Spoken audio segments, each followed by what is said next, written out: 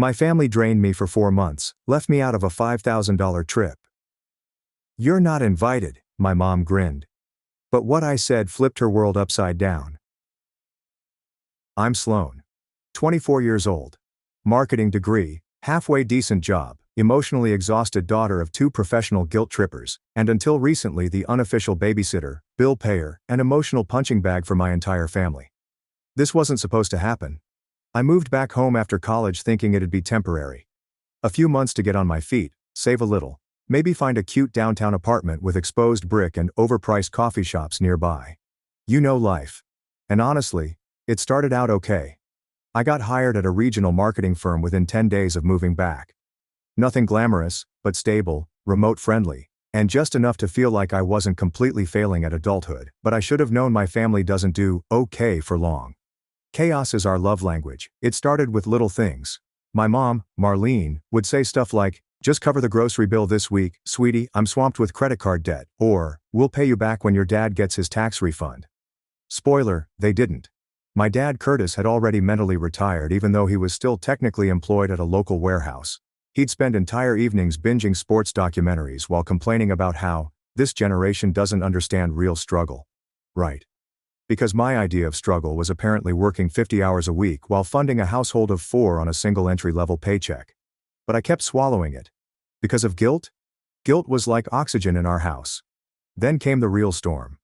One night in early March I walked in from work and nearly tripped over a Lightning McQueen suitcase in the hallway. I thought it belonged to my cousin's kid or something. But no. Out strolls Xander, my older brother, carrying his 3-year-old son, Cassian, on one hip and a bag of Chick-fil-A in the other. Behind him is Brielle, his longtime girlfriend and full-time energy vampire, texting and not even looking up. "We're back," he said, like I should be excited. Like this was some reunion and not a full-blown invasion. I blinked. Back from where? Xander dropped the bag on the kitchen counter like he lived there. Brielle's lease ended, her landlord's being a jerk. "We just need to crash here for a while. We just need to crash here for a while." You know what that phrase means in my family? It means forever. Rent-free. And Sloan handles it. Mom came in right on cue, all fake tears and, "My babies." She hugged Brielle like she was some war widow, kissed Cassian on the forehead, and turned to me with that tight smile she reserves for manipulation. "It's just temporary," she said. "They're going through a hard time." So was I. But no one asked how I was doing. By the next morning Cassian's toys had claimed every inch of the living room. My bedroom, the one sanctuary I had, became his unofficial nap zone because he sleeps better when he's not near Xander's snoring. Brielle commandeered the guest room. Xander spread himself across the couch like a dying king, claiming his back hurt from their old apartment mattress. And suddenly, everything I had, my space, my time, my energy was negotiable. Mine to give, theirs to take. The worst part? No one asked. They didn't ask me to babysit, they informed me. They didn't ask if I was okay with covering Cassian's daycare snacks or driving him to his pediatric checkup when Brielle had a migraine. They assumed. Because that's what they do. One Saturday I came downstairs in leggings and a hoodie, ready for my one day of silence, only to be handed a diaper bag and an itinerary. "Wait," I said. "Where are you going?" "Brunch with the girls," Brielle chirped. "You'll be fine, he's mostly potty trained now." Mostly. I wanted to scream. Instead I stood there like an idiot while Cassian threw a sippy cup at my foot and yelled, "Paw Patrol!" Xander walked past me and clapped me on the shoulder. "Thanks sis, you're the best." I wasn't. I was a doormat. A tired, angry, overly accommodating doormat with cracked cuticles and an empty savings account. That night, I texted my friend Elodie. "Tell me again why I moved home?" She wrote back. "Because you believed your family would treat you like family. You were wrong." That message hit me in the throat. I was wrong, and something small and sharp in me started to wake up. A week later, I came home from work and found Brielle scrolling through her phone in the kitchen while Cassian was finger painting directly onto the fridge. Not on paper. On the fridge. "Hey," I said, dropping my bag. "Where's Mom?" Brielle didn't even look up. "Hair appointment. She said to tell you dinner's in the oven. Oh, and Xander needs you to watch Cassian tomorrow." I blinked. "What?" "Just for a few hours. We've got a thing." I didn't bother asking what thing. I already knew it'd be something dumb like test driving a car they couldn't afford or running errands that somehow involved bottomless mimosas. Still, I kept my mouth shut. I told myself it wasn't worth the fight. But something in me was splintering like a dam cracking under pressure. And it finally broke the night I overheard the conversation. I wasn't snooping. Okay. Maybe I paused in the hallway a little longer than necessary. But when your name comes up and your family still hasn't figured out how to use indoor voices, you listen. Brielle. I still can't believe your mom offered to pay for the cruise. Xander. Yeah, she said it was a reward for surviving such a stressful year. Brielle. Well, we deserve it, and hey, we don't even have to bring Cassian. Mom. Laughing. Of course not. Sloane will stay with him. It'll be good for her. She needs to get used to it anyway. Used to what exactly? Sacrificing my life for everyone else's comfort? They booked a 7-day Caribbean cruise. 7 days. And guess who was never invited? Me. Guess who they planned to leave behind with a 3-year-old and no notice? Me. Again. Not even a "Hey Sloane, are you free?" Just a done deal. As if I were the family butler with no calendar, no plans, and definitely no right to say no. And just like that, I snapped. I didn't yell, I didn't storm out. I smiled. I nodded. I even offered to print out their boarding passes. And then I made my own plans. See, I'd been quietly transferring money into a someday savings account, a habit I picked up in college when I was too broke to afford therapy. That account had a modest but useful balance, and suddenly it had a purpose. I booked a tiny studio apartment across town, nothing fancy, just clean, quiet, and mine. I scheduled a move-in for the same weekend they were out to sea.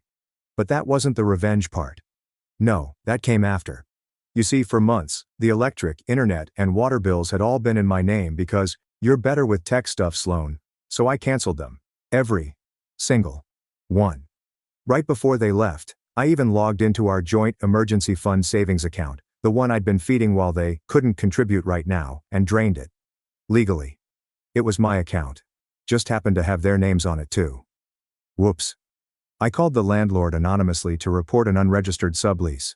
Oh, and I left a polite, detailed email to CPS about a household with an unstable couple, inconsistent supervision, and a toddler often left with non-guardians. Was that nuclear? Maybe. But if they wanted to treat me like the help, they should have remembered one thing. The help knows where the fuse box is. Saturday morning came, they loaded up their bags, kissed Cassian goodbye like they were going off to war, and peeled out of the driveway in Dad's borrowed SUV. Xander even had the nerve to say, "Try to get him to nap at noon, he's a mess without his schedule." Cool. He'd be even more of a mess when CPS showed up asking why there was no adult home. Because I didn't stay. I packed my car in the dark. Just me, my laptop, my plants, and the dignity I had left. By 5:15 a.m., I was gone. I left no note, no explanation, nothing but a silent house and a toddler who wasn't my responsibility in the first place. And before you ask, yes, I made sure he was safe. I dropped him off at his maternal grandmother's house on the way out of town. She had always offered to help. Now she had the chance. By the time they docked in the Bahamas, the power was out, the fridge had spoiled, the rent was overdue, and their phones were blowing up with calls from the utility companies, CPS, and the landlord, none of whom were amused. And me? I was sipping iced coffee in my own space. No toys on the floor. No screaming toddlers. No Brielle. No Xander. Just quiet. Delicious, guilt-free quiet. And that was only the beginning. They came back on a Thursday. I wasn't there, obviously, but I got the front row seat via voicemail. First was Mom. Her voice sounded frantic, almost shrill. "Sloane, where are you? The power is out, the fridge is spoiled, and there's a notice from the landlord on the door. Call me back now." Then Xander, a few hours later, drunk on entitlement and rum punch hangover. "You think this is funny? You left us, Sloane. You left us to deal with your mess." Brielle followed up with a long rambling text about how traumatized Cassian was because his safe space was gone, and how I was a heartless psychopath who wouldn't understand because I don't have kids. The irony nearly gave me whiplash. I ignored all of them. I turned off notifications, poured a glass of wine, and watched my favorite trashy reality show in a clean apartment where no one screamed over whose turn it was with the iPad. But peace never lasts long in my family. 3 days later, I got a knock on my door. Not a figurative one. A literal bang bang bang at 7:48 a.m. on a Sunday. I opened it in pajamas, groggy, holding a cup of coffee.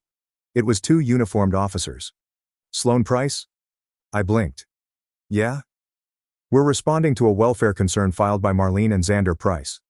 They stated that you may have abandoned a minor in your care. I laughed. Out loud. The kind of hollow, exhausted laugh you can only produce after years of being gaslit by the same two people who now dared to weaponize CPS against you.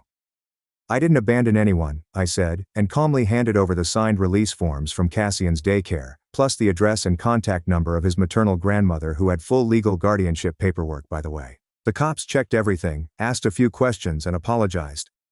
"We're really sorry," one of them said. "This happens more than you'd think." I said it really shouldn't. They left. And I thought maybe that would be the end. It wasn't. The next day I got a call from my manager at work. He sounded weird, hesitant. Said he had received a strange email from an anonymous sender, claiming I had a history of neglect and mental instability, that I was unreliable and prone to sudden absences. I knew exactly where it came from. They were trying to destroy me. Because they couldn't control me anymore. Because they couldn't handle the version of me that said no, and meant it. But here's the thing. I didn't cry. I didn't panic. I documented everything. Every voicemail, every text, every email, screenshots, dates, logs. I even recorded the conversation with the officers, with their consent. Then I called a lawyer. Not just any lawyer, my friend's older sister Roxanne, who lives for messy family cases and once made her own uncle cry during a deposition. She looked over everything and said 6 words that made my spine straighten. "You have a case for harassment." By the end of the week, cease and desist letters were sent. 1 to Xander, 1 to Brielle, 1 to my mom. I had them delivered via certified mail because I wanted them to sign for it. I wanted it to sting. That night, I finally answered one of Xander's 30 missed calls. Not because I owed him anything, but because I wanted to hear the panic. He didn't disappoint. "Sloan, you've gone too far." I sipped my tea. "No, Xander. I've gone just far enough. You're trying to ruin us." "You ruined yourselves," I said. "I just stopped cleaning up after you." He went quiet. And then the real dagger. "You're dead to us, you know that?" I smiled. "Then stop calling me." Click. After that, silence. Beautiful, eerie silence. Mom didn't call. Brielle didn't text. Xander didn't show up banging on my door. It was like I'd finally burned the bridge so thoroughly they couldn't even pretend to crawl across the ashes. I could breathe. I started decorating my new place. Real curtains. Art I actually liked. A bookshelf because I finally had time to read again. I saw friends. I went hiking. Laughed without checking over my shoulder. And then, 2 weeks later, I got a letter in the mail. It was from Dad. Handwritten, short, sloppy. But honestly. "Sloan, I don't know what's going on exactly, but I know you didn't deserve how this all turned out. I should have said something sooner. I'm sorry I didn't protect you. Dad." It didn't fix everything. But it cracked something open. He'd watched it all happen. Sat on the sidelines. Choose silence. And now he regrets it. Good. Let him sit with it. Because for once, finally they all had to live in the house they built. And I wasn't going to be the one paying for the damage anymore. It's been 3 months since I nuked my old life. No Sunday brunches, no babysitting requests, no text chains asking if I could just spot them till Friday. No guilt trips. No emotional landmines. Just quiet. And for the first few weeks, that quiet felt like withdrawal. You don't realize how addicted you are to dysfunction until it stops knocking on your door. I started waking up without dread in my chest. I started saying yes to things again: trivia night, yoga, after-work drinks, spontaneous beach drives with Elodie where we played 2000 emo like it was sacred scripture. I started existing for me, and then came the wedding. No, not mine. God, no. Xander and Brielle. Apparently, after everything, the cruise debacle, the CPS scare, the cease and desists, they still thought it was a good time to throw a backyard wedding/Instagram-themed pity party. My invite came in the mail, printed on some tacky rose gold cardstock, with a note scribbled in Brielle's loopy cursive. "We'd love to have you. Let's put the past behind us for Cassian's sake." Cassian. Of course, they always lead with the kid. I stared at the RSVP for 2 full minutes before laughing so hard I nearly dropped my coffee. Put the past behind us? Behind who, exactly? Because from where I stood, they were the ones still dragging it around like a carry-on bag they refused to check. I didn't RSVP, instead I sent them a gift. A single envelope. No card. just one folded piece of paper inside. It was a printout of the CPS report I'd filed redacted, with my name blacked out, but unmistakably theirs. Highlighted were the phrases: child left under assumption of informal guardianship. Parents failed to confirm arrangements. Caller concerned about chronic misuse of familial support. I heard from Elodie, who was invited because her boyfriend is Xander's co-worker, that Brielle cried when she opened it. Xander apparently punched a fence post. Good. Let that be my RSVP. The day of the wedding I booked a massage, then I took myself to dinner. Alone. No kids menu. No one asked me to cut grapes in half. Just me, red wine and steak I didn't have to share. And while they danced under string lights pretending they were the protagonists of some romantic redemption arc, I finally felt like the main character in my own story.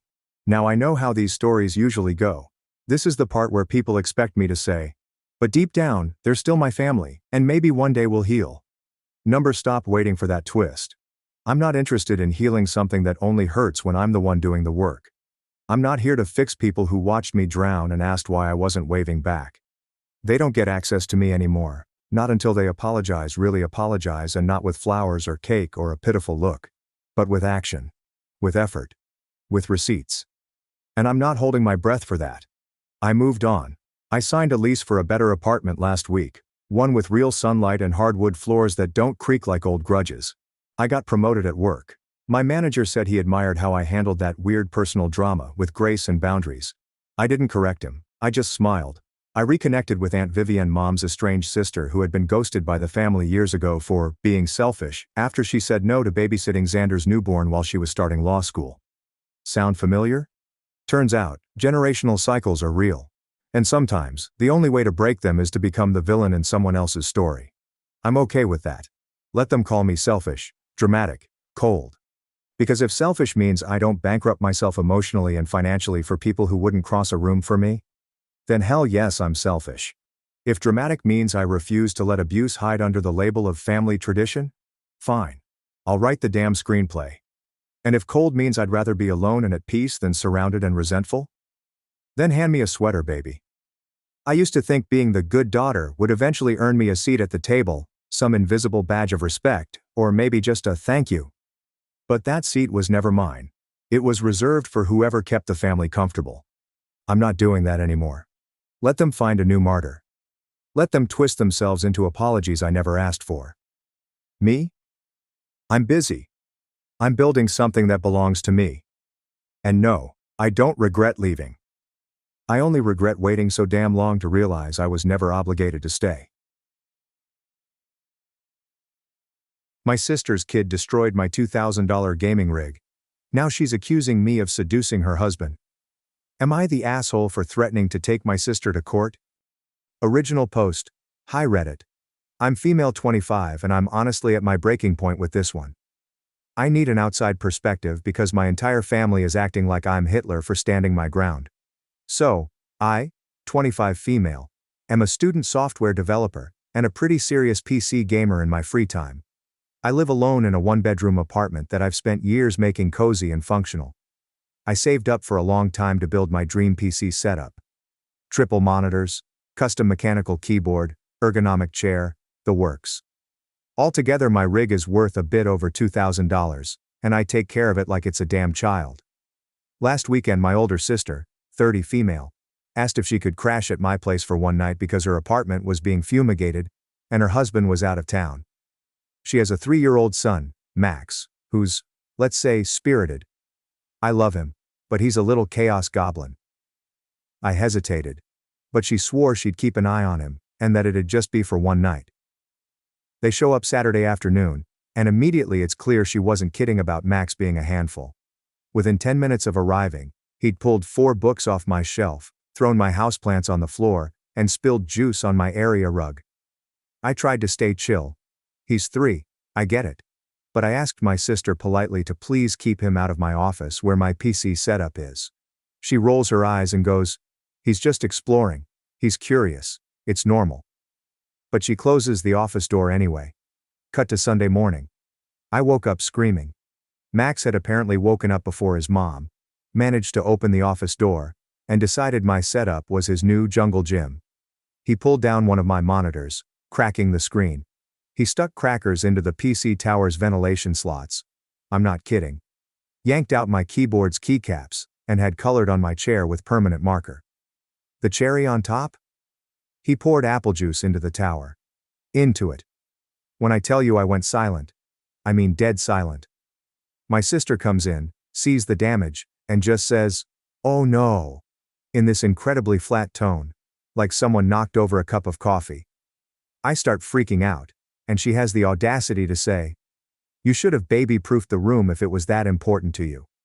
I lost it. I told her that 1, she knew he wasn't supposed to be in there, 2, this is my space, not a damn daycare, and 3, baby-proofing a $2,000 gaming setup is not a standard requirement for adults living alone. She told me to calm down, and said that, "He's just a kid, and stuff is replaceable." I told her she could replace it then. She said she didn't have the money right now, but maybe in a few months she could give me a few hundred. I told her that wasn't acceptable and that she needed to take full responsibility. She left in a huff, and now my whole family is blowing up my phone. My mom says I'm being materialistic, and should understand that my nephew didn't mean it. My dad said I should have locked the door if it was that important. My brother actually said, "Why do you even need 3 monitors anyway? That's kind of overkill." I filed a claim with my insurance, but there's no guarantee it'll be covered since it was technically guest damage. I also told her that if she does not pay up, I'll take her to court for what happened. Now I'm getting texts from my sister demanding an apology for blaming her kid for being curious. I told her I'd drop it if she covered the cost of repairs and replacements, or at least met me halfway, and she blocked me. So, am I overreacting if I take my sister to court over this? Update 1. Wow. Just wow. 4 hours later, I woke up from my nap. Thank you guys. It'll take a bit for me to read all of this.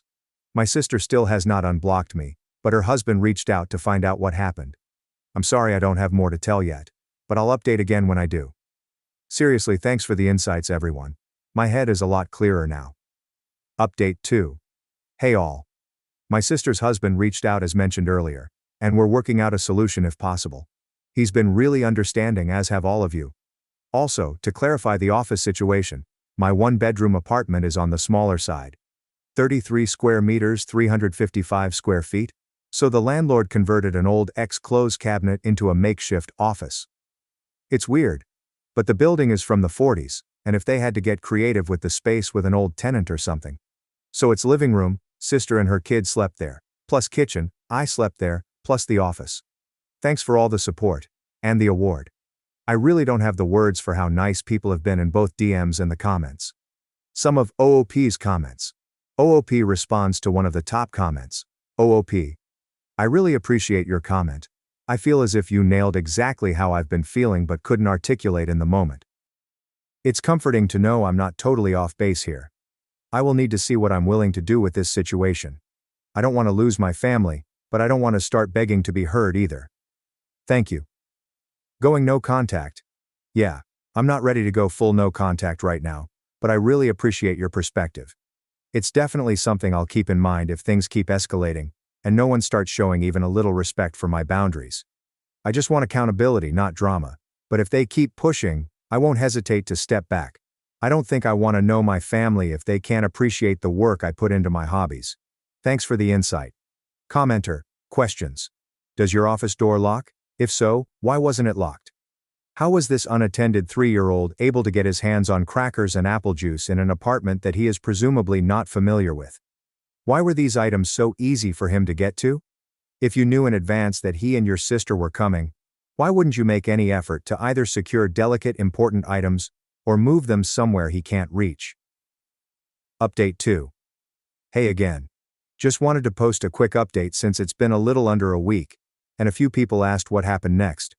Things are better, pretty fucking weird, and still ongoing, but here's where we're at.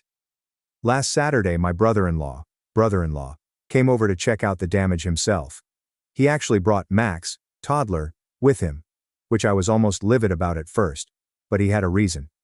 He asked Max to try opening the office/closet door. The kid couldn't do it. The door was too heavy for him. You probably can guess where this is going. My brother-in-law offered to take my PC to the store that originally built it for me, just to see what was fixable. I agreed, but asked for something in writing just so I had some peace of mind. We put together a little agreement that he'd be responsible for it while it was with him. Yeah, it was just a formality and would not hold much merit anywhere, but it helped me feel a bit more in control. On Monday he dropped it off at the shop and gave them my number so they could keep me updated. He also told me he confronted my sister about how things played out. I sent him my original Reddit post too. He read the comments and apparently showed them to her.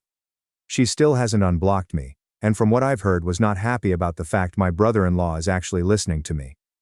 I also shared the post and some comments with my parents and brother since no one really believed me before. My parents still don't fully get it, but they've at least stopped pushing back. My brother is more understanding now, though for some reason he mostly wanted to talk about how many people saw the post. I don't think either of those three still care really, and I'm fine if they see this. Do better. Anyway, I went to see the PC today, Wednesday here. The shop said it's mostly salvageable. It needs a very, very careful internal clean, and a few fans replaced, and some wiring fixed. But overall the main parts survive somehow. Brother-in-law told me he'll cover the cost of the repair, no hesitation. When I brought up what my sister said about not being able to pay even $200, he said she's lying. He also said he's not sure Max actually did all the damage. He thinks the door was left open on purpose, or that my sister might have even done some of it herself. Based on the height of the tower, and where the crackers ended up, it didn't quite add up to a toddler acting alone. Apparently she's been telling him I have a gambling addiction. I did get a bit hooked on Genshin like 4 years ago I guess. And that maybe this whole thing will wake me up, which is new. She used to be supportive or at least indifferent. No idea where that switch came from. So yeah. That's where we're at. My PC is being cleaned up and fixed, and my brother-in-law is covering the cost. Sister still has me blocked and won't talk to me. Still tempted to start something with her TBH. Especially if she actually did all of this on purpose. Still not ruling out small claims court depending on how things go. Thanks again to everyone who responded to the original post. Seeing how many people understood what happened really helped me hold the line with my family when I felt like I was losing my mind. One thing I've been turning over in my head lately is what if my sister did do something to my setup on purpose? I don't want to believe that. It feels like a stretch, but the more I think about it, the less so, I guess. But then, I remember how she acted when I asked her to keep Max out of the office. The eye roll and the "he's just curious" comments like she didn't take any of it seriously. And now hearing from my brother-in-law that she's been saying I have a crippling, gambling, gaming, whatever addiction, and needed to grow up? It's just weird. She used to be cool about it. Never super into games herself, but she got that it was important to me. If something changes, I don't know when or why. And if this was some weird way to make a point or teach me a lesson, that's messed up. You're not our mom. How about talking first instead of this? I don't want to jump to conclusions, but the more I think about it, the less it makes sense that Max could have done all of that alone. It's sick if she blamed her own son for it. So yeah, not accusing anyone outright, but that thought is there now. And if you're my sister reading this, which I'm guessing you are because I bet you'd love to look at the comments that are on your side a lot. I don't know why you blocked me. I don't know what shifted in your head about all this. But if you actually had anything to do with damaging my setup, whether it was on purpose, or just through complete carelessness. Fuck. You know I worked hard for that. You know what that rig meant to me, and you know I would never do something like this to your stuff. And if Max really did all of it on his own, I hope you're paying closer attention now. Not for my sake, but for his. Read the comments on my first post again, from other parents and people with younger siblings who clearly know better than you. That's all. Thanks for reading, those who did. Some of OOP's comments. Commenter. Wait. I thought the whole family was blowing up your phone telling you how mean you were. Oop. Yes, a week ago before my first post. Is there something I can clarify for you here? My sister was talking incredibly smack about me to them, making it seem like I screamed at her child over a minor mistake. I do see the people going, haha, blowing up her phone, and I do not understand what is wrong with the wording. Commenter.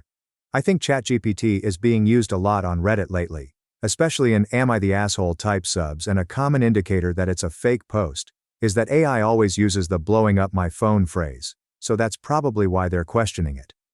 Oh. Oh. I see. Thank you for clarifying. Beep. Boop. Commenter. I'm really glad things are turning for the better. But what about the other damages? Gaming chair, keyboard, etc. Oh. My chair is okay, the cushion, legs and back are stained with red permanent marker, but I've learned to live with it. Coworkers and I are trying to find a chemical to fix the situation on the cushions. But an ethanol solution, small amounts, I don't want to ruin the chair further, has slowly been working at cleaning the other parts. Being a janitor does have its perks. Keyboard, I could not find all of the keycaps that were pulled off. I replaced the missing ones with an old keyboard, both mechanical. So it's a bit awkward, but it works for now. I might get custom ones for it if I find some that fit. The cracked monitor, on the other hand, needs to be replaced. I guess calling it cracked was a kindness in itself. Still got the other two left, and at least it wasn't the most expensive one. But yeah. Commenter. Why aren't you just having your brother-in-law pay for a new keyboard and monitor? Or professional cleaning for the chair? That's all part of the repairs. Oop. We are waiting to see if my sister confesses to anything. If so, she will be paying out of her own pocket, and paying back, not my brother-in-law. If she confesses and refuses, then, well, the computer is essential, but the keyboard works, and I still have 2 monitors. That's why I am willing to wait for the other damage to be solved. Commenter. I'll admit, during COVID, I did spend $300 on Ganyu when she came out, but that was the worst of it. And it was so worth it. I don't play much anymore. Mostly stuck on Marvel Rivals Run. But the overall margin from Genshin release to this day, I've spent under $600. I get it, even that might look crazy to people who don't play video games, but sheesh. Gambling addiction? Bruh. She should be more concerned about what I spend on Pokemon packs in this economy, if she's gotta be concerned over something. Update 3. Title. My 25 female sister. 30 female is spiraling, but I don't know how or if I should help. A few weeks ago I made a post, not here, about how my sister's toddler, 3 months, almost destroyed my PC setup. Long story short, she and her son were staying with me for one night. He got into my office, and the whole setup got wrecked with juice and cracker bits shoved into the tower. The situation was awful, and when I asked my sister for help covering the damage, she made an excuse and blamed me instead. It became a whole family drama. My sister blocked me and acted like the whole thing was my fault, but her husband, my brother-in-law, reached out on his own. He checked the damage himself, helped take the PC in for repairs, and ended up covering the costs because he was genuinely embarrassed by the way she acted. He even started questioning whether their toddler could have done that much damage on his own, especially after the kid couldn't even open the door by himself. My brother-in-law thought maybe my sister left it open, or did something herself. Within a week of that, my brother-in-law confronted her and, well, she kicked him out of the house. Like full on, told him to get the hell out, packed up his things, dumped them and left them by the curb like he was a stray dog. He told me she screamed that he was betraying her and taking the side of that fucking Reddit bitch, meaning me.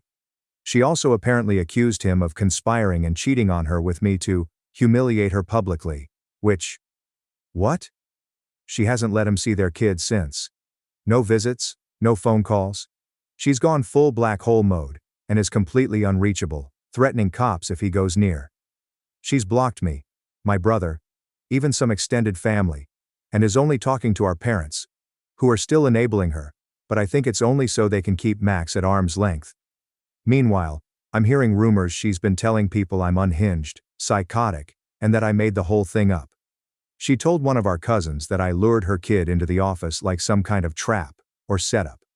I don't know if this is postpartum related, or if something snapped, or if she's just always been this vindictive and I didn't want to see it. But I'm scared. Scared for her kid. Scared for her husband. And yeah, I'm also scared for myself. Because if she's willing to ruin her whole marriage and turn the family against me just to protect a lie. My parents want to keep it under wraps, but I know my brother-in-law wants to get her help. I want to get her help too, but I don't know where to start or what to do. What can I start with to possibly push her towards someone who can help her out? Has someone here dealt with a situation like this before? I feel helpless, as I know she is an adult and has free will, but I fear for her safety, and my nephew's safety as well. My brother-in-law wanted to divorce her and told my parents he will get his son, whether they approve or not. His side of the family is furious with mine and I've no idea where I stand because, yeah, I guess I started this. Is this salvageable? If so, how? What can I do? Who can I contact within the States? Is there anything I can do even? Does anyone know? Top comments. Commenter. I think your parents need to talk to her because this is crazy.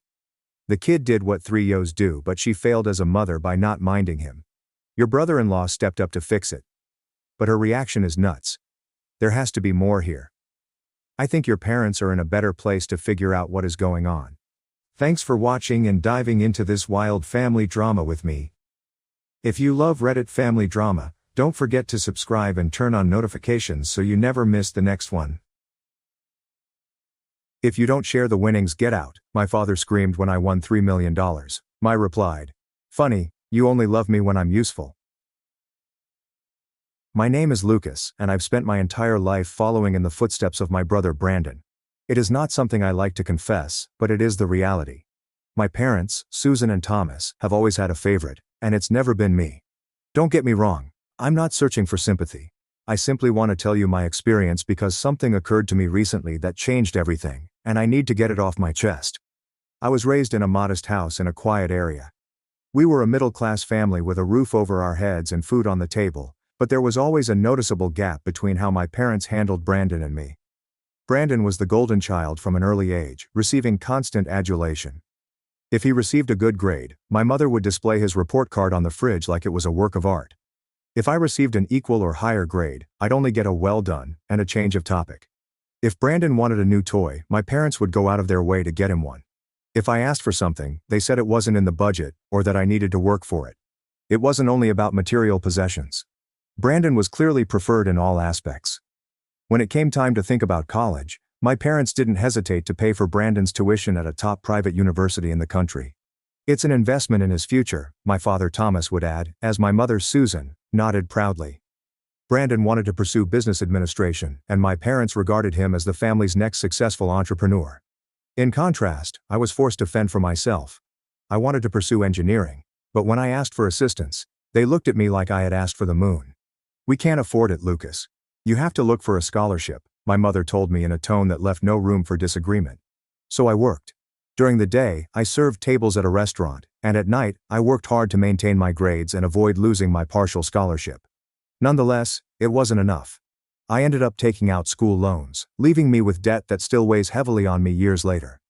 Meanwhile, Brandon led a leisurely existence, with his expenditures paid and plenty of time to hang out with friends or go on vacation.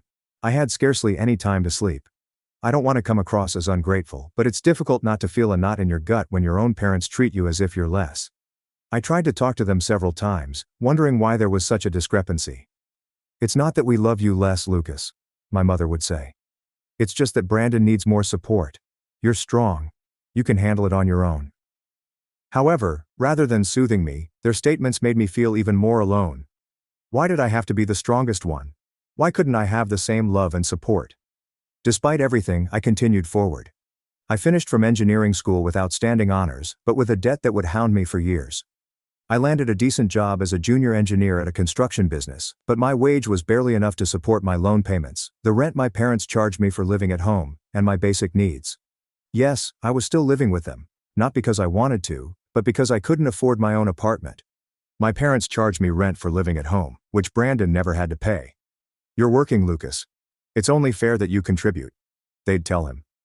Meanwhile, Brandon, who had already graduated, was still living at home without paying anything. Brandon eventually decided to establish his own business. He wanted to start an urban clothes store that was modern and stylish, he said. My parents showed him unwavering support. They took out all of their savings, which they said didn't exist when I begged for assistance with education, and gave them to Brandon to rent a location, purchase items, and hire employees. It's a great opportunity for him, my father would say. Brandon has vision. He's going to go far. I observed them silently, wondering how people could be so blind. Brandon had no background, no good business plan, And his idea appeared to be a whim rather than a real undertaking. A year before, I attempted to start a business. I had a concept for a small engineering consulting firm that may expand over time. To get started, I asked my parents for a small loan equal to what they spend on Brandon's outings in a month. Their response was a stern no. "We don't see a future in it, Lucas," my mother informed me. "That sounds too risky. You're better off sticking with your job." It hurt. Not only did they refuse, but they also didn't bother listening to my suggestion. They didn't think my dreams were worthwhile. Meanwhile, I indulged in a questionable habit. I purchased lottery tickets. It began as a stupid idea, a way to imagine something better. Every week I'd spend a few bucks on a ticket, hoping that, just maybe, luck might smile upon me. It was my small retreat, my way of holding on to the dream that one day I'd be able to climb out of the hole I was in. My dad and Brandon made fun of me for it. "You're throwing your money away, Lucas," Brandon would say with a smile. "The lottery is for losers." I did not answer. Instead, I put my tickets in a drawer and went about my business. Months passed and Brandon's business began to struggle. I was not surprised. I'd seen how he managed things, spending more than he made, hiring pals who knew nothing about business, and making rash decisions. My parents, who had invested everything in him, were concerned as the debts accumulated.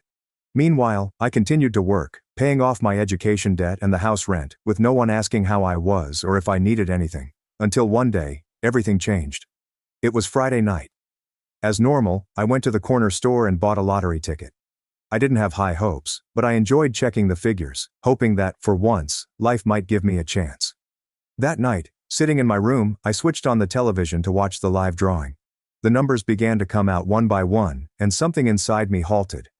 7, 14, 23, 42. The same numbers as on my ticket. At first I assumed I was dreaming.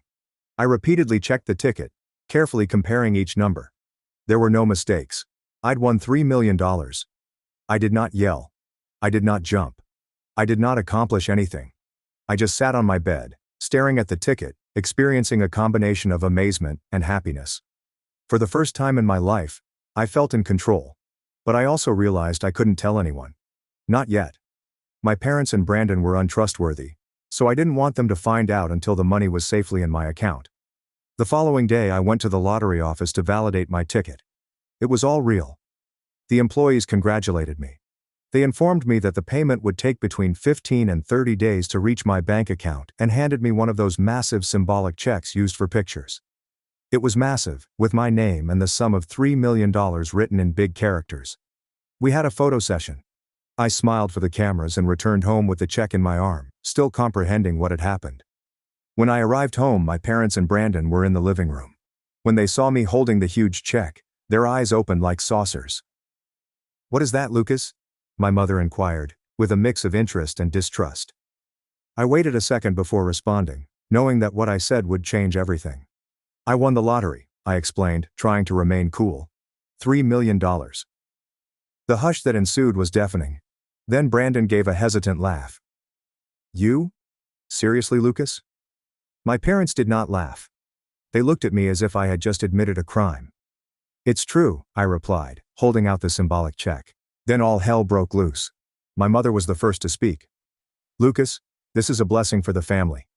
You have to share it with us. Brandon needs that money. His business is in trouble. He has debts to pay. If you give him half, he can save it and get ahead." I looked at her incredulously. Half? After everything they had done, or did not do, for me? Brandon nodded as if it were the most sensible thing in the world. "Yeah, Lucas, it's only fair. We're family. You can't keep all that for yourself." I felt a giggle rise in my throat, but I held it in. "Fair?" I asked, gazing at the three of them. "Since when do you care about what's fair? You never supported me in anything. You didn't pay for my college. You let me go into debt up to my neck. You didn't give me a cent for my business idea. But you gave Brandon everything he asked for. And now that I win something on my own, you want half? Number, I'm not giving you anything." The atmosphere became tense. My father, who had been quiet until now, took a step forward. "Lucas, don't be selfish. If you don't give half to your brother, you're getting out of this house. We don't want ungrateful people here." I'm not sure where I got the confidence, but I did. "Perfect," I replied. "I'm leaving. And don't worry, I don't plan on speaking to you again. You never supported me. Never believed in me. Now that I have something Suddenly I'm part of the family? No thanks. The fight that followed was a whirlwind. I threw everything at them, including how they paid for Brandon's schooling while I worked countless shifts, how they handed him all of their savings for a failing business, and how they charged me rent while Brandon lived for free. It was always him, wasn't it? I said to them. It was always Brandon who was important, the one who was worth it. I was just the one who had to be strong, the one who had to manage on his own. Well, now I have. And I'm not sharing it with you. My mother tried to intervene, saying I was exaggerating and that they only wanted what was best for everyone. Brandon, for his part, said I was envious. He claimed I had always been jealous of him. I didn't respond. It was not worth it. I went up to my room, placed the symbolic check on my desk, and locked myself in to arrange my getaway. I was not going to spend another day in that house. I awoke early, determined to begin searching for a location. Before walking down to the kitchen, I saw the check was not on my desk. I headed downstairs, but as I got to the living room, I stopped dead in my tracks. My parents and Brandon sat around the dining room table, with the symbolic check in the center. It was not whole. It was demolished. The pieces of cardboard were thrown across the table, some cut into strips and others crumpled. Brandon had a pair of scissors, while my mother had a piece. My father gazed at me with a harsh expression, as if he were challenging me. I experienced a brief moment of panic. What did they do? My parents and Brandon stared at me and said, "We warned you, Lucas. Because you refused to share, we decided to rip up your check. Now you have nothing. What are you going to do without your little money?" Brandon shouted out in envy, holding the scissors like a trophy. And then, I'm not sure how, a laugh began to rise in my chest. I tried to control it, but I couldn't. I nearly passed out from laughter. My parents and Brandon looked at me as if I had gone crazy. "What are you laughing at?" my father asked, evidently agitated. "Do you think this is funny?" My laughter became louder. I couldn't stop. Tears streamed down my cheeks, and I had to lean against the wall to avoid collapsing. Brandon's expression changed from arrogance to confusion, and my parents stared at one another, as if they didn't comprehend what was going on. "Why are you laughing?" my mother yelled, dropping the piece of cardboard she was clutching. "We just destroyed your prize. Don't you get it? You're not going to collect anything." I wiped away my tears and attempted to relax, but my body was still shaking from laughter. "That check," I explained, pointing to the pieces on the table. "That check is worthless. It's a symbolic check, a piece of cardboard they gave me for the photos.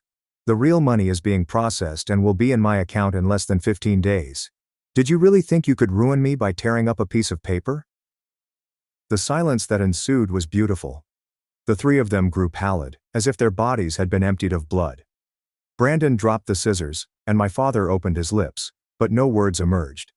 My mother was the first to respond, though her voice quivered. "Lucas, that was a joke. We didn't mean it. We just wanted to teach you a lesson." "A lesson?" My laughter ceased, and I felt a surge of wrath build in my breast. "A lesson?" I asked, taking a step nearer them. "What kind of lesson? That I've never been anything to you? That all that matters is Brandon and his damn business that's good for nothing? No, Mom. This wasn't a joke. This was pure venom. Pure spite. But you know what? I don't care. I'm leaving this house, and I'm not looking back." Brandon sprang up from his chair with a panicked and desperate attitude. "Lucas, wait, don't take it like that. We're family. You know my business is in trouble. If you give me some of that money, I can save it. Don't be selfish, man." "Selfish?" I spit, feeling my anger rise. "I'm selfish? After you left me alone with my college debts? After you charged me rent to live in this house while you lived for free? After Mom and Dad gave you everything you asked for and gave me crumbs? No, Brandon. I owe you nothing. Not to you, and not to them." My father attempted to intercede with the dictatorial tone he used when he wanted to impose his will. "Lucas, calm down. We're your parents, and Brandon is your brother. You can't turn your back on your family. That money is a blessing, and you have to share it." "It's not a blessing for you," I remarked, interrupting him. "It's my blessing. I bought that lottery ticket. I won it. You used to make fun of me for buying tickets. Remember? You said I was a loser, that I was throwing my money away. Well, look who's laughing now." I did not provide them time to answer. I walked up to my room, got my backpack and began packing the necessities, clothes, my laptop, and some vital documents. I didn't need much. I'd always lived on the bare minimum, so it wasn't difficult to determine what to take. As I crammed my belongings into my backpack, I heard footsteps on the stairs. My mother's eyes were crimson, as if she were about to cry. "Lucas, please," she urged, stepping into the room without asking. "Don't do this. We're your family. You can't just leave like this. Let's talk. We can fix this." "There's nothing to fix," I said, without looking at her. "You made it clear who you are. It was always Brandon. Always. When I needed help with college, you turned your backs on me. When I wanted to start a business, you told me it wasn't worth it. But now that I have money, suddenly I'm important. No, Mom. It's over." I exited the room, descended the stairs, and moved through the living area without looking at Brandon or my father.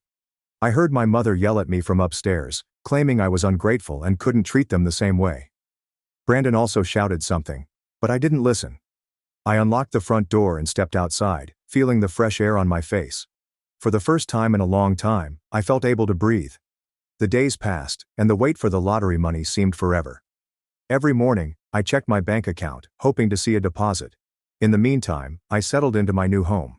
I purchased a mattress, a little table, and some basic items. I didn't need any more.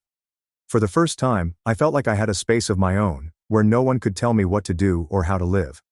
Then one day, the lottery sent an email stating that the deposit had been processed. I checked my account, and there it was. A figure with more zeros than I'd ever seen. I glanced at the computer, feeling both relieved and excited. I'd done it. I was free. The first thing I did was repay my student debt.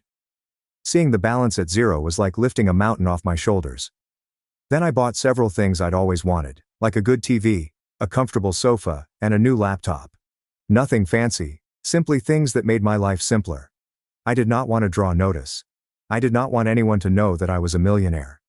I had heard stories about lottery winners who lost everything because they overspent, and I was not going to be one of them. But my parents and Brandon refused to give up. A few days after I moved out, my mother called me. I did not respond, but she left a voicemail. "Lucas, please, we need to talk. Brandon's business is about to close. If we don't get money, it's going to go bankrupt. You have the means to help him. Don't turn your back on us." I listened to the message and then erased it.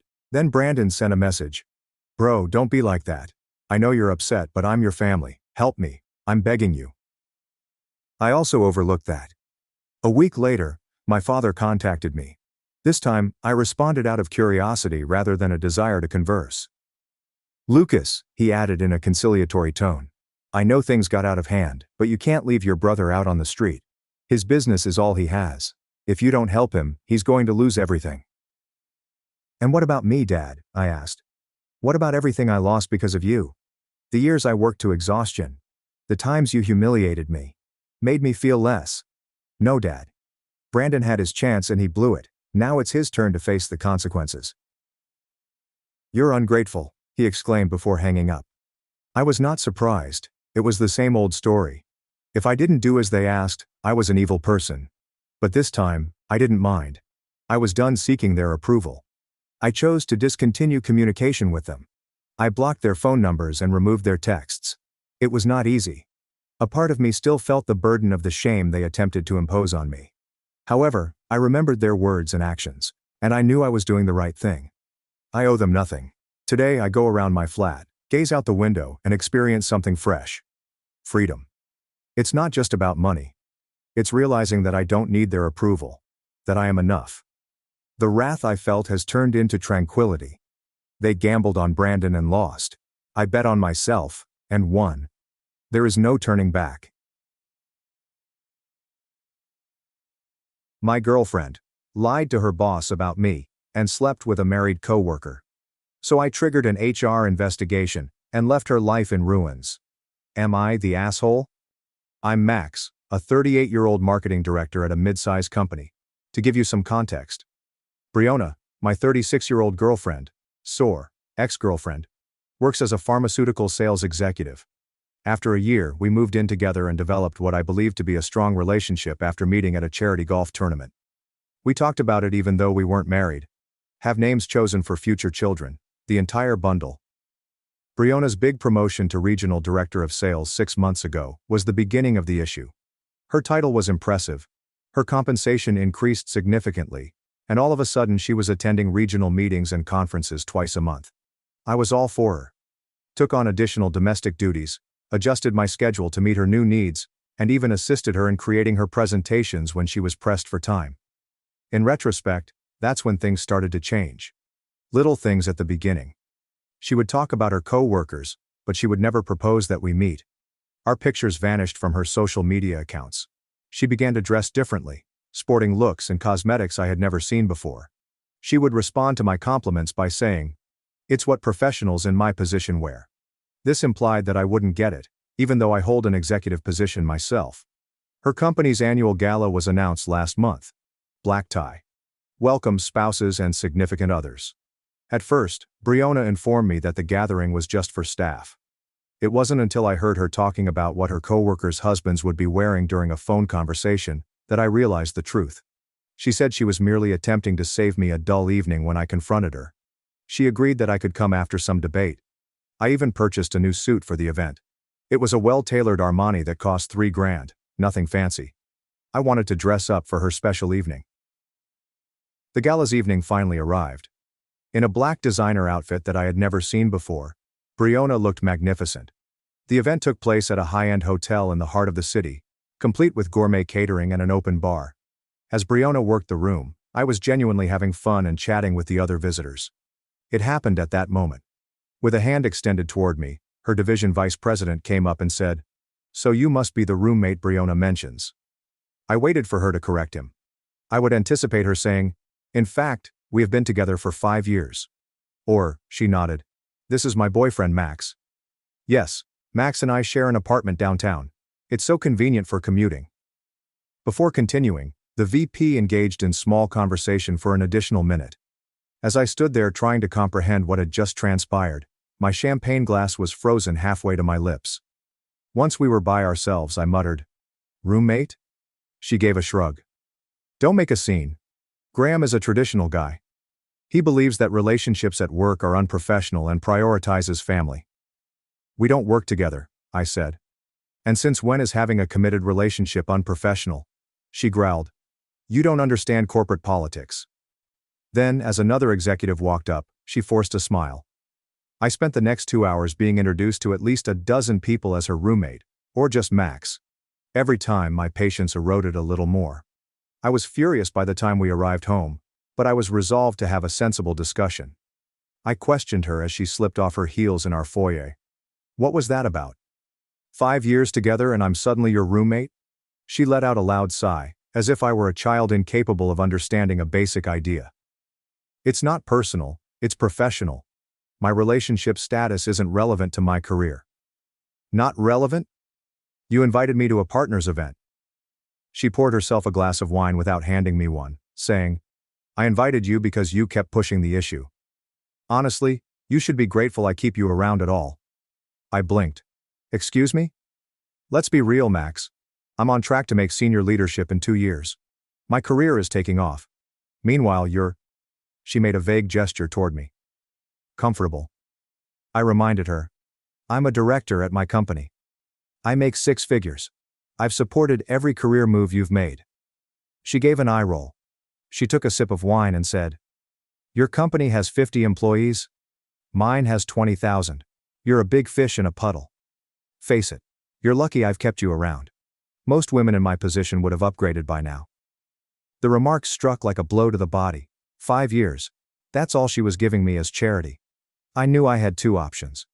I could argue, battle, try to convince her of my worth, or I could just agree. I went with the latter.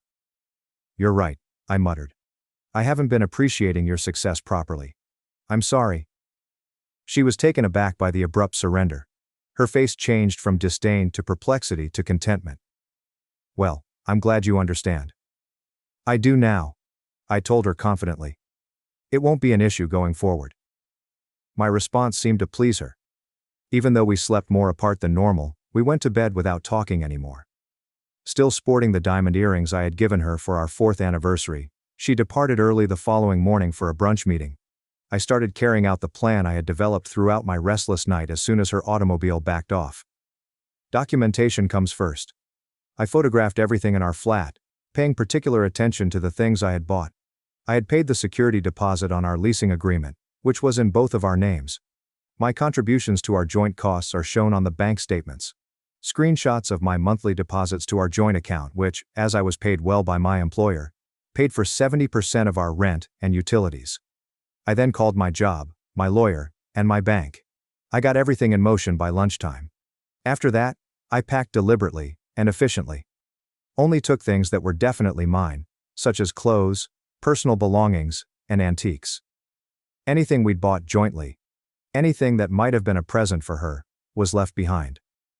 In fact, while Brianna was asleep the previous evening, I had called a moving firm and explained my predicament without getting too personal. Need to move out while my ex is at work tomorrow, was all I had to say. They had heard it previously. Although the next day service charge was high, it was well worth it. At 1 p.m., the movers arrived. As planned. The unit was half empty by 3 o'clock. I've left my home office. I've moved out of the living room furniture I brought from my last flat. The costly entertainment system is no longer there. I lost the original artwork I had gathered. Even the refrigerator and washer-dryer set I bought when we first moved here are gone. All that was left was a half-furnished apartment with gaps in it that were as obvious as missing teeth in a smile. She might keep the memory of our bed, which I left behind. She had chosen the kitchen table. Of course, her clothes, the ornaments she had chosen. On the kitchen counter, I left a brief note that said, "Good luck paying rent, roommate. I've covered my half through the end of the month." This is where the plot changes though. I didn't simply leave. I proceeded with a strategy. Do you recall that I called my supervisor, lawyer, and bank? This is the purpose of something. First, let's separate our finances. Not merely shutting down joint accounts, but starting a thorough financial analysis of our partnership. Every trip, gift, and shared expense is tracked down and evaluated. Reviewing our legal entanglements is the second call. Despite not being married, we had real estate holdings, investments, a joint holiday home, and an upstate cottage ownership agreement. Legal connections that would require meticulous disentanglement. Call 3. Putting my professional backup plan into action. I was offered a job at a big Chicago company 6 months prior, which would have paid almost 3 times as much as I do now. But since Brianna had a job here, I said no. I contacted Now to check on the status of the opportunity. Yes, it was. I was unaware at the time that Brianna had been leading a double life, going much beyond simply referring to me as her roommate at a business function. I was checking into a hotel later that afternoon, when I got a call from an unidentified number. Of all people, it was Brianna's vice president, Graham. "Max, this is awkward, but are you and Brianna still together?" Perplexed by his inquiry and the fact that he had my number, I inquired as to how he had obtained my contact details. "You gave me your business card at the gala," he clarified. "Said to reach out if we ever needed marketing consultation. I kept it because, frankly, something felt off about your situation." I verified that Brianna and I had recently parted ways. A long pause ensued. "I thought so. Look, there's something you should know. The reason I called you her roommate last night is because that's how she's been describing you for months. But she's also been seeing someone else, Charles from law. They've been quite open about it at work events you weren't at." It felt like the floor fell away from me. How open? PDA at the last corporate retreat, sharing rooms on business trips. Everyone assumed you two had some kind of arrangement. With trembling hands, I thanked him for being honest and hung up. She used him as a convenient cover for her affair, not just as a roommate. Everything changed after this realization. Now I thought that my measured answer was insufficient. The well-planned departure appeared too mild for the deceit I had experienced. I therefore started the second step, which I now see was going nuclear. 48 hours later I had 1. Withdrew my half of our joint investment in a holiday home, resulting in a forced sale during a very bad period for the market. The lease was up in 60 days, so I informed our landlord that I would not be renewing it. I made it plain that I was distancing myself from any future, but I paid my share through then. 3. I declined their counteroffer by contacting the HR department of my now former employer and stating that I was moving because of personal reasons. My position had become untenable when I brought up my significant other's contact with someone at her company. Left breadcrumbs but did not identify names. 4. Tagged a few mutual friends in a single social media post announcing my joyful job transfer to Chicago so Brianna would see it. 5. Phoned my cousin, who works in a different division of the same pharmaceutical company. Knowing that the office rumor cycle would start, they told others what had transpired. That night, The calls began. Where is all your stuff? Are you seriously moving out over one comment? You can't just leave like this. The rent is due next week. Why is Simone from accounting asking me about Charles? Were among the hundreds of increasingly frantic messages that began with Brianna. I didn't respond to any of them. They're investigating me and Charles for non-disclosed workplace relationship violations. What did you do? Was the text that followed, confirming that I had reached my goal. I didn't answer though. Her tone had entirely shifted by the third day.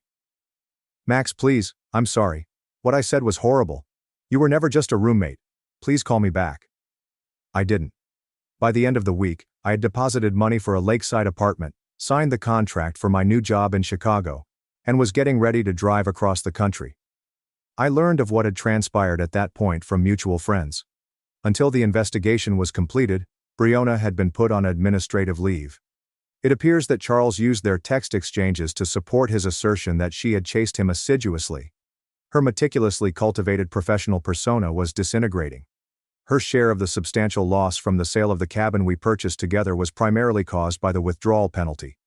The landlord had already put our flat up for rent, so she would have to find a new home fast because our joint accounts, which I had canceled, had ruined credit. Brianna arrived at the hotel 2 weeks after the gala, while I was preparing my car to leave for Chicago.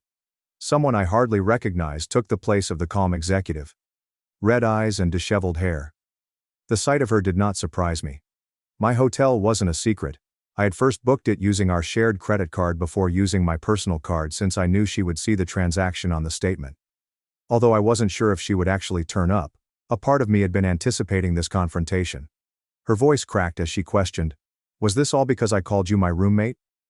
"No," was the first thing I had said to her since I had left. "It was because when I objected, you said I was lucky you kept me around at all." "I didn't mean it. I was stressed about work and showing off for the married guy you've been sleeping with?" She winced. "Graham told you?" "Everyone's told me, Brianna. Apparently I was the only one who didn't know." "I made a mistake," she said to herself. "Several mistakes, but destroying my career, my financial security, that's disproportionate." And there it was. The instant I thought I might have overreached myself. I never meant to be the type of person who planned out someone else's demise, not because she didn't deserve repercussions. My justifiable rage had turned into something more repulsive. "You're right," I acknowledged. "Some of what happened, I didn't anticipate how it would cascade." "Then help me fix it," she begged. "Talk to HR. Tell them you made it up." I told the truth. I never talked to your HR department. That was all internal. And no, I won't lie to protect you. With mascara running down her cheeks, she gazed at me. "I loved you, you know. It wasn't all fake." I shut my trunk. Funny thing about love. It requires respect, which apparently, even as your roommate, I didn't earn. I watched her dwindling in my rearview mirror as I got into my car and drove off. Chicago waited. A new position. A fresh beginning. Now 6 months have passed. At the bigger firm, my career has flourished. It turned out that I could sell my skills outside of my puddle. I've developed a life I'm proud of, met new friends and engaged in casual dating. Brianna continues to call from time to time. According to common friends' most recent information, she has been demoted but restored at work. Charles was moved to a different section. She lives in a less fashionable neighborhood in a considerably smaller apartment. Consignment websites have sold the designer clothing. I occasionally question whether I went too far, whether being betrayed and humiliated caused me to turn into someone I never intended to be. Cold, calculating, and vindictive. At other moments, I recall her expression when she rejected their 5 years of dating. The careless brutality of someone who believed I should be grateful to be alive at all. In the middle is where the truth is. I destroyed the life she had constructed on the basis of our relationship. Not just moved away. Was it reasonable? Most likely not. Did she deserve that? I haven't decided yet. I do know, though, that I will never again share a room with anyone. If I learned anything from that $3,000 suit, it's that self-respect can occasionally come at a great cost, but it's always worth it. Edit. This really took off overnight. To address a few often asked questions. 1. Yes, I do lament the extent of things. I didn't want to ruin her life. I just wanted to leave with honor. Our split had some inevitable repercussions. Others resulted from the exposure of her own behavior. 2. No.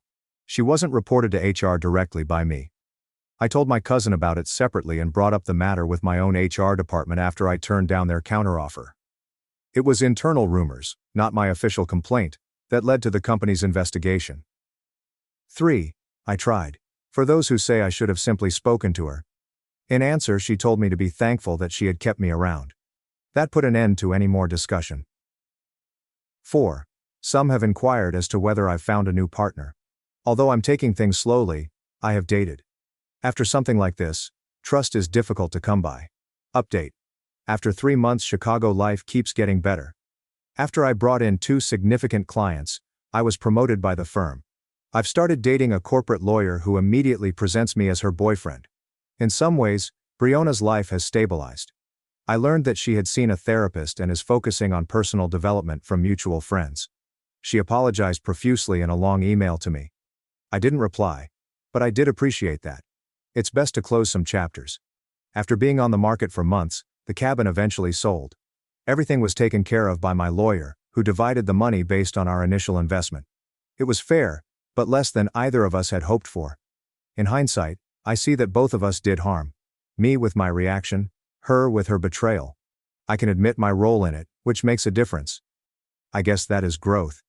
If you're wondering if getting revenge feels nice, the answer is no. After the first satisfaction wears off, it seems empty. Rebuilding, moving on, and discovering that your value was never reliant on approval from others, is what feels good. Thanks for watching and being part of the drama. Don't forget to subscribe and hit the bell so you never miss a wild news story. My adopted son called me Mom at Thanksgiving, and my father lost it. He told me I didn't deserve that title because I never gave birth. It was one of those Sunday dinners that pretended to be warm and fuzzy, like a Hallmark movie on mute, while the underlying soundtrack was judgment, pressure, and that silent parental condemnation that cuts worse than anything screaming ever could. The dining room table was arranged the same as it had been when I was a child. Mom's roast chicken, Dad's mashed potatoes with excessive butter. My grandmother insisted on giving me a horrible crocheted table runner for Christmas when I was 16, and it strangely never went. My sister Phoebe was already glowing before she said anything, sitting there in a soft lilac sweater that looked like she'd just stepped out of a pregnant photo shoot. Her fingers nervously twitching toward the waistband of her pants, as if her barely there baby bulge needed protection from words. Life itself. Then she said it. Her voice trembling and her husband Nate squeezing her hand beneath the table. She informed them that they were expecting. Just like that. There was no build-up, drama, or dessert course. Only 3 words that exploded across the room like an emotional explosion. We're having a baby. My mother screamed. Literally screamed, and then burst into tears in the way that women do when their entire soul decides to pour forth. My father stood up, walked up to Phoebe, and gave her one of those rare reverent hugs that made you wonder if he was ever softer, more human. Then came the line. The one that knocked the wind out of me and still sounds like a poor echo in an empty room. My father stepped away from the hug, turned to Mom and said, "Now this. This is what real success looks like." He didn't say anything intentionally to harm me, I believe. He spoke it like a man proclaiming a touchdown at a football game, or like a proud coach on the sidelines celebrating his team's victory. But the instant he uttered that, I felt my chest sink in, like if something ancient within me had been crushed forever. I still grinned. I smiled because I'm an expert at pretending. I grinned because I've spent time in antiseptic doctors' offices, covered in paper gowns that shred too easily while some stranger with a clipboard tells you your eggs are exhausted, your uterus is difficult, or your body simply doesn't cooperate as it should. I grinned since the last time I broke down in front of them. My mother handed me herbal tea and advised me to calm down. Maybe it's all in your head. I smiled because I needed to. Because what else would I do? Toss my plate across the room? Shout about hormone shots, operations and miscarriages that they had no idea about?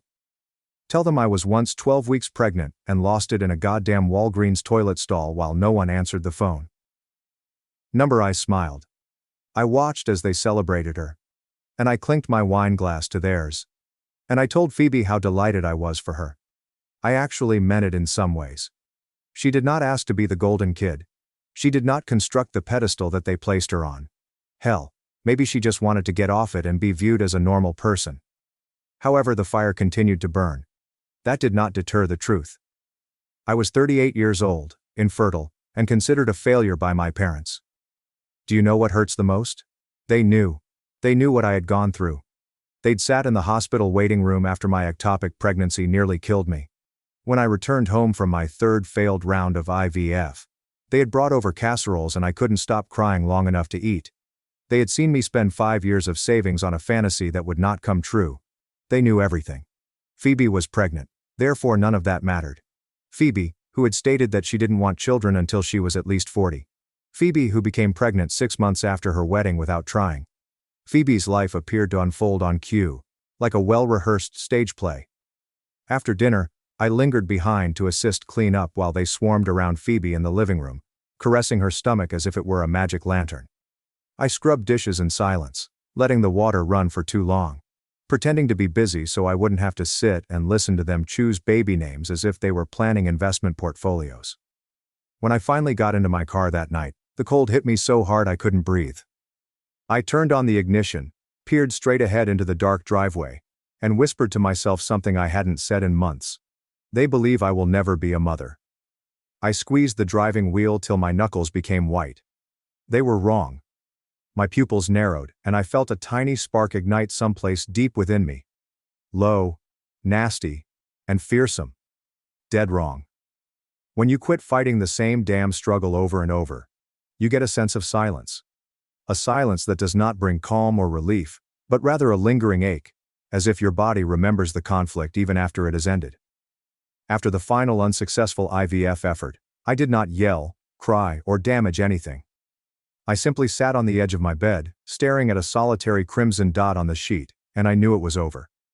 Not because physicians say so, not because I could not afford another round, but something inside me, something I hadn't realized still had a voice, finally whispered, "Enough."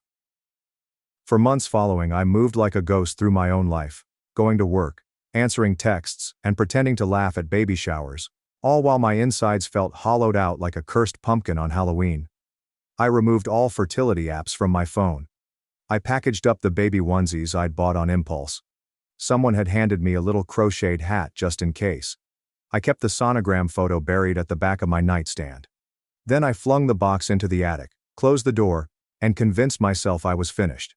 However, just because you finish something doesn't imply you're no longer feeling it. The grief persisted in unusual ways.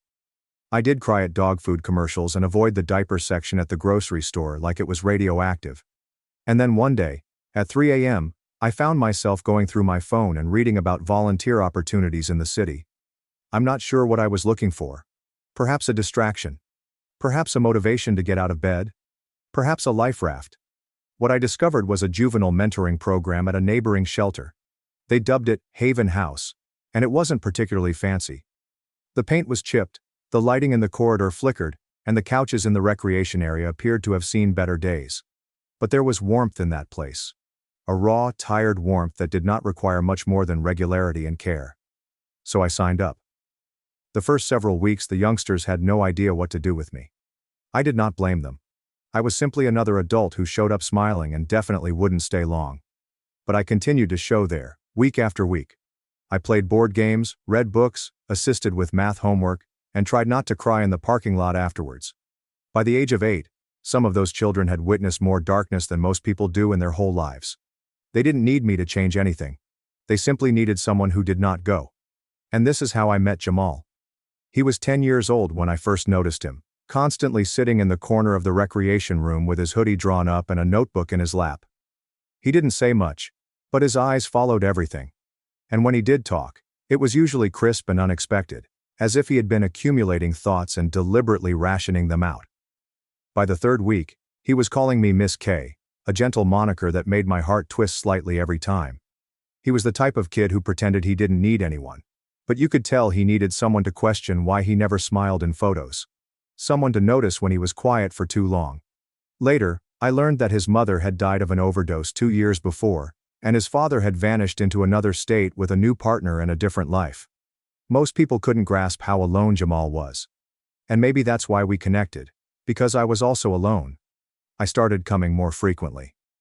For more than 3 years, I visited that shelter practically every day of the week.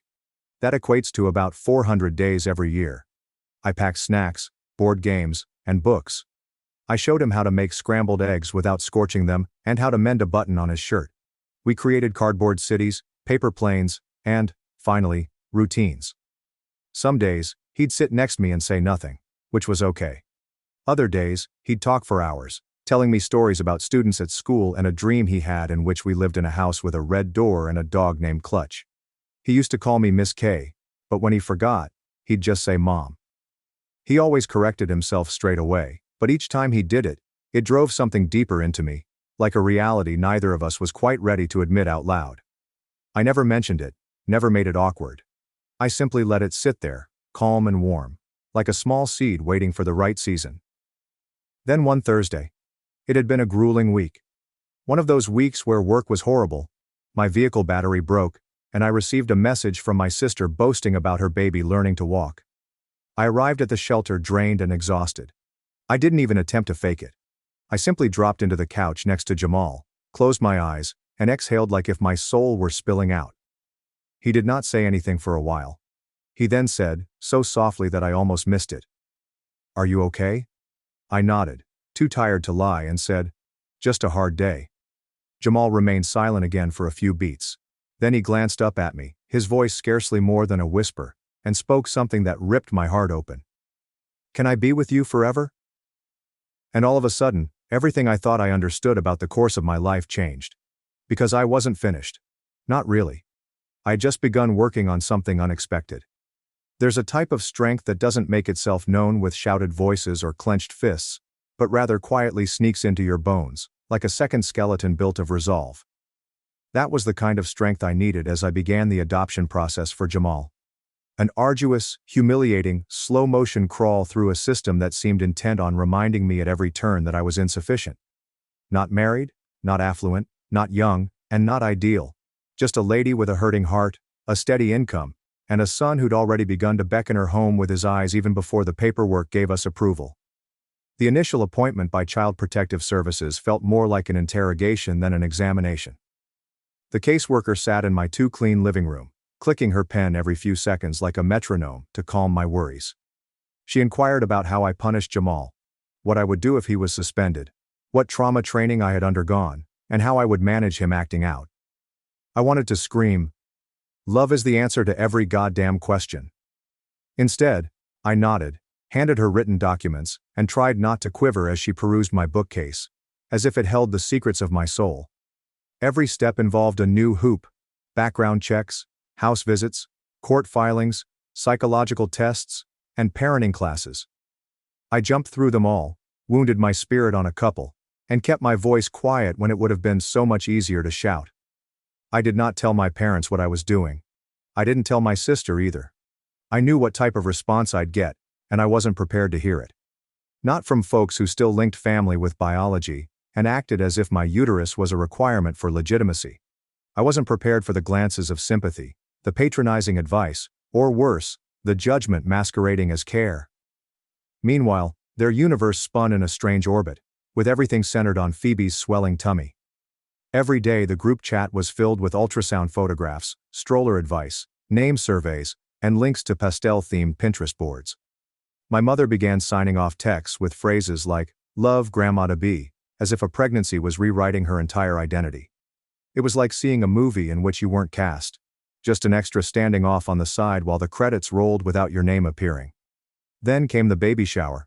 My sister's closest friend hosted the event in an upmarket venue with gold-trimmed invitations, and a gift registry that featured a $500 diaper pail. I received the invitation late, presumably as an afterthought, and almost did not go at all. But something in me, perhaps spite, boldness, or perhaps a fundamental human want to be seen, decided to show up. I arrived late on purpose, strolling in after the games had begun, and the wine had been poured, clutching my purse, which contained the adoption approval paperwork neatly folded between a card and a $20 baby blanket I had picked up at the last minute. Nobody saw me at first. My mother was holding court beside the mimosa bar, laughing loudly and never moving her hand away from Phoebe's rotund tummy, as if it were a treasured relic. My father was off in a corner, nodding along to another dad's story about car seats and sleep training. No one looked up when I walked in, not even my sister, who was busy unpacking a mountain of pink-wrapped gifts and thanking everyone with that bright, camera-ready smile that makes everything feel like a staged photo op. I remained near the back, pretending to admire the decorations. Everything was white and gold, with delicate blush accents, as if they intended to raise this child with an Instagram filter. A heart-shaped balloon arch stood above the cake table, with the main attraction displayed like a wedding centerpiece.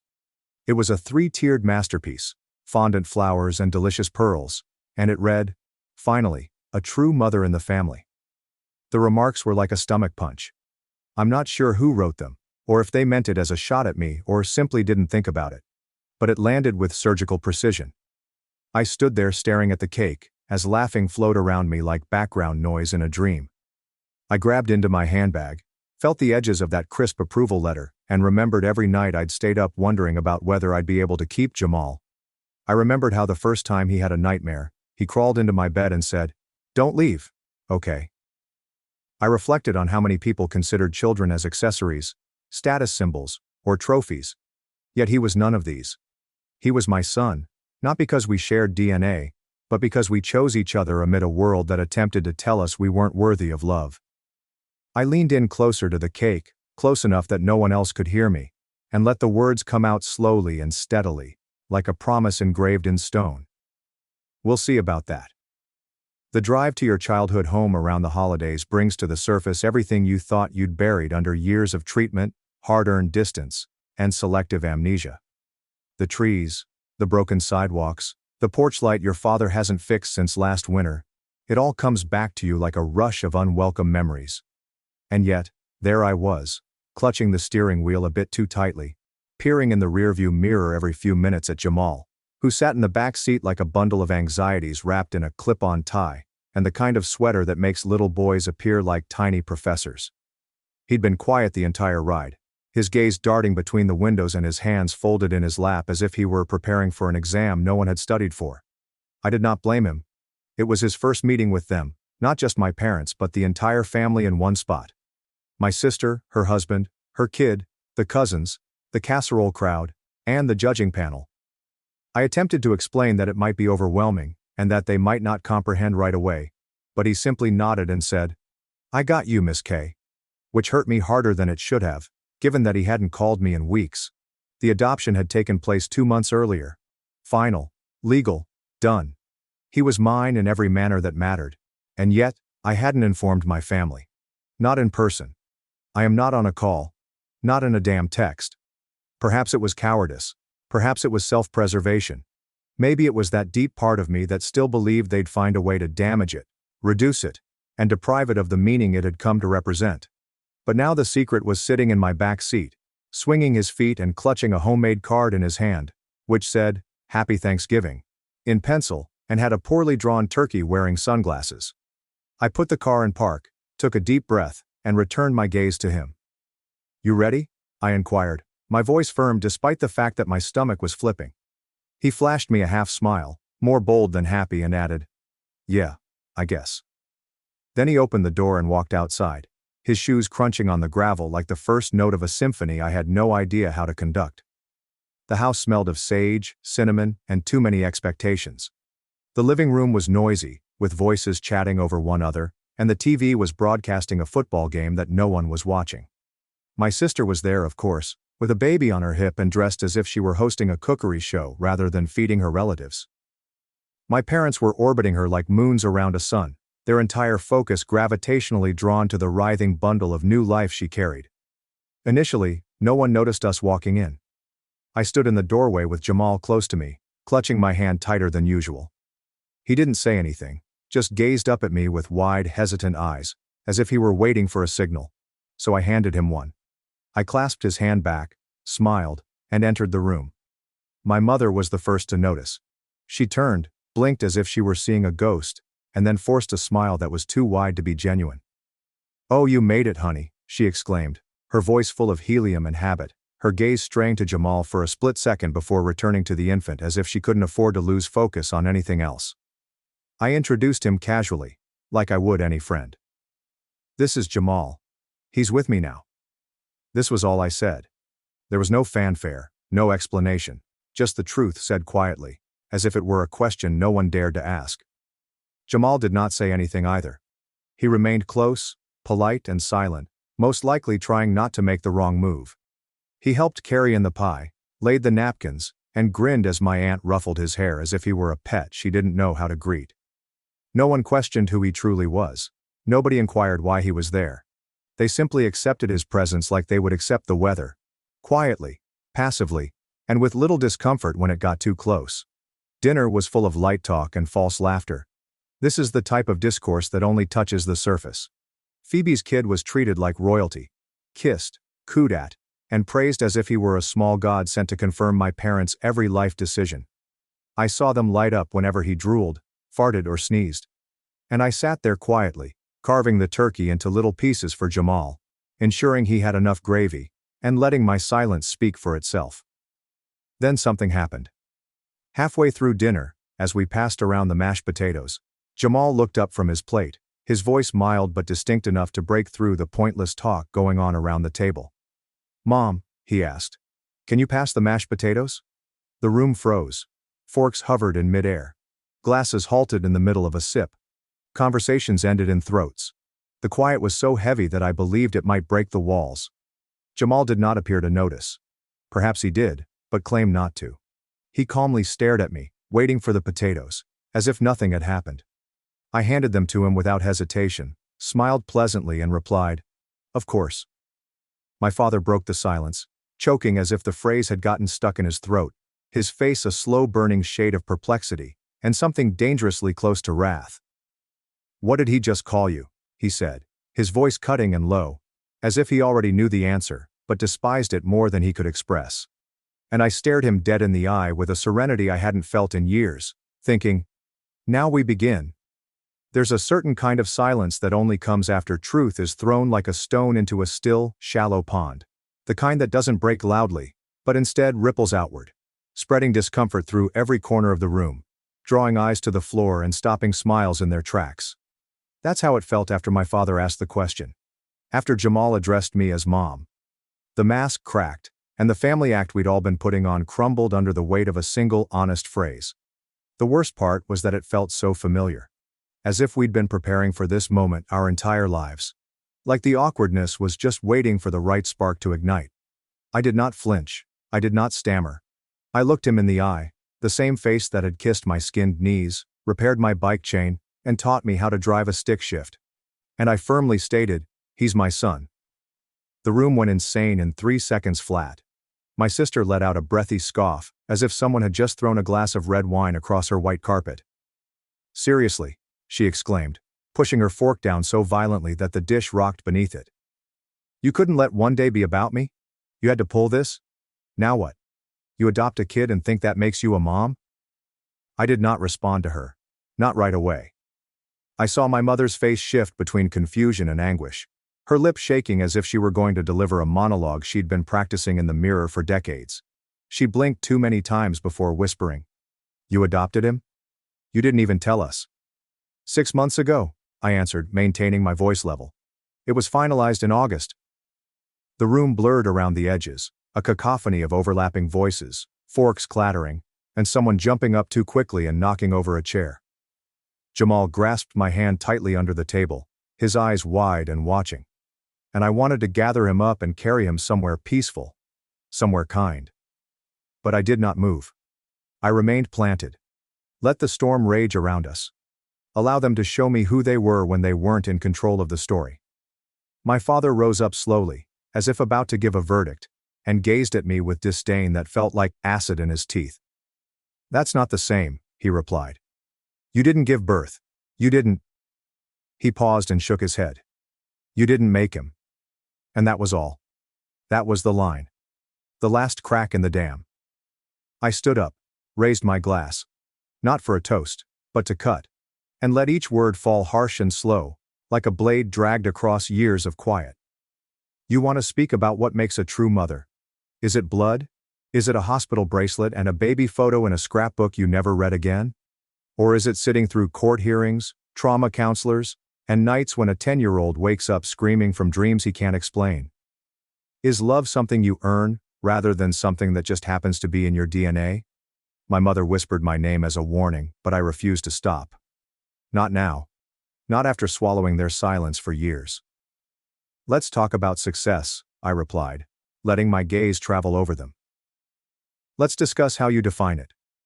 Is it the daughter who gave you a grandchild to brag about on Facebook? The one who did everything in the proper order, even when she didn't want to? Or is it the daughter who constructed a life after everything came apart, who never gave up on a child no one else cared about? Phoebe mumbled, "Jesus, you're really doing this now," and pushed back her chair, as if she were about to escape. But I wasn't finished. I laid down my glass and dropped the final piece which I'd been carrying for years like a stone in my chest. I was pregnant once, I remarked, calm, bland and definitive. You just never noticed. You were too busy praising someone else's stomach. The room fell into startled stillness. I did not elaborate. I didn't say when, how or what happened afterward. I didn't give them closure or clarity. They hadn't earned it. Allow them to sit with it. Allow them to experience just once what it was like to be unaware. To wonder. To mull over an answer they would never receive. Jamal looked up at me, his hand still wrapped around mine, and I felt a shift. Not forgiveness. Not even pride. Just a sense of serenity in knowing that I had finally reclaimed the story they had stolen. I turned to him, crouched slightly and whispered, "Are you ready to go, kid?" He nodded, put his small hand into mine, and we went past the astonished table, past the unspoken judgments and broken illusions, past the cold turkey and the unfinished pie, and out the front door without looking back. As we got to the porch, he paused, tugged my sleeve and murmured, "Mom." "Yeah," I responded, knowing I'd never grow weary of hearing it. He didn't say anything else but hugged me tightly, face pushed against my stomach. At that point, it made little difference how many of them didn't comprehend. It didn't matter who disagreed or remained stuck in their own narrow definitions. Because some scars do not show. Some families are not blood-related. And some vengeance is as easy as being called mom at the appropriate time. And behind that closed door, my father finally lowered his gaze. Thanks for watching and diving into this wild family drama with me. If you love Reddit family drama, don't forget to subscribe and turn on notifications so you never miss the next one. Parents demanded my cars to buy sister a house, hired investigators meant to track down my assets. What unfolded next shattered their perfect life. I never expected to be writing one of these pieces, but here I am at 2 a.m., sitting in my garage, surrounded by my cars, trying to digest what happened during Sunday dinner. My name is Liam, and I'm 28 years old. Let me start with some context. I've been fascinated by vehicles since I was 5 years old, when my grandfather took me to a classic car show. While other children collected baseball cards, I collected die-cast models, and saved every dime for automobile magazines. At 14 I began working, mowing lawns, delivering papers, and doing anything lawful, and every dime went into a savings account called Dream Cars. My parents, Isaac, 55 male, and Karen, 53 female, thought it was cute when I was a kid. They'd laugh when I skipped birthday celebrations to work more hours, or ate ramen for months to save money. Liam and his cars, they'd say, shaking their heads with amusement. My younger sister Iris, 20 female, would roll her eyes anytime I mentioned torque ratios during meals. This is what they didn't know. I was doing more than just saving. I was also learning. I taught myself how to rebuild cars by watching YouTube videos and reading forums. At the age of 16, I purchased my first project car, a rusted-out 1970 Plymouth Barracuda for $800. Everyone laughed. "That's not a car, it's scrap metal," Dad added. But I spent 2 years renovating it before selling it for $15,000. That's when I knew I possessed a gift. Not only for rehabilitation, but also for recognizing promise where others saw garbage. I continued buying, restoring and selling, reinvesting everything. By the time I finished college with an engineering degree, I had a side business that paid more than my beginning wage. Now at the age of 28, I possess 12 cars. Not ordinary automobiles. We're talking about a 1969 Dodge Charger RT, a 1971 Plymouth Hemi Cuda, a 1963 split-window Corvette, and several more vehicles. The collection is worth around $1.8 million, but I've never had it professionally assessed since I don't want that information to go public. These are not just investments for me. Each one symbolizes hundreds of hours of my effort, my blood, sweat, and actual tears when things went wrong. I live modestly in a little house with a spacious garage. I drive a 10-year-old Honda Civic every day. I don't wear costly clothes or go on lavish vacations. My delight stems from spending Saturdays beneath a hood, enjoying the gratification of restoring something lovely to life. Which leads us to Sunday dinner. Mom began it lightly, as she always does when she wants anything major. You know, Liam, Iris has been looking at apartments, but the rental market is just insane right now. I agreed, taking another chunk of pot roast. Iris had already mentioned this to me. She graduated from community college with an associate's degree in marketing 6 months ago, but has yet to find work. She'd been living at home, which was okay. I did the exact same thing after college. She really needs her own place, Mom added. A young woman needs independence. The market should cool down eventually, I added, attempting to maintain neutrality. That's when Dad put down his fork. Actually, we have been pondering. You have all of those cars sitting in storage. If you sold even half of them, you could buy Iris a wonderful home. She'd be fine. The words hung in the air like exhaust fumes. I looked at Iris, who had suddenly become very interested in her mashed potatoes. I apologize, what? I succeeded. It makes sense, Mom said, her voice taking on the tone she employed when she'd made up her mind. You have more than you need. Family helps family. When you first started out, we let you use the garage for free. I paid you rent for the garage space, I answered slowly. $800 per month, remember? Dad responded, that was nothing compared to how much commercial space would have cost. And at the age of 22, I moved out. I've been on my own for 6 years. But Iris requires assistance now, Mom argued. You can always buy another automobile later. Liam, these are simply things. Iris is your sister. I glanced at her again. She eventually caught my gaze, and I saw it there. Expectation. She expected me to do it. They all did. Those cars aren't just things, I explained carefully. They're my business, my retirement. Your obsession, Dad said. You're 28 years old and spend every weekend alone in the garage. When will you grow up and care about someone other than yourself? The accusation landed like a punch. Selfish. I'd been working since I was 14. I'd never asked them for a dime since high school. I paid my own way through college by working evenings to fix cars to cover tuition. I need to think about this, I explained. What to think about? Mom's voice became sharper. Iris needs a home. You have the ability to deliver it. End of story. It's not that simple. It is, Dad replied. We know how much those cars are worth, Liam. We have seen the auction sites. You could buy Iris a house and still have a lot left over. That's when I realized it. They had been doing research. They had been planned for this. Do you know how much my autos are worth? I asked. Mom had the grace to appear slightly ashamed. Iris helped us check up some of the models online. Liam, you have nearly $2 million in assets, but your sister can't even afford rent. Iris. I turned to face my sister. Is this true? Have you been researching my collection? She shrugged. I was fascinated, so Mom asked me to help. It's not normal, Liam, to have all that money sitting there. I am always working on their autos. I have buyers interested in several of them, but I am waiting for the appropriate offer. This is how I make a living. You have your engineering work, Dad reminded out, which earns $75,000 per year. The cars are how I actually develop wealth. Wealth you're hoarding, Mom snapped, while your family suffers. Iris lives at home rent-free. I pointed out that this is not really a struggle. She needs her own space, a fresh start in life that she can create for herself, just like I did. The table exploded. Dad labeled me selfish and immature. Mom scolded me of prioritizing machines before family. Iris wailed that I didn't love her, and that I preferred vehicles over my own sister. I left. I drove home in my Civic, my hands trembling behind the wheel. When I arrived at my garage, I stood there staring at my automobiles, seeing not just metal and chrome, but thousands of hours of work, learning, and pride. That's when I made a decision. Update 1. 2 weeks later, I knew they were going to intensify. I didn't expect them to move that quickly. The morning after dinner, I began making calls. I discovered a climate-controlled storage facility 2 towns away, complete with high security measures. It was pricey, but I wanted a location that they couldn't discover. I rented 5 flats under an LLC name and began the logistics of relocating 12 cars without anyone's knowledge. I took a week off work, citing a family emergency.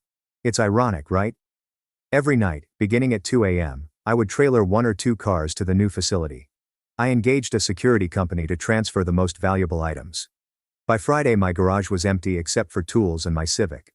Saturday morning, as I was installing new locks, I heard automobiles in my driveway. Not just 1, but 3. My parents, Iris, and my uncle Robert, a real estate agent. My Aunt Megan and cousin Lucy were also there. They held a key. I had forgotten that I had given Mom a spare key years ago for emergencies. They let themselves in before I could reach the door. "Liam," Mom shouted out. "We have come to talk sense into you. Robert found the perfect house for Iris, and we need to." She came to a halt when she noticed the vacant garage through the kitchen doorway. The expression on her face would have been amusing if it hadn't been so terrified. She moved from confused to understanding to enraged in approximately 3 seconds. "Where are they?" she demanded. "Where are what?" I inquired, feigning dumb. "Don't dare. Where are your cars, Liam?" "I sold them," I lied. "Each of them. In 1 week. Don't insult my intelligence." Dad pushed past her into the garage, as if the automobiles were hidden somewhere. Uncle Robert followed, literally looking behind tool cabinets. "You moved them," Iris explained quietly. She had remained silent until now, but her voice was icy. "You actually hid them from us." "They're my cars," I said. "I can store them wherever I want." "We are your family," Mom yelled, actually screamed. I had never heard her voice reach that pitch. "How could you do it? How can you be so cruel?" "Cruel?" I laughed, but it wasn't funny. "You ambushed me at dinner and demanded that I sell my life's work, and I'm cruel." "We asked you to help your sister," Dad added, his voice dangerously low. "And instead, you've shown us exactly what kind of man you are. The kind who won't be bullied into giving away what he's earned." That's when Uncle Robert stepped in. "Liam, let us be reasonable. I found Iris a nice 3-bedroom house for $350,000. That's about 2 of your autos. You would barely notice." "He moved them so we couldn't find them," Iris said. "He does not mind if I end up on the street." "You live with Mom and Dad," I explained, "rent-free, you hold a degree, you can get a job." "In this economy?" Aunt Megan chimed in. "Have some compassion." "I worked 3 jobs during the recession to buy my first car," I told you. "Iris hasn't even started looking for work." That was apparently the incorrect thing to say. Iris burst into tears, the kind of theatrical cries she mastered in high school. Mom hurried to comfort her, while Dad yelled at me. "You're going to tell us where those cars are," the man said. "And you're going to do the right thing. Or what? Or you're not my son anymore." The words should have hurt. A month ago, they would have completely destroyed me. But standing there, watching my entire family try to shame and intimidate me into obedience, I felt liberated. "Okay," I said. "Okay. Will you tell us?" "Number okay, I am not your son anymore. Please leave my house." This time the explosion was more severe. Mom called me heartless. Dad thought I was sick, that my obsession with vehicles had turned me into something unnatural. Iris yelled that I had ruined her life. Uncle Robert attempted to mediate, suggesting family counseling. Aunt Megan videotaped everything on her phone, promising to show everyone who I was. I phoned the cops. I had to. They refused to go and Dad became hostile, forcing me to get to my office where he suspected I could have storage unit paperwork. Officers Johnson and Martinez showed up. They were professional and cool, and when I stated that I had requested everyone to leave my property but they refused, they made it obvious that my family would have to leave. "This isn't over," Dad stated as Officer Johnson let him out. "We know you keep those autos somewhere. Family does not do this to one another." Mom sobbed as she departed. Iris did not say anything. She just looked at me with such disdain that I took a step back. Officer Martinez waited after the others had left. "Family disputes are rough," he remarked. "You might want to consider getting security cameras and changing all your locks."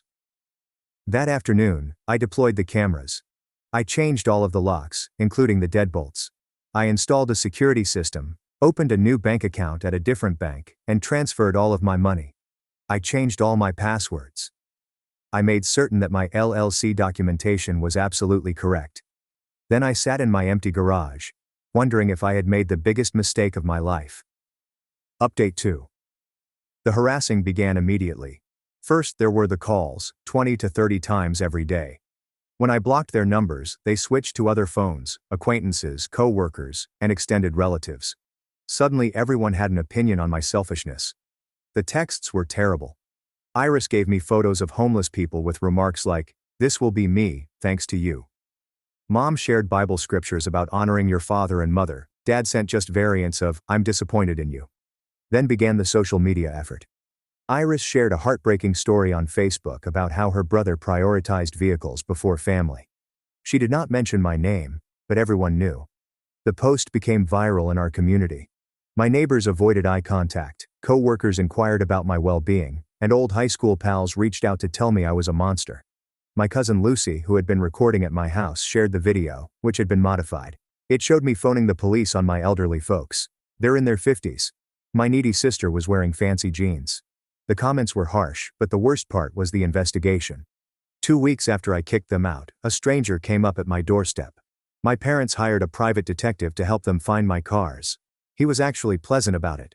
He stated that he had seen this type of situation many times. Families battling over assets. "I'm just going to tell them I couldn't find anything," he replied after I explained the scenario. "However, they will recruit someone else. People go crazy over money." He was correct. They hired 2 additional investigators. They called every storage facility within a 100-mile radius. They had Iris build a phony dating profile in order to match me and gather information. They phoned my insurance company, pretending to be me, and attempted to obtain the addresses where my automobiles were registered. That's when I realized I needed to go darker. I spoke with Angela Park, a lawyer who specializes in family law and asset protection. She was bright and ruthless. "Your parents have no legal claim to your assets," she told me. "But they are pestering you. We can file a restraining order against your parents. They are trying to take from you Liam. They are hiring investigators, impersonating you, and stalking you. This is not typical family behavior." She was correct. I applied for restraining orders against both my parents and Iris. The hearing was terrible. They arrived with their own lawyer, paid for by emptying my father's 401k. I discovered this later. They tried to claim that I had stolen family property, and that the automobiles were partially theirs, because I had utilized their garage 6 years prior. The judge was not buying it. She approved the restraining orders. My family couldn't get within 500 feet of me, my home, or my workplace. They could not reach me directly or through third parties. As we left the courthouse, Iris immediately disobeyed the order by racing up to shout at me, "I wish you'd die alone in your idiotic automobiles." The bailiff arrested her on the spot. She spent the night in jail and completed community service. That's when things became quiet. Too quiet. I concentrated on my work, including both my day job and my automobiles. I would drive to the storage facility at random times, never establishing a pattern. I'd spend hours working on my 1971 Plymouth, lost in the comfortable rhythm of restoration. But I also felt lonely. The family I had lost was not ideal, but they had been mine. Thanksgiving has come and gone. I ate a turkey sandwich in the garage. As Christmas approached, I wondered what they were doing. Then, last week I received a call from an unknown number. I almost didn't respond, but something made me pick up. Sophie, Iris' friend, was present. "Don't hang up," she replied immediately. "Iris doesn't know I'm calling." "What do you want?" "To tell you that you are correct. Iris has not been seeking for a job. She had been waiting for you to cave. Your parents have been enabling her for years, and the house was their idea, not hers." "Why are you telling me this?" "Because she has been bragging about it. About how she will eventually break you down, how familial pressure will cause you to crack. She had been giggling about it with her partner." "Does Iris have a boyfriend?" "For 2 years. Jason. He works in technology and earns big money.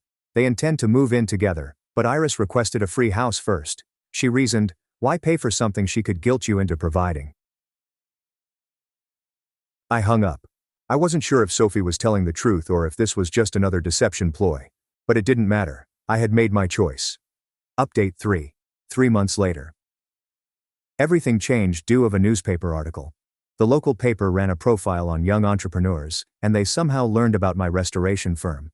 Julia Reed, a reporter, has been following my work for years without my knowledge. She hunted out customers who had purchased cars from me, chronicled their makeovers, and even found before and after images. The piece was headlined "The Mechanic Millionaire: How Liam Thompson, 28, Built an Empire One Classic Car at a Time." It described everything. I started at the age of 14. Thousands of hours of learning, careful investments. The restorations are magnificent. There were interviews with delighted customers, images of my greatest work, and even a sidebar about how old automobiles are becoming more valuable as investments. The article got live on Tuesday. By Wednesday, my phone was ringing non-stop, but not from family trouble. Collectors wanted to recruit me, museums wanted to display my automobiles. A streaming service wished to discuss a restoration show, but the finest call came on Thursday morning. "Liam, it's Iris." I nearly hung up. She was breaching the restraining order by calling. "Wait, please. I'm at a police station. I'm turning myself in after this conversation, but I needed to speak with you first." "You have 30 seconds. "I have a job. Actually, I've been working for a marketing agency downtown for the past 2 weeks.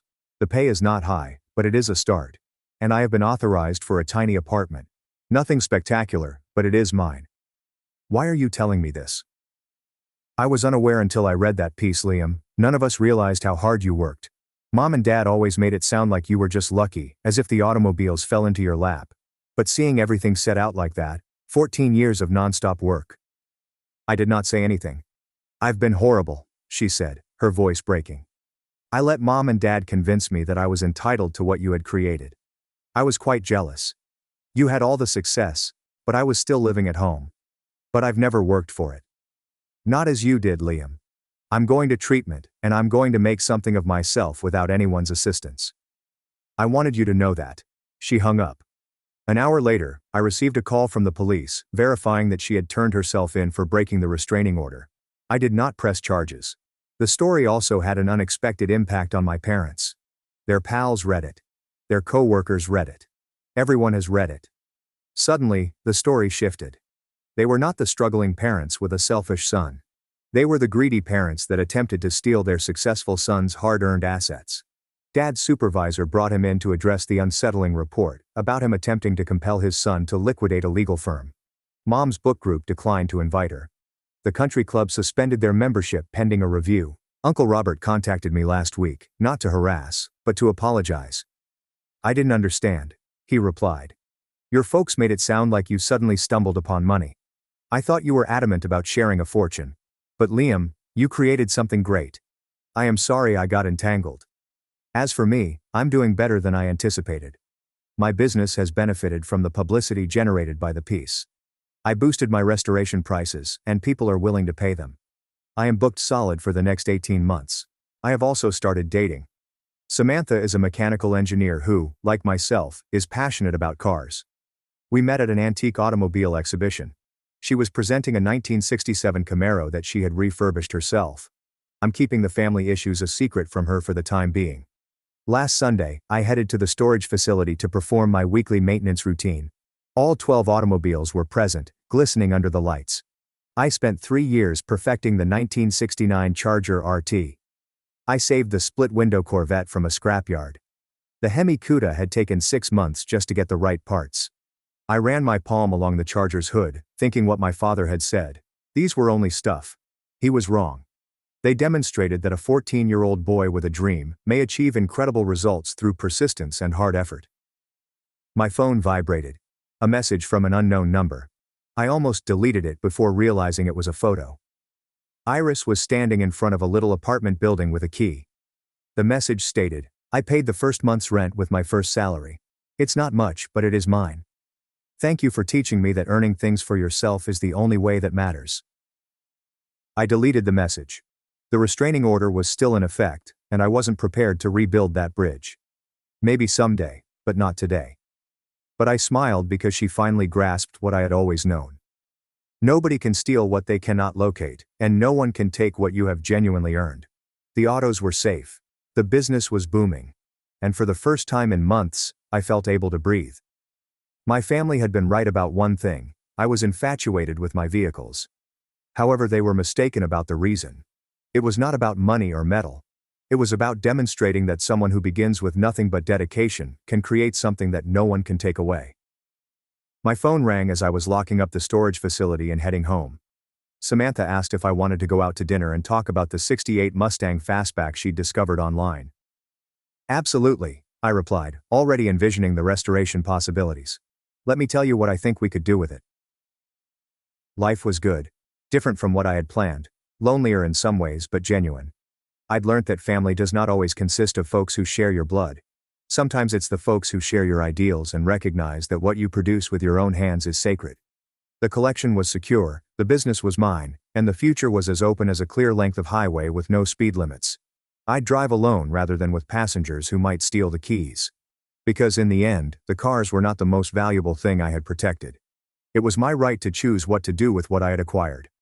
And there is something no inquiry, guilt trip, or family pressure could ever uncover in a storage container. It was mine and mine alone, as it should be. Final thoughts. Looking back, I wonder whether I could have handled things differently, perhaps with more diplomacy and understanding. But then I recall the expressions on their faces as they demanded my autos. I am not asking. Not requesting. But demanding, as if they were entitled to years of my labor. I remember Iris looking into my collection behind my back. My parents are employing private investigators. The restraining orders that became necessary simply to live peacefully. No, I dealt with it the only way I could, because if I had exhibited weakness, they would have picked me clean like vultures on roadkill. The autos are still being stored. I pay them visits on a regular basis, and Samantha occasionally joins me. She understands the sense of accomplishment that comes with repair and preservation. We're currently working on a project together, a '68 Mustang that needs everything redone but still has good bones. Iris is still working at the marketing agency. I know because my lawyer, Angela, monitors the restraining order to ensure it is being followed. She seemed to be doing well, having received a promotion last month. Good for her. My parents retired early. Dad's supervisor made it plain that the exposure was not beneficial to the company. They sold their home and relocated to Florida. They sent one final note through their lawyer, stating that they had written me out of their will. I laughed. They had already spent my alleged fortune attempting to take my true assets. Sometimes late at night in the garage, I reflect on that Sunday meal that started it all. How different would life be if I had simply said yes? What if I had sold a few automobiles, bought Iris' house, and kept the peace? I'd be poorer, undoubtedly, but not only financially. I would have given up my integrity, liberty, and the right to the fruits of my own effort. I'd have established a precedent that my effort, enthusiasm, and accomplishments were common property that could be given at the family's discretion. And Iris, she'd still be waiting for the next handout rather than creating her own life. No, I made the correct choice. The only option, really. The collection they'll never find includes more than simply cars. It's about self-respect, limits, and the inherent freedom to refuse. Even in the family. Especially for family. Because a truly loving family will not try to steal what you have built. They celebrate and revere it, and if they're truly special, they might even want to ride in it. Samantha asked me last week if I missed them. I told her the truth. I miss who I thought they were, not who they actually are. She squeezed my hand and spoke. Well, you've got a new family now. The kind you choose. She referred to the car community. Our group of restoration enthusiasts meets every Saturday to work on projects and share information.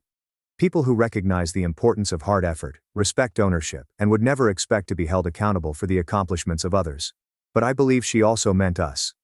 Her and I are developing something together, one restored car at a time. This is worth more than any collection. Don't worry, I'm still not selling the automobiles. They are concealed, safe, and mine. Just how it should be. You're still the dumb one.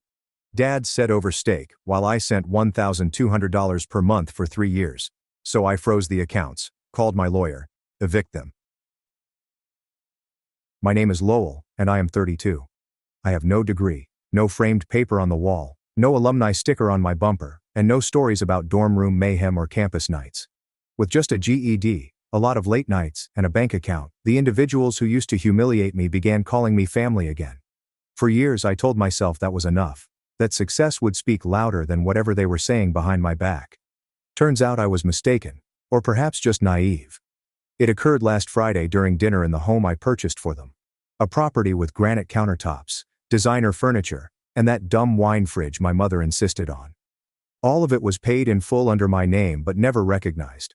We were eating steaks I had picked up on the way, grilled medium rare, just the way Dad likes them, with a bottle of something imported that Mom had underlined in a magazine but conveniently forgot to get.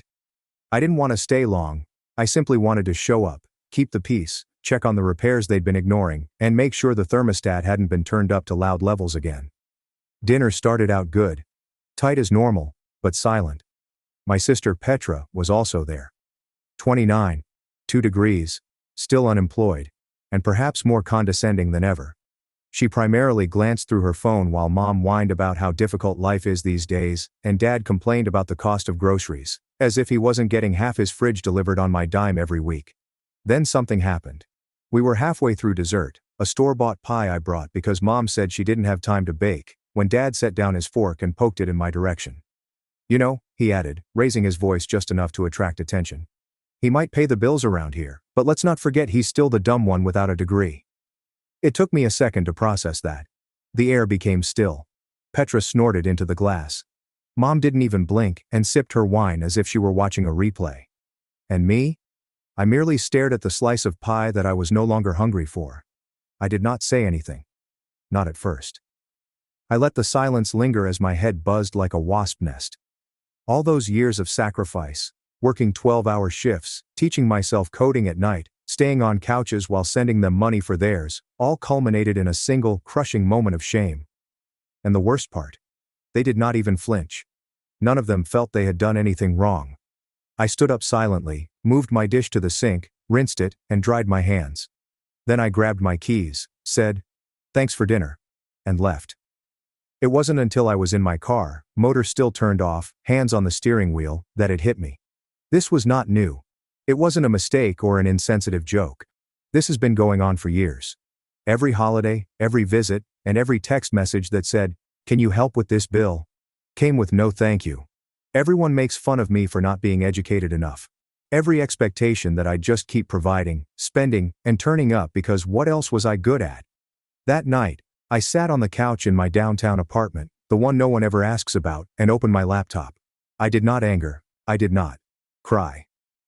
I just sat there, motionless and quiet, like a surgeon about to perform the first incision.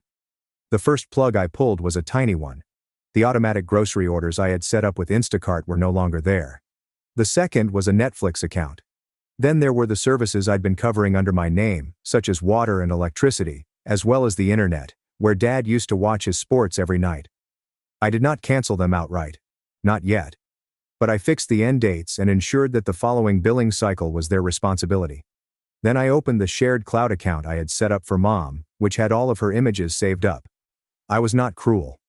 I did not delete anything, but I did disable my access, lock it down, and change the recovery information. For once, they would have to figure out their own passwords. Next, I stared at the banking app. My stomach turned. There it was, the automatic transfer I'd been making to help pay down my second mortgage. They never told me they had refinanced. $1,200 every month for the past 3 years. I canceled it with a single click. Still, I wasn't finished. I opened the document that made my skin crawl every time I looked at it. A power of attorney form I signed during Dad's health scare 2 years ago, when he couldn't manage his finances and simply needed some assistance. I'd been handling the taxes, loans, and investments discreetly and competently, never asking for credit. Now I was withdrawing my name from all logins, writing a formal revocation letter, and making it official. As I worked, something unexpected came up. Not rage or despair, but relief. Every time I clicked confirm, it seemed like a weight was lifted, piece by piece. However, I wasn't rushing. No angry emails, no big confrontations, just a steady, deliberate, silent withdrawal, like the tide receding before the storm. I knew they would not notice at first. That was the beauty of it. They were accustomed to the support being unobtrusive, automatic, and effortless. They wouldn't understand what had happened until the cracks appeared. The water turned off in the middle of the shower, the internet went down during the big game, and the mortgage company left a voicemail they couldn't miss. The next morning, Petra texted me, checks for dinner. I suppose you could have at least laughed at Dad's joke. Is this a joke? I didn't respond. I just opened the final file, one they had no idea existed, and checked the numbers. Then I began composing a message. Not for them. To somebody else. And that's when the plan truly began. It was a note for my lawyer, Maura. The same one who helped me start my business when I was just a freelancer with a refurbished laptop and a dream. Maura is a bright woman who does not blink when a client says, "I think I want to quietly dismantle a financial arrangement with my family." She is also thorough. She reminded me of every shared duty, every blind signature I'd given them in confidence, and every legal link that still connected me to people who regarded me as a walking pocketbook. "Are you sure you want to do this now?" she inquired during a late-night Zoom conversation. "You've been cleaning up after them for years." "I'm not cleaning up anymore," I announced. "I'm walking away, but I'm doing it clean." The following week became a checklist of quiet ends. The family phone plan was separated. I created new lines in their names and included a 30-day notice in the fine print of an email they were likely to disregard. The shared insurance coverage removed me. What about my father's spare credit card, which he had been using just in emergencies? Gone. I even marked the auto renewals on my mother's makeup subscriptions, which she had always thought I was willing to cover. Each work brought a sense of clarity that I had not felt in years. Not really revenge or spite, but rather a deliberate, meticulous reclaiming of boundaries that should never have been violated in the first place. Then came the home. Technically, it was still in my name. I acquired it outright 5 years ago, following my first major software contract. I told them it was a gift, even though I maintained the deed in my LLC for liability reasons. I'd paid the taxes, the maintenance, and the idiotic landscaper whom my father refused to fire even after he destroyed the sprinkler system. But I want it back. I did not want to kick them out. Not yet. But I wanted them to understand it was never fully theirs. That every inch of drywall, carpet, and ceiling fan belonged to me. I could sell it, lease it, bulldoze it, and build a parking lot if I chose. That's when Maura revealed the property audit clause in the LLC agreement, which allowed me to request a comprehensive inspection, reassessment, and even a temporary suspension of residency if necessary. "You really want to go that far?" she inquired. "I want them to stop pretending they built the roof they're sitting under." We scheduled the audit quietly and legally. A letter has been mailed. Certified. It will arrive within 3 days. On the surface, nothing appeared to change. I continued to use one-word responses in the family group chat. I still appreciated the occasional Instagram picture featuring my mother's garden. Still fulfilled the part of the calm, trustworthy son. But within, I was counting down. The first crack occurred on day 4. Mom called me at 7:42 a.m. I didn't respond. Her voicemail was lengthy and rambling, something about the sprinklers being turned off mid-cycle, and a man in a suit going about the backyard taking notes. She was simply asking whether I knew anything about it. I did not call back. By the end of the week, Petra had shared this intriguing story on Instagram.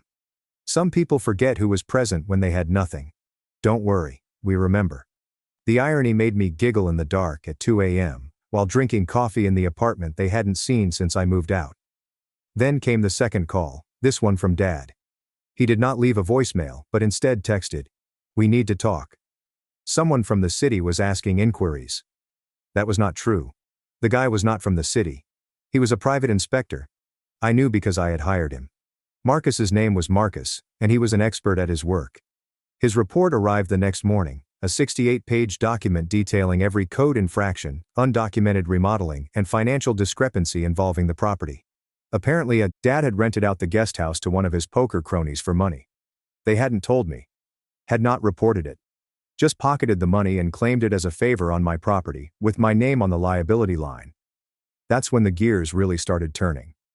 I carefully crafted the next email. Sent it to Maura in a single line. Activate the eviction clause. Quietly.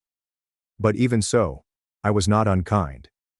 I offered them 30 days, which was more than enough time to organize their affairs, move, downsize, and realize that maybe, just maybe, calling me the dumb one at the dinner table wasn't worth losing the roof over their heads.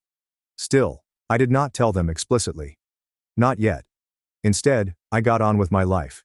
Business meetings, gym workouts, and dinner with pals. I even went to Petra's old campus just for fun. I walked past the buildings she used to brag about. I recalled all the times she deemed me unqualified because I hadn't traversed those same halls. Then, on day 12, I received an email from Mom. The subject line just said, Lowell. The body was short. No hello, no greetings. Just, "We received the notice. I do not comprehend. Why are you doing this?" I stared at it for a time. My fingers hovered above the keyboard. And then I wrote the sentence they didn't expect. "Because you mistook my generosity for stupidity, and I'm not foolish enough to put up with it anymore." I pressed send. The response arrived within an hour. This is not from Mom, but from Dad. I'm not sure what I expected. Perhaps an apology. He reluctantly admitted that he had crossed a line. Instead, there was a wall of deflection. He began with, "This is overreacting," followed by a guilt trip about how family always sticks together. He then switched to what he felt was a trump card.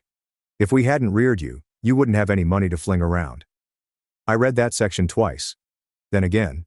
Just to make sure. Raise me? This dad forgot about my high school graduation since he was on a fishing trip. Who encouraged me to get over it when I called crying after being fired from my first job? This individual believed he was entitled to credit for my accomplishments. As if his silence, dismissiveness, and relentless undercutting constituted support. I didn't respond. I forwarded the email to Maura and urged her to direct all future communications through legal means. From that point forward, I stopped playing the obedient son. I was suddenly the legal property owner, a client, and an adult with limits and consequences to enforce them. Things went quiet for a few days after that, strangely silent. Quiet enough to make your skin crawl. I could feel the tension mounting, like a pressure cooker about to explode. I knew my family. They were not the type to go down gracefully. They'd beg, guilt trip, and maybe even threaten. But would they apologize for their actions? That would entail admitting they were wrong. Nothing worried them more than losing the delusion that they were always correct. On day 17, Petra arrived at my office. I'm not sure how she found the address. I had never informed her where I worked, and it was not public. But there she was, in the foyer, speaking to the receptionist as if she owned the place. I froze when I saw her through the glass wall. She seemed different, less haughty and more needy. "Lowell," she remarked as I answered the door. "Can we talk? Just 5 minutes, please." I did not welcome her in. I just stood in the corridor, arms folded, face blank. She sighed and adjusted her weight, as if considering whether to feign a tear. "Look, I get it. They were harsh. Dad was out of line. But this is extreme." "You think this is extreme?" I inquired, keeping my tone low. "Taking back what's mine?" "There are parents," she added, as if that resolved anything. I laughed quickly and sharply. "Funny. You only say R when it's convenient, when I'm footing the bill." She stared at me, and for the first time, I noticed it. Not anger, pity, or fear. Real terror. She understood I wasn't lying. "They don't have anywhere to go," she explained. "You can't just throw them out." "They had 5 years to build a safety net," I told them. "I gave them everything, and they spit on it every chance they had. This isn't vengeance, Petra, it's me choosing peace." She began to fight, but I was done. I turned and returned to my office, leaving her standing in the hallway. My assistant inquired whether I wanted her escorted away. I shake my head. Let her sit with it. Let her explain to Mom and Dad why their golden goose finally stopped laying eggs. On day 20, the Fishers were no longer subtle. Dad called from an unknown phone number and left a voicemail. "I'm not asking for much, just time. Just don't do anything drastic. You're better than this." Then a text from Mom. "We're family. This isn't who you are." But it was. Or, more accurately, who I had become. Someone who finally realized that being family did not imply being someone's doormat. That blood was not an excuse for treason disguised as tradition. On day 24, Maura called. "They filed a complaint," she explained. "They're claiming emotional distress, trying to block the eviction, but it won't hold. You've got everything documented." This was years in the making, Lowell. I nodded slowly, despite the fact that she could not see me. "Let them squirm," I replied. "Let them feel what it's like to be uncertain, to not know when the rug might be pulled." It was nasty perhaps, but not nearly as terrible as the years I spent being invisible, except when someone needed a check, a favor, or a last-minute rescue. On day 28, I drove by the house once just to see. The lawn was overgrown. The lights are off. A for rent sign sat uncomfortably in the yard, possibly hoping to buy them some time. But nobody was going to bite. Not while the audit report is flying about. I rolled down the window and sat there silently. The weight of everything has now hit me. This was the house I had provided them. I believed this place would bring us closer. But it wasn't about the house. Or the money. Or even the absence of a degree. It was about respect. They had run out of it. Then, as I was about to drive away, my phone vibrated. Petra sent a new message. The message sat like a weight in my hand. "You might want to come home. Something happened. Something bad." I read it again. Home. That word affected me. Curled my lip and stiffened my jaw. That place had stopped being home. When they made it plain that I'd never be more than a walking ATM with a blank resume. Nevertheless, I couldn't ignore it. Not because I cared what Petra had to say, but because if anything went wrong, I wanted to make sure it wasn't blamed on me. I drove silently, the headlights cutting through the dusk like a knife. My stomach churned during the voyage. Not due to worry or anticipation. A part of me, buried beneath years of obligation and silence, desired a battle. I wanted them to attempt playing the victims one more time so I could finally, completely, and publicly cut the cord. When I pulled up to the house, I sensed something was wrong right away. There were 2 cars in the driveway that I did not recognize. One of them resembled a contractor's van. The other was a silver sedan with the insignia partially hanging off. The porch light was turned off, which was unusual because Mom had usually insisted on leaving it on, just in case company comes by. I got out of my car, and the warm night air felt heavier than it should have. As I approached, I noticed Petra on the front steps, arms wrapped around her knees, appearing little in a way that contradicted her typical position of smug confidence.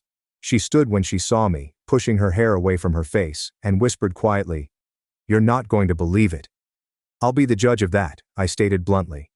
"Where's Mom and Dad?" She paused. "Inside. Talking to the guy from the bank." I blinked. "The bank?" She nodded, her eyes wide. Apparently Dad tried to take out another loan against the property before the eviction notice went through. They claimed it was only a bureaucratic delay. He figured he could flip the guest house for a fast profit. And then I felt a chill run down my spine. "But he does not own the house." "I do. His name is not on the deed." "Exactly." She inhaled forcefully. "The bank uncovered it before the payments cleared, but there is now a fraud alert on the property.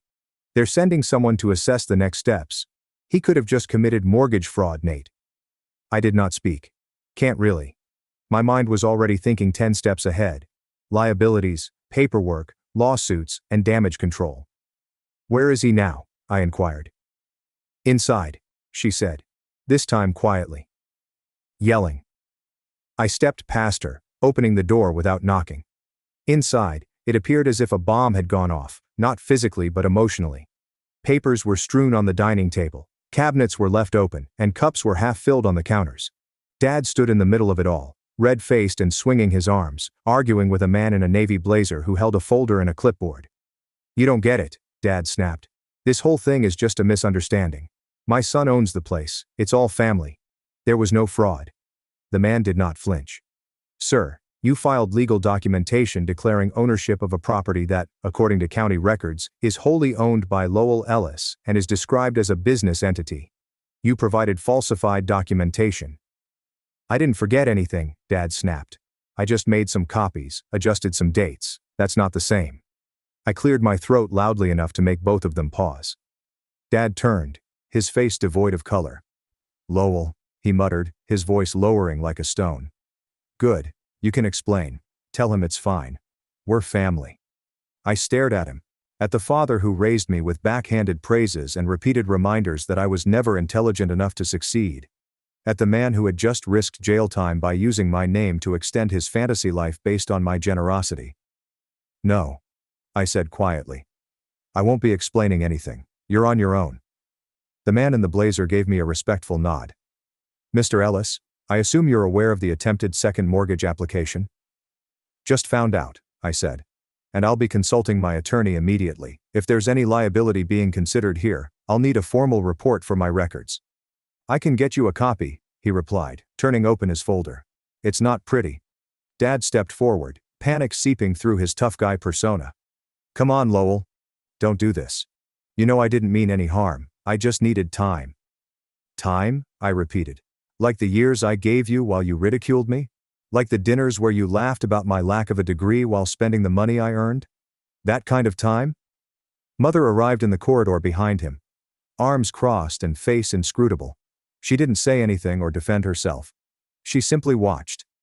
Petra came in a bit later, hesitating awkwardly in the entryway. For once she had nothing sarcastic to contribute. No smug grin. There's no half-joke to relieve the tension. I strolled into the kitchen, admiring the granite countertops and the glass backsplash Mom had chosen from a magazine I bought for. I opened the refrigerator, which was empty save for a bottle of wine and a takeaway carton. There was no thank you message, no reminder that this was my place. I came back to them and replied, I will give you till the end of the week, after which the locks will change. If you're still here, I'll have the sheriff lead you out. Oh, and any legal ramifications from your little loan prank are your own. Dad opened his mouth, but I raised my hand. We're done here. I walked out before they could say anything else, closed the door behind me, and got into my car. I sat for a minute, watching the front lights turn on. Perhaps Mom had finally moved. Maybe Petra flipped a switch on the way out. Then my phone vibrated again.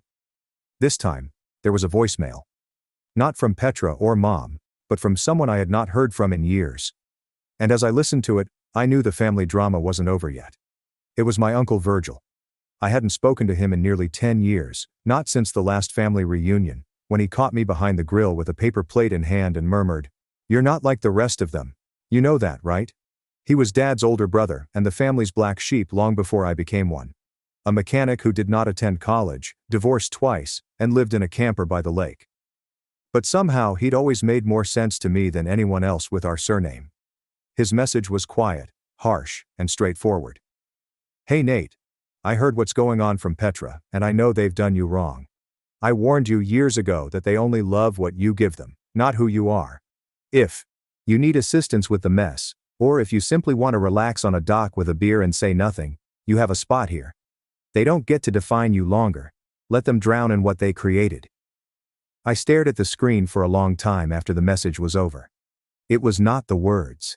It was the simplicity, the lack of guilt, and the serene acceptance. I had no idea how much I needed that until I heard it from someone who wasn't asking for anything. The final week was like a storm surge. Dad tried everything. Emails, phone calls, even stopping by my place with a cooler full of steaks and a sheepish grin, as if we could somehow cook the tension away. I did not answer the door. I didn't respond. I sent every communication directly to Maura. Mom's tone also changed. Her text progressed from confusion to guilt, then desperation. You're scaring us. This isn't like you. We're losing everything. But the irony is that it had always been mine. They were only now recognizing this. By Friday afternoon, the movers I hired, not theirs, had arrived at the house. I ensured they were professional, careful, and considerate. I didn't want their belongings harmed. I simply wanted them gone. I stood in the driveway while the boxes were loaded into the vehicle. Dad sat silently on the porch, arms resting on his knees, as if he'd just learned the game was ended and he'd been betting with chips he never owned. Mom was inside, arguing with the lead mover about what constitutes essentials. Petra didn't appear. She stopped responding altogether after attempting to borrow $5,000, just until I figure things out. By 3 p.m., the house was completely vacant. The locks were changed. The title was being transferred to a rental firm that I trusted. I had already interviewed 3 tenants. One was a single mother with a daughter who wanted to grow tomatoes in her backyard. I agreed right away. As the movers drove away, Dad finally rose up and approached me. Lowell, he muttered, his voice cracking for the first time in perhaps forever. Can I just ask you one thing? I did not respond, just looked at him. He paused. Why'd you wait so long to cut us off? I let the silence continue. Then I said, because I believed you might change. I hoped that if I offered enough, you'd view me as a son, not a resource. Not the dumb one. Just me. He looked away. You were wrong, he stated gently. I know, I said. But not anymore. I got into my car and drove away without looking back. No spectacular exits or parting shots, just tranquility. The following several months were the quietest in my life. No calls, no chaos, no urgent needs for assistance disguised as family bonding. The new occupants have moved in. I stopped checking the family group chat. No one had posted in it since the locks were changed. The silence seemed unusual at first, but it grew on me. A few weeks later, on a Saturday morning, I traveled to the lake. Uncle Virgil greeted me at the pier with 2 drinks, a smirk, and a nod as if no time had passed. We sat on the worn seat and watched the ripples spread across the water. You all right? He inquired, popping open his can. I nodded. I am now. And for the first time in years, I was not lying. You're just the IT guy, my family laughed, so I canceled $62,000 in support and replied now survive without me. At my parents' golden anniversary dinner, the person I paid for my brother lifted his glass and declared loudly enough for everyone to hear. We all agreed. Jake gets the memories. I got the $1.9 million lake house. My mother applauded. My father smiled. Mayan added, fair is fair. No one looked at me. I did not argue. I didn't inquire who we all were. I simply raised my glass, allowed the silence to lengthen, and said, congrats. I'll just take what's mine. Then I smiled quietly, unconcerned, as if I had already made a decision. I did not come there to fight. I came out of habit, obligation, and perhaps even hope. I reserved the venue, covered the $4,300 catering bill, and paid the band in advance because Dad stated they couldn't afford it this month. Even purchased a special cake with their wedding date inscribed in gold. Even so, I was not acknowledged in the speeches as a son, a family member, or as infrastructure. I sat through the toasts, jokes, and their laughter when my brother declared he never wanted the lake house anyhow. No wife, no children. What exactly would he do with it? Everyone laughed. Even Grandpa Joe glanced aside. I did not. I bit into the pricey fillet, wiped my mouth, and said nothing because I could already feel the shift, the mechanism kicking in. It was not wrath. It did not even hurt. It was evident in a chilly, mechanical way. The kind that turns on after years of being tolerated but not seen. They did not want me at the table. They desired what I offered them. So I departed early and silently.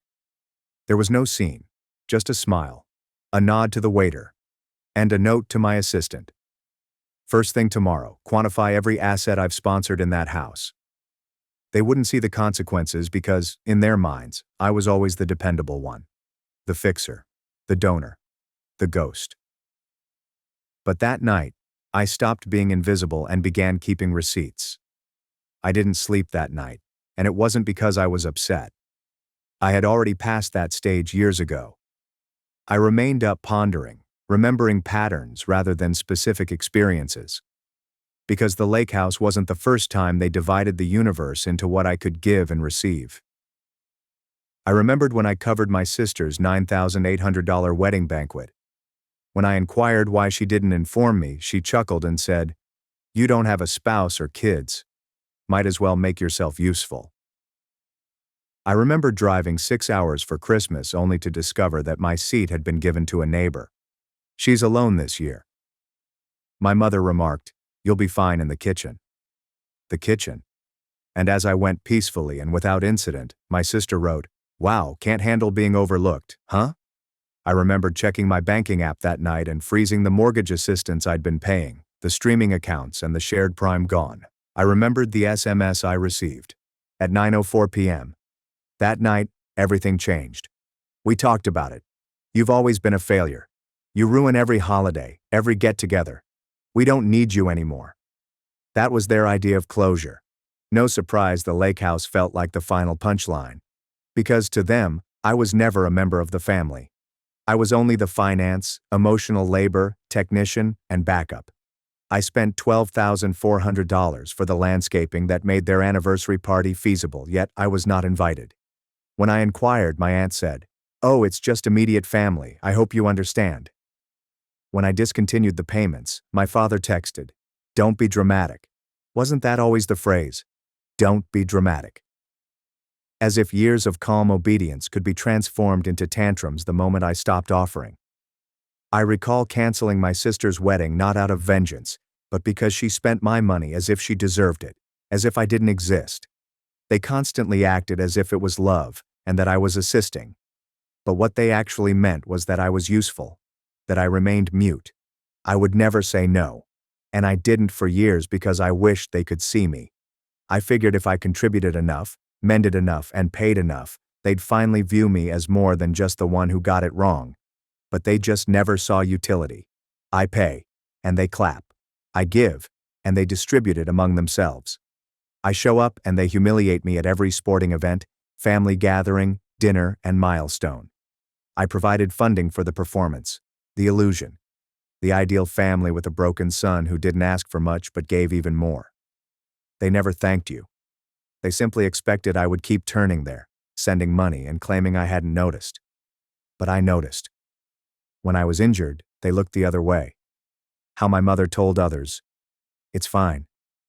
Really, he still has one good arm. As if it made me recoverable. My brother used to laugh and nickname me RoboCop every Thanksgiving, as if I were a party trick. My father said, "We're not going to walk on eggshells just because you had a bad year. One bad year." That's how he described the decade I spent reconstructing my life.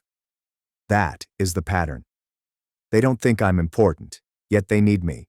They want presents without the giver, services without the person, and access without acknowledgement.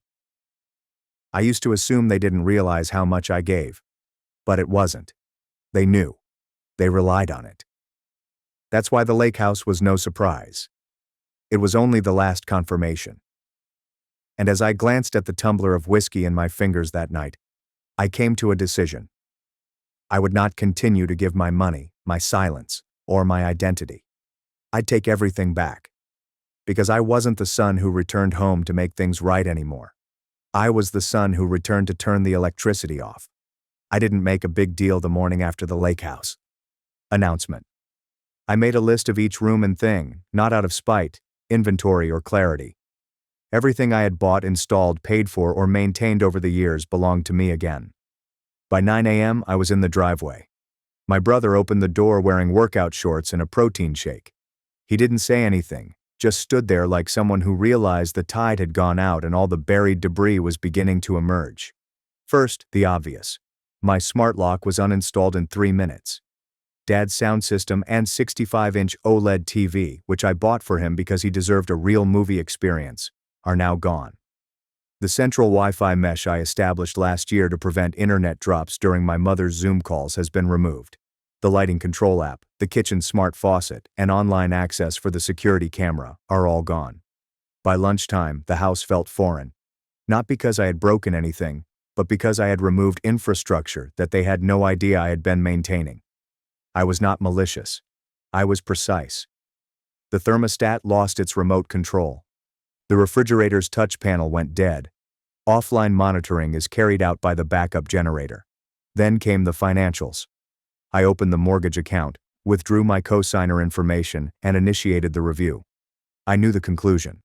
They would not qualify for a loan following the refinancing I assisted them with 2 years ago. The phone then plans all 5 lines in my name. I transferred complete ownership.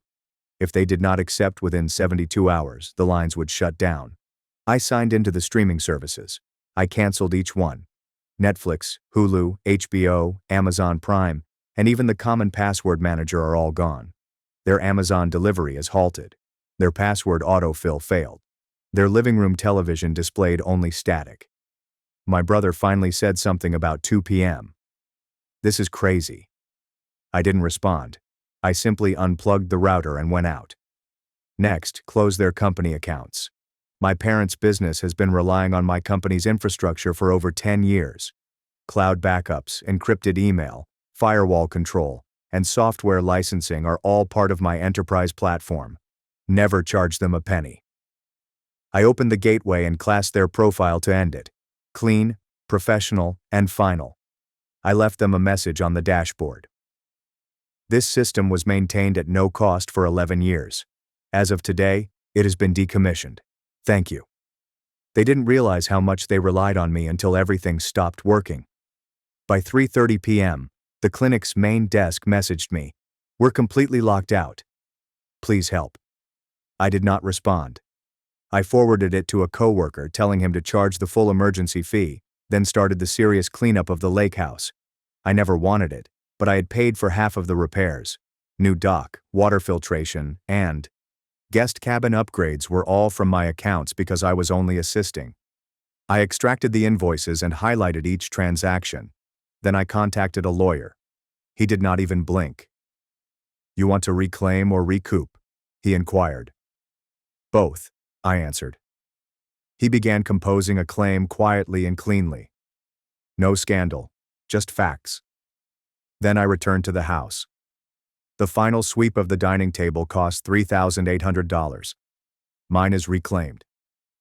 The patio chairs, purchased on my card during a family emergency, were loaded into the vehicle. The espresso machine I gave them for Christmas 2 years ago, which my mother said made her feel like someone finally acknowledged her, was wrapped in towels and carefully packaged. My brother attempted to block the passageway at one point. "You're not taking the flooring, man." I merely smiled and continued walking, because I had my receipts. Literally. By dusk, the house felt hollow, still intact but devoid of everything I had poured into it. There was only one thing left. The box. Old and wooden. Tucked in the back of the closet, they kept old photos and forgotten keepsakes. I opened it. Inside were cards I'd written over the years, messages, hospital bracelets, a dried corsage from my sister's high school dance, and a medal from when I had 2 hands. On top is a folded drawing I created when I was 7. "My family," it said. Stick figures are smiling. They had preserved it even after everything. I stared at it for quite a while. Then I closed the box and left it on the dining table, the only item I did not remove. Because I didn't want memories. I desired space. I drove home that night and slept better than I have in years. No calls, texts, or guilt. Just silence. I finally understood. I had not wrecked the family. I had just disconnected myself from the machine that kept it operating. They didn't call immediately. Not the following morning. Not the day following that. The hush lasted 4 entire days. However, it was not tranquil. It was pressure, like a conduit bulging from the inside and about to burst. Then it did. Day 5, 8:17 a.m. I received the first group message from my mother, father, and brother. "You're overreacting. This was a family decision. We thought you'd understand. This doesn't have to be permanent. Let's fix it. You're acting like a stranger." I did not respond. An hour later, my mother sent a separate message. "I'm ashamed that you're trying to punish us instead of talking. This isn't you. You're not a monster." That was the tone, not apology or ownership, only denial, terror, and projection. They were not sorry. They were afraid. Because for the first time in years, I had removed the net, the fallback, the repairer. By lunchtime, my voicemail was filled. My father left 2 identical texts back to back. "Just call me. Don't do anything stupid." What they meant by stupid was permanent. They knew I wasn't lying anymore. The situation worsened by the evening. Aunt Gloria shared a vague Facebook status. "Some people will throw away blood over ego." Subtle. Not enough to identify me. But everybody knew. The smear effort then escalated significantly. It began with a message from my cousin Tasha.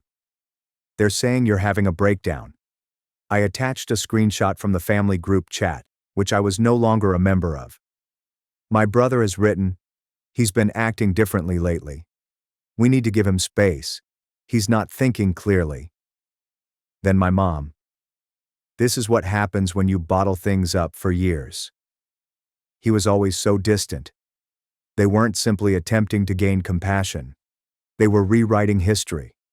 I was not strategic. I was in a downward spiral. I was not setting boundaries. I was dangerous.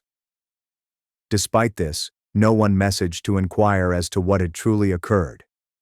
They simply thought that the old story remained true. The quiet brother, the awkward one, and the one they pitied. But I was not that person anymore. I was the hurricane they didn't expect. That night, I received a call from a banned number. I almost didn't respond. It was Harper, my brother's girlfriend. Her voice shook. "They're trying to bury you." She claimed she had overheard a conversation. My parents held a conference to discuss the exact phrases she used, and they drew together a timetable to make it appear as if I had been erratic for years. Trying to portray the wedding cancellation, streaming accounts, and company systems as symptoms of mental degeneration. Not a strategy. Not calculating. Breakdown. Harper claimed that even the therapist they had previously hired was becoming involved. My mother had contacted her and asked if she had ever observed any indicators. That's when I realized they weren't attempting to win me back. They were attempting to discredit me, to undo what I had done by painting myself as unstable. The emails appeared next. 2 anonymous ones were sent to my job, with vague claims. concerns about recent emotional shifts, and references to troubling behavior. I traced the IP addresses. One came from my parents' hometown library. The other is from a home ISP. I didn't need anything more. They were desperate. And desperate individuals cease covering their hands. But I did not answer. Not once. Not to messages, posts, or calls. I let silence speak for me. Because I knew what would happen next. Confrontation. They did indeed turn up on Sunday afternoon. My mother, father, and brother were waiting at my door as if it were Thanksgiving and they were dropping off a pie. They did not ring the bell. Just 3 performers standing there waiting for their signal. I let them stand for 2 full minutes before opening the door. We didn't invite them in, did not smile, just said, "You have 5 minutes." My mother began crying immediately. Not from anguish over exposure.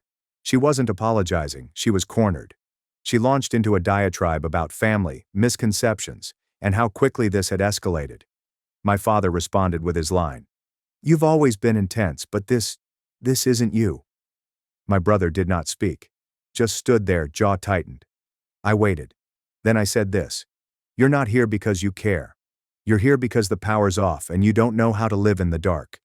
Silence. Then I looked at my mother. "You let them say I was crazy." I looked at my father. "You watched it happen." I looked at my brother. "And you started it." That was the moment my brother broke. "You're throwing your own family away for what? Pride?" I nearly laughed. I'm throwing you out for survival."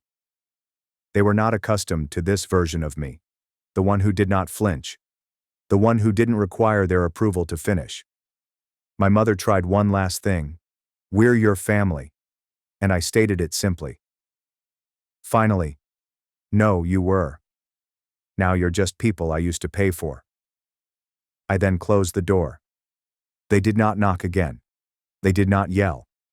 They just stood there, devastated and puzzled, recognizing that the system they had constructed around me had failed and that they had no idea how to reconstruct it without me.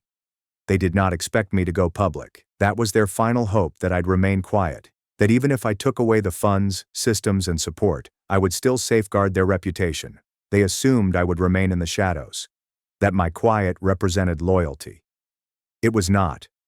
There was restraint. So, I opened the vault. First, the post. A simple caption. For those asking why I went quiet, here's what silence was covering. Attached were screenshots of the group conversation in which my mother stated that he has always been unstable, my brother's message referring to me as a sunk cost, the canceled invoices I paid, and the defamation email tracked back to their network. I did not offer any commentary. No hashtags. There is no anger. Just facts. Within an hour, the message had received over 300 shares from friends, colleagues, and even distant relatives. Then I uploaded the second file, which was video footage from my doorbell camera. My mom is standing in my driveway. My father is behind her, throwing bricks, swinging branches, and screaming. The same people who claimed I was spiraling. The same people are screaming, "We gave you everything." I blurred my face. Not because I had to, but because I wanted the focus to be on the truth rather than retribution. Then came the last upload. A PDF named Receipts. It had bank records from payments I made for their mortgage, streaming, weddings, and tuition. Email confirmations include my signature authorizing home upgrades, travel, and business systems. Legal documents confirming that I had distanced myself from their debts. There are no edits, no interpretation, just reality. Then I closed my laptop. I didn't check for comments. I didn't wait for reactions. Because the truth was not for them. It was intended for the people to whom they attempted to lie. By the evening, my inbox was filled with emails from old acquaintances, co-workers, even a few cousins. My cousin Tasha sent one message that stuck out. "You didn't destroy the family. You revealed it." Even better, a quote from my uncle's dental clinic assistant. "So you were the one keeping it all running. We had no idea. They always said you were just the IT guy. We're sorry." That hit was different. Because that is how the family narrative has always been. I was the broken one. The helper. the unhappy one in need of a cause. And they realized I was the structure. When I went away, everything collapsed. There's no drama, no vengeance, just balance. My mother had removed her social media accounts the following day. My father's email auto-replied, "Out of office, indefinitely." My brother went quiet online, erased old posts, and set his profile to private. It was not a shame, it was exposure. They couldn't spin it anymore, not while the receipts were public. And that's when the balance shifted. They did not simply lose a son, they forgot the story they told about him. They requested to meet one final time. No group message, no pressure, just a quick email from my father. "If you've got 10 minutes, we'd like to see you." No drama, just closure. It was scripted, premeditated, and polished to sound plausible, as if they had finally engaged someone to edit their apologies. I didn't respond. I showed up. Same house, same driveway. I walked away from the same front door months ago. My brother wasn't present. It was just my parents waiting in the living room, as if this were some bizarre sort of a family counseling session. My mother sprang up when she saw me, her eyes already misty. My father did not move. "Thank you for coming," she added, as if we were strangers conducting a commercial transaction. I did not speak. I nodded once and sat across from them. The room was quite clean, two-staged. The fireplace flickered, even though it was July. The coffee table was equipped with 2 mugs. One was named World's Best Son. My mother shoved it toward me, as if it were going to reset the board. I did not touch it. My father cleared his throat. Then he started into, "We reflected on what happened and what we said, and we want to make it clear. We did not mean to make you feel unwanted." He said it as if he was trying not to cross a legal line, as if this was a carefully crafted damage control statement rather than a confession. My mother responded next. "You've always been really powerful, so capable. We hadn't realized how much pressure you were under." They hadn't realized. That was the theme of the day. We now disregard you. We have now utilized you. Just an oops. We hadn't noticed. I let them talk. I allowed them to express their regrets about how things looked. They were saddened that the family was so broken now. They talked about treatment, regaining trust, and beginning over. They utilized every phrase except for the ones that mattered. We were mistaken. We were cruel. We treated you like a service, not as a son. Finally, my father added, "We miss you." Then came quiet. Waiting. And I gave them something they didn't expect. I stood up calmly, composed, and said, "You did not miss me. You missed the infrastructure. You missed out on funding. You missed the version of me who paid, remained silent, and made you believe it was love." My mom let out a gasp. My father blinked as if someone had smacked him. I did not stop. "You do not miss me. You miss what I gave you. Free labor. Silent compliance. The automatic answer is yes." I turned to my mother. "You allowed them to lie about me. You let them claim I was unstable. And when I remained silent, you called it serenity. It wasn't peaceful. I was the one who survived you." Then to my father. "You taught me that loyalty equaled obedience. That love was won through sacrifice, but that was not love. It was useful." They attempted to interrupt. I continued going. "You cannot beg for grace after decades of casual cruelty. You can't pretend this was a misunderstanding. This was a transaction. And I ultimately terminated my subscription." My mother started to cry. Not quiet tears, but heaving sobs, as if she were auditioning for absolution. I did not move. She muttered, "But we're still your parents." And I said, "You were. And you used that title like a credit card with no restrictions. It's now maxed out, and you're responsible for the default." My father stood up. He appeared older than I remembered, smaller, as if he had been deflated. He said one thing, his voice breaking. "Is that it?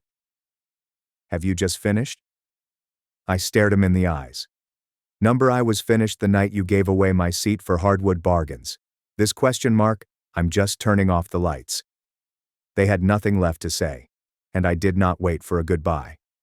I stepped out past the framed images that were never updated. They kept the fireplace lit for show. Past the phony mug that read, "World's Best Son." I closed the door behind me. Did not slam it. I just clicked it shut. Like a story ending. That night I received one final message from my mother. "You will come to regret this one day. Family is forever." And I responded with the one reality they never expected. No. Family is something that one earns. And you returned it broken. I then blocked her number. Then I slept. There is no guilt. There's no noise. There's no weight on my chest. Because I did not just say no to them. I said yes to myself for the first time in 20 years. My mom joked I was proof birth control wasn't perfect, so I walked away. 6 years later, broke parents begged me for help, unaware I owned their house. 6 years of stored-up emotions had that effect. I was always aware that I was not the best-behaved member of my family. My brother Hugo was the intended one with outstanding grades and a varsity jacket, the entire package. I was, according to my mother's dinner party jokes, what happens when you trust cheap pharmacy brand condoms. It's hilarious, right? She'd been making that joke since I was about 8. Growing up I assumed it was common for your mother to use you as the punchline. But you adapt. I learned the skill to smile through the barbs, like an emotional callus. When people asked what I wanted to be when I grew up, I said a tax write-off, because that's what my father called me after 3 beers. People believed I was a witty kid. Nah, I was only repeating household material. The night things changed was my mother's birthday meal, not the family supper. It was only the 4 of us at a mid-tier restaurant, and Dad moaned about the prices while ordering his 4th scotch. The main incident occurred 2 days later, when my mother invited her work colleagues around. These were not just any. My mother had been anxiously trying to join this country club crowd for years.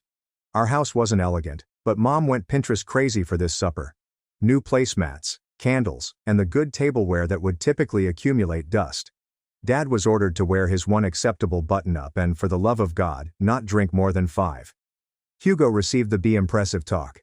I received nothing. That should have been my first indication, not even a "please don't embarrass me."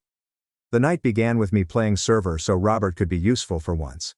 I passed around appetizers while Mom told us about Hugo's baseball scholarship prospects. Dad managed to hold it together for the first hour, nursing his beverages and nodding at acceptable intervals. I was invisible, which was the best-case scenario in these scenarios. Then someone inquired about family planning, or something. Some lady with one of those "I want to speak with the manager" haircuts mentioned how costly kids are these days. That's when it occurred. My mother, 4 glasses of white wine deep, gave me this expression I knew all too well. The "I've got a real zinger" expression. She pointed directly at me as I gathered empty cups. "Birth control is only 99% effective." She paused for emphasis. "He's the 1%. Everyone chuckled. Even my father, who typically just exists in these situations, broke out a belly laugh like it was the funniest thing he'd ever heard. I stood there, clutching soiled glasses, as everyone laughed at the fact that I was never intended to exist. Hugo was not laughing. He stared at his plate, as if he wished to disappear. At least one person in that room had the dignity to feel embarrassment. The hardest part was that my mother wasn't done yet. "We already had our perfect kid," she said, indicating to Hugo. "Robert, here's what we call the family mistake." More laughs. Someone, I believe it was my father's supervisor, exclaimed, "Ouch. Bet that's going to leave a mark." As if we were in a bad sitcom. I did not chuck the glasses. I did not yell. I simply placed them carefully on the table and headed upstairs to my room. Nobody noticed. The topic had already shifted to someone's vacation in Cancun. I sat on my bed, and something inside me simply clicked off. Like when you shut down a computer that has been running too many apps. The emotive screen turned blue, then black. I knew I was going to leave that night. I emptied my school backpack of textbooks. Who needs trigonometry when you're about to become homeless, right? I packed the essentials: a couple of t-shirts, jeans, underwear, a toothbrush, the $40 birthday money from my grandmother that I'd been saving for a new game, my phone charger, and the emergency Cliff Bars I kept in case my father forgot to go food shopping. Hugo showed up as I was packing. We did not say much. He knew. He probably saw this coming before I did. He gave me $120 from his own savings and his old phone, which still worked but was not tied to the family plan. He said he'd load $20 in prepaid minutes on it the next day. They won't even notice you're gone until tomorrow afternoon, he told me. Not accusatory, but factual, as if he were giving me the weather report for my trip. I almost broke down, unloaded everything, and climbed into bed to face another day as the family punchline. But then I heard more laughter downstairs and my mother's voice carrying up, something about adolescent attitude issues. Nope. I was finished. I waited until midnight, when the house was silent. Mom and Dad had passed asleep after drinking their individual bottles of wine and whiskey. Hugo left his desk light on, our old signal from when we were youngsters, while one of us sneaked into the kitchen for goodies. It's all clear. I did not leave a note. What was I about to say? Thanks for making me feel like a cancerous growth on your perfect family for 16 years? The night was frigid. Late October vibes. I had nowhere to go, yet it felt better than staying. I strolled till I reached the 24-hour McDonald's and used their Wi-Fi to plan my next move. We ended up taking a Greyhound to the next city over. Not too far, but enough. The first week was hard. I slept 2 nights at the bus terminal. I then found a youth refuge. They let me remain for 2 weeks while I got a job washing dishes at a shady cafe that didn't mind that I was underage. All that mattered was that the payment was made in cash. Hugo communicated with us using a disposable email address that we set up. He claimed that when my mother reported me missing, she cried for the cameras. Then she grumbled about how dramatic I was every time the cops departed. Dad got drunk and promised I'd come back when I was hungry enough. I was not going back. Not when hunger made my stomach twist into knots. Not when I stayed at a shelter full of people yelling in their sleep. Not when December arrived and I still didn't have a suitable coat. 2 months in, I met Jack. He caught me asleep in the diner's break room while I was supposed to be doing dishes. Rather than firing me, he inquired as to why I was absent from school. I ended up telling him everything over cold fries after we closed. It turned out that Jack made his own family error, different details, same taste of garbage. He arranged for me to work on repair projects, initially under the table, then legally once I received my GED at the age of 17. Even allowed me to stay on his couch until I could afford the world's most miserable studio apartment. Those first 2 years were a jumble of 12-hour days, instant ramen, and falling asleep to YouTube tutorials about taxes and credit scores while using free Wi-Fi. No social life since who had time? Just work, save, and survive. Hugo graduated and attended college 3 states away. That was a smart move. We still emailed, but less frequently. He was living his life, but I was starting from scratch. Year 3, I began to feel almost human again. I had my own place with no obvious mold. I started taking community college classes online. Even went on a few Tinder dates that weren't total catastrophes. My parents understood I wasn't coming back around month 5. I filed a missing person report, but it went nowhere because I was working and paying expenses under my legal name. They just weren't working hard enough to uncover the error. Hugo informed me that they had converted my room into a home gym by my 17th birthday. Dad received my baseball card collection, which was actually worth something. Mom informed the neighbors I was attending a special boarding school for troublesome kids. That's when I realized it wasn't just about leaving anymore. This was about becoming someone they'd regret losing. Someone who would make them realize what they'd wasted. I stopped being furious all the time. Anger burns the calories you need for climbing. Instead, I became cold and calculated, viewing money not only as a means of existence, but also as a source of power. Every payment, every A in my online programs, and every new skill I learned added another brick to the wall between me and that dinner table where I stood holding unclean glasses while everyone laughed. It has been 6 years now. I'm 22. I have my own home, my own life, and my own hand-picked group of people that truly care. Hugo is the only person who knows where I am. And he was sworn to secrecy, at least until last week, when he called to warn me that our parents are hunting for something. The Bank of Karma is finally calling in their debt. And me? They had no idea I'd be the collections agent. The interest on emotional debt compounded daily. Update. First and foremost, holy shit. I didn't anticipate the first portion to blow up like that. RIP, inbox. Thank you for all of the prizes and confirming that I'm not the weird one in this narrative. For anyone wondering if this is real, the answer is unfortunately yes. Some details change for obvious reasons, but the main story remains my life. I wish it wasn't. Alright, I'll pick up where I left off. The first 2 years after leaving were primarily survival mode. Working extra shifts, eating cheap ramen, and sleeping on a mattress I found near the dumpster. Don't be judgmental. I thoroughly cleaned it with Lysol. I'd check my email at the public library, and Hugo would give me an update on the home situation. Mom and Dad apparently searched for me for 3 weeks, and by looking, I mean Mom posted a couple of dramatic Facebook updates with my school photo, eliciting her daily dose of compassion replies. Dad called 2 of my schoolmates. This was the extent of their hunt for their missing child. Hugo texted me a screenshot of my mother's Facebook post proclaiming that they had renovated my bedroom into her dream home gym, complete with a Peloton imitation and those decorative weights that no one ever uses. Caption: making lemonade from life's lemons. Blessed Chocker Fit Mom. That post had more engagement than the ones bemoaning my absence. Let that sink in. By year 3, I had saved enough for community college classes. Not the fancy in-person sort, but the inexpensive online ones you do after a long day at work. My back suffered from hunching over a laptop on my kitchen counter, which is also a door between 2 milk crates. But the ache felt different. Pain has a purpose. I studied business and finance. Not because I was interested in spreadsheets, but because I was learning that money is just math, and math doesn't care whether you're desired or not. That's when I met Clara through an online study group. She contacted me privately after I adjusted her Excel formula for a collaborative project. We began video chatting about tasks, and then moved on to other topics. She was as brilliant as heck, studying for her paralegal certification while working at a law firm. The first time we met in person was at this dismal coffee shop halfway between our apartments. I was anxious as hell, wearing my one decent shirt, which still had a small pasta sauce stain that I had tried to disguise with a pen. She arrived with her hair in a sloppy bun, spectacles, and a smile that made me forget about being the family mistake for the entire 3 hours. I told her everything that night.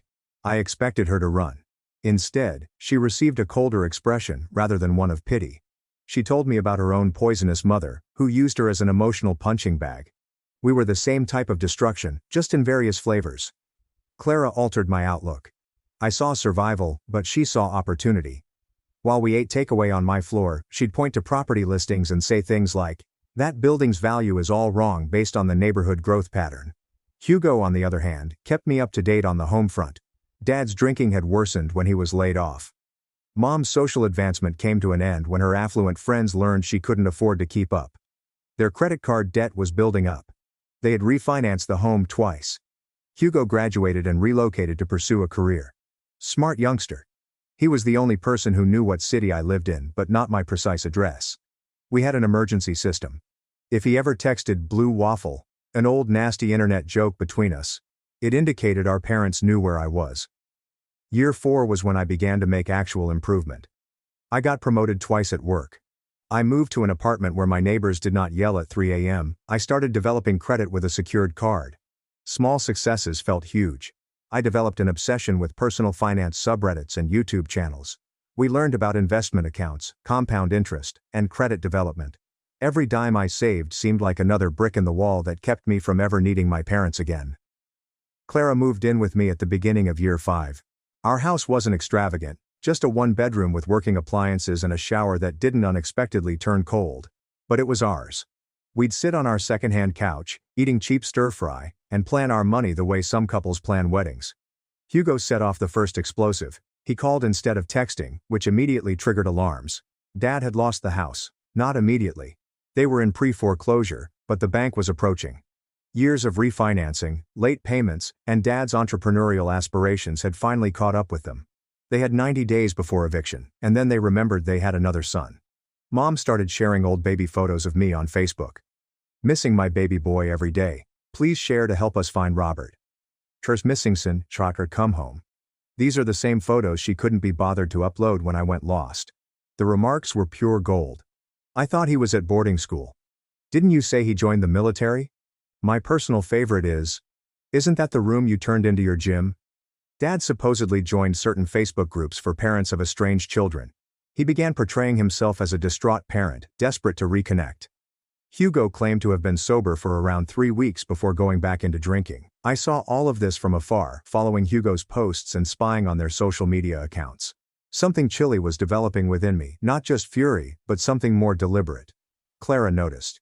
We'd be eating supper and she'd notice me staring at nothing, running numbers through my head. She didn't try to talk me out of my plans. Instead, she helped improve it. I'd been saving and investing actively, living below my means and developing a portfolio. Not much money, but enough to make some moves. Clara used her paralegal experience to help me comprehend the legal aspects. That's when we devised the plan. I called the bank that handled my parents' mortgage, assumed a false name, formed an LLC, indicated that I was interested in purchasing distressed properties in that area, and made a bid on their specific loan. Banks don't care who buys their debt as long as they are paid. After 3 weeks and a mountain of paperwork, I owned my parents' mortgage. They hadn't realized it, but they suddenly owed me money for the roof over their heads. I did not foreclose immediately. I wanted to wait until they found me and begged for help, unaware that I held their financial future in my hands. Clara labeled it poetic justice. I termed it balancing the ledger. Meanwhile, Mom's desperate social media crusade to find me gained traction. Some local Facebook groups in their area shared her posts. People enjoy hearing a nice family reunion story, especially when they don't know the reality. The mistake occurred 6 months ago. Hugo was visiting us for the weekend. He shared an Instagram story of us at a local restaurant with a distinctive painting in the background that screamed our city. He removed it after 10 minutes, but Mother had already seen it. The texts began pouring in. Hugo gave me his phone, which contained 27 unread texts from Mom. All variations of, "Is that Robert?" and "Where are you?" Hugo sent the blue waffle emergency SMS that night. We laughed it off. What were the possibilities that they'd discover me in a metropolis of 2 million people based on a single mural? When you're desperate, it appears to be quite effective. Hugo called 2 weeks ago to say that Mom had joined every Facebook group in our city. I posted my high school photo everywhere, with the caption, "Looking for my son," and some sob story about how we were cruelly separated. Then, last week, my neighbor across the hall remarked that someone had been inquiring about me. They showed me a screenshot. My mother had somehow discovered our apartment complex's community page and was messaging residents. I changed our locks that day. Part of me wanted to run away and start over somewhere else, but Clara reminded me that I now own their house. I had all the cards. Perhaps it was time to play them. 3 days ago it occurred. I was working from home when the buzzer sounded. I checked the security camera footage on my phone. Thank God for affordable smart home technology. There they were. Mom and Dad were there at my door, looking much older and desperate than I remembered. Dad had lost weight. Mom had acquired it. Both appeared to have been awake for days. Dad shifted from foot to foot, as if he needed a drink. Mom clutched her purse as if it held her last bit of dignity. I didn't respond. I watched them press the buzzer 3 more times. They eventually left a handwritten message imploring me to contact them for an urgent family situation. Hugo called that night to confirm what I already knew. They were coming to discuss the house. They needed money. They needed their heir to help them out. I spent the next 2 days preparing with Clara, gathering documents and practicing what I'd say, how I'd be cool, and how I wouldn't give them the joy of seeing the hurt child they'd abandoned. Yesterday morning, the buzzer sounded again. The camera shows the same anxious faces.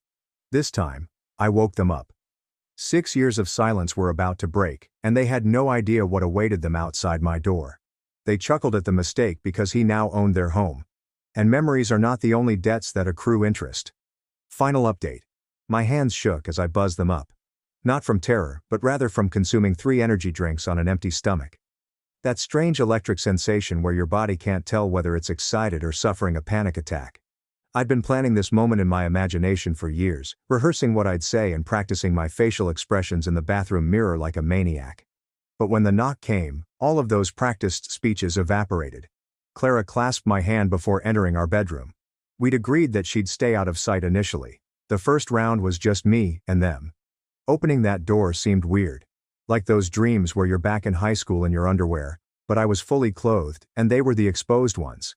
Mom seemed tiny. Her hair was box-dyed, not salon perfect. The luxury purse was gone, replaced by something from a bargain store. Dad had reached the age of 15 in 6. The alcohol bloat had vanished, but so did everything else. His face appeared caved inward, with skin hanging where the puffiness used to be. The quiet lasted 10 awkward seconds before Mom made a strange coughing sound and attempted to hug me. I stepped back. The rejection struck her like a physical blow. Dad merely stared, his gaze darting throughout our apartment, taking in the nice furniture and smart TV, proof that his mistake wasn't living in dirt. Mom began crying instantly, which was exactly what I expected. Emotional manipulation was her first language. Dad sought to maintain decorum by asking if they may come in to discuss. I let them pass without offering them refreshments or chairs. Allow them to stand awkwardly in my living room, like unsolicited door-to-door salespeople. Mom continued repeating she couldn't believe she had discovered me. How she hadn't stopped staring. How many nights had she sobbed herself to sleep, wondering if I was safe. Dad nodded, like a dashboard ornament. Neither mentioned the home gym, which used to be my bedroom. Funny how those details slip your mind when you need them. I finally asked why they were here, not what they wanted to talk about, but why they were still in my home after 6 years. The facade cracked instantly. Mom's faux tears came to an end mid-sob. Dad's shoulders dropped even more.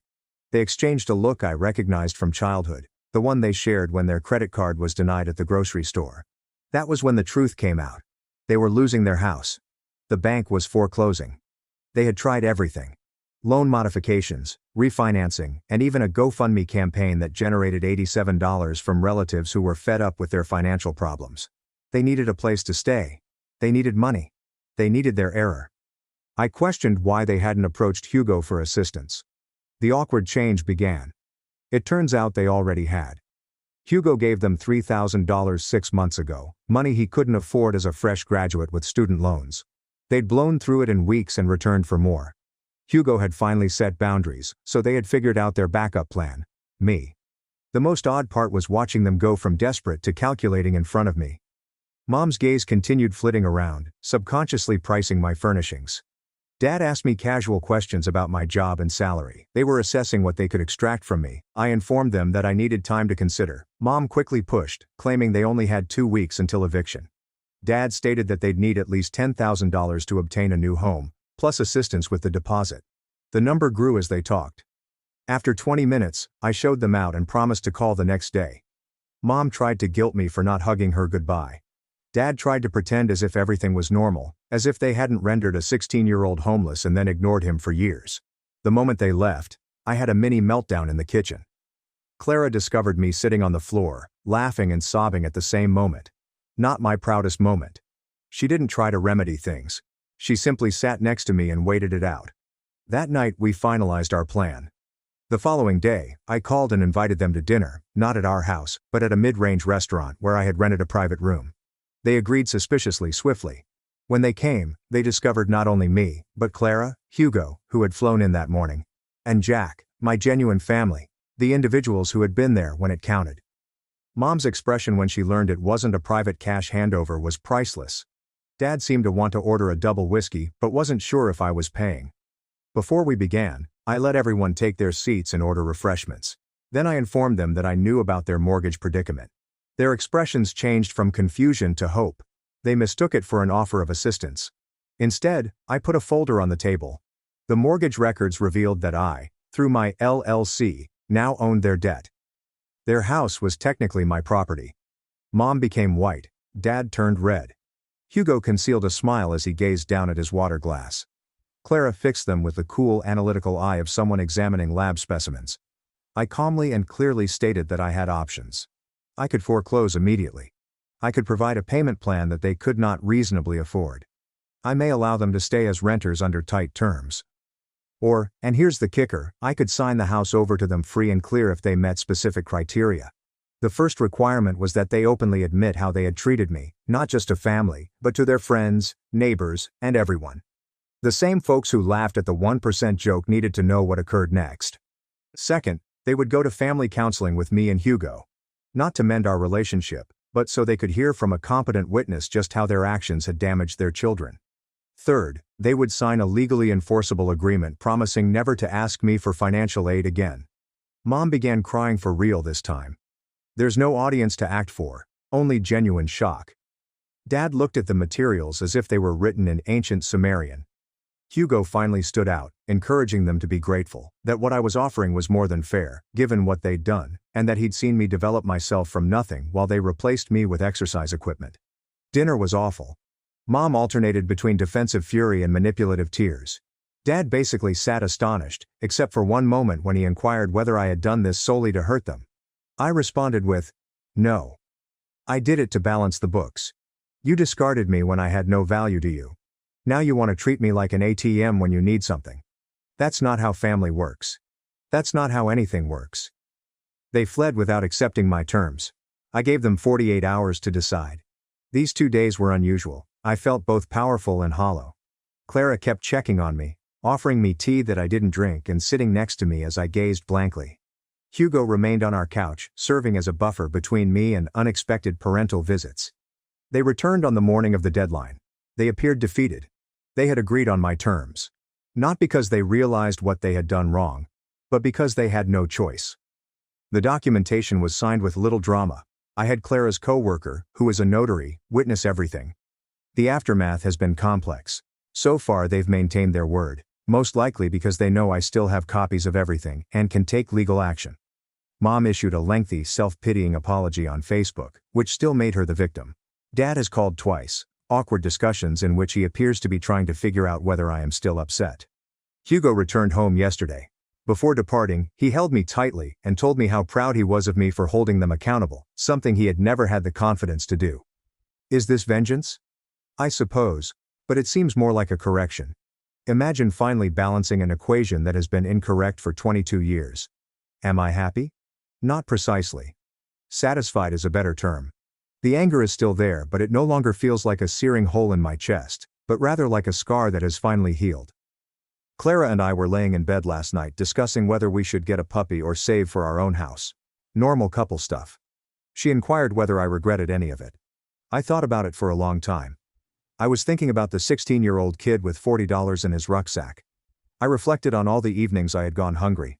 I used to work double shifts with a fever since there was no safety net. Then I considered who I would become as a result of it. How I had created something from nothing. How I found folks who genuinely valued me. I responded. No, I don't regret it. Not the leaving, not the struggling, not even the revenge.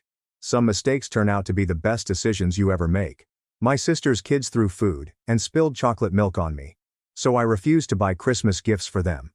Then she accused me of child abuse. My sister Marissa is 32 and I am 28. She has 3 children, Tyler, 11, a male, Chloe, 9, a female, and Harper, 6, a female. Yes, these are their true names. And yeah, that should tell you something straight. Now, Marissa and her husband Colin have been married for about 12 years, and they both work respectable jobs, so they are not struggling financially. Now, I need to provide a complete picture of what I've been dealing with these kids for literally years, since this Christmas didn't happen in a vacuum. It began when Tyler was probably around 4. Marissa thought that traditional parenting was too restricting, and she wanted to create free-thinking, empowered children. This meant that these kids had never heard the word no in their lives.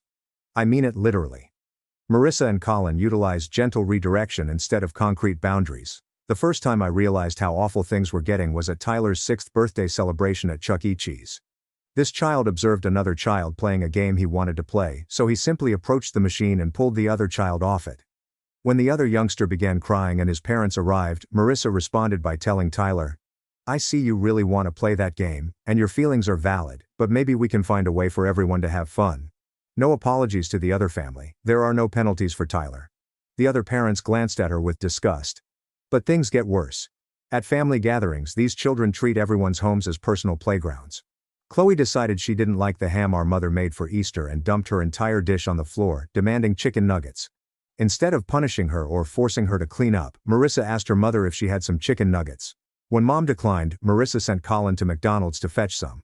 I watched my 65-year-old mother get on her hands and knees to clean up the mess, as Chloe smirked. Harper, the 6-year-old, has a habit of screaming. And I mean screaming, when she does not get exactly what she wants, precisely when she wants it.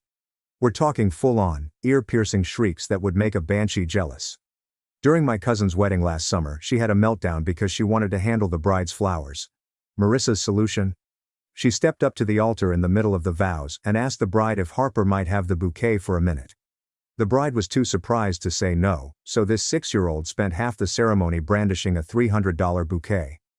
Now this is where things get personal for me. I am childless by choice, and I've always been the fun aunt who spoils the kids in our extended family. I adore kids. I simply don't want my own. But with Marissa's children, every interaction is like walking through a minefield. 2 years ago, I took all 3 of them to the zoo for Tyler's birthday. I spent more than $200 on tickets, meals, and souvenirs. Harper decided she wanted a stuffed elephant from the gift shop for $45. When I told her that I had already bought each of them a souvenir and that was enough, she threw herself on the floor of the gift shop and began wailing as if someone was murdering her. Tyler immediately weighed in, saying it wasn't fair that Harper was upset, and Chloe burst into tears because the screaming hurt her ears. Instead of leaving or scolding Harper, I surrendered and bought the elephant to silence her screams. But then Tyler wanted a $60 remote control car because Harper had received something extra. Chloe requested a second stuffed animal to match Harper. By the time we left the gift shop, I had spent an additional $150 on top of everything else, and I felt thoroughly duped and taken advantage of by some youngsters. That was my wake-up call, but it took another year and a half before I really put my foot down. The final straw came during my birthday meal in October. I'd made reservations at a fancy restaurant. Marissa insisted on bringing all 3 kids, which I was fine with at first, but within 10 minutes of sitting down, things were chaotic. Harper was standing on her chair, attempting to reach the breadbasket at the next table over. Tyler was loudly protesting that there was nothing on the menu he liked and demanded to know why I hadn't chosen a restaurant with chicken tenders. Chloe was using her fork to toss butter packets throughout the restaurant. When I urged Marissa to please keep the kids under control because other diners were staring, she said I was being judgmental and that youngsters should express themselves. They express themselves by flinging dairy items at strangers. Apparently the breaking point came when Harper knocked over her full glass of chocolate milk, spilling it all over my white outfit and pocketbook. Instead of apologizing or assisting with the cleanup, Marissa chuckled and stated, "Well, that's what you get for wearing white around kids." It was my fault for expecting basic table etiquette. I ended up leaving my own birthday dinner early, with a chocolate milk-stained outfit and an utterly wrecked night.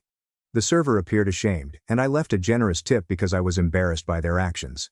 That night, I decided I was finished. Completely done with indulging this bullshit. So, when Marissa texted me in early November to ask what I was getting my babies for Christmas, I told her straight out that I wasn't going to buy them anything this year. She quickly called me to inquire what she had done wrong. I said that I found every interaction with her children difficult, and that their actions during my birthday dinner had deeply wounded my sentiments. Marissa responded by telling me that I don't understand what it's like to be a parent, and that I have unrealistic expectations of children. She accused me of being petty and nasty, punishing innocent children for simply being children. But here's the thing, I've spent time with many other children in our family and social group, and none of them behave like way. My cousin's children are 7 and 9 years old, and they can say please and thank you, clean up after themselves, and eat a meal without making a fuss. My best friend's 8-year-old helps clear the table and has never tossed food or knocked anything over on purpose.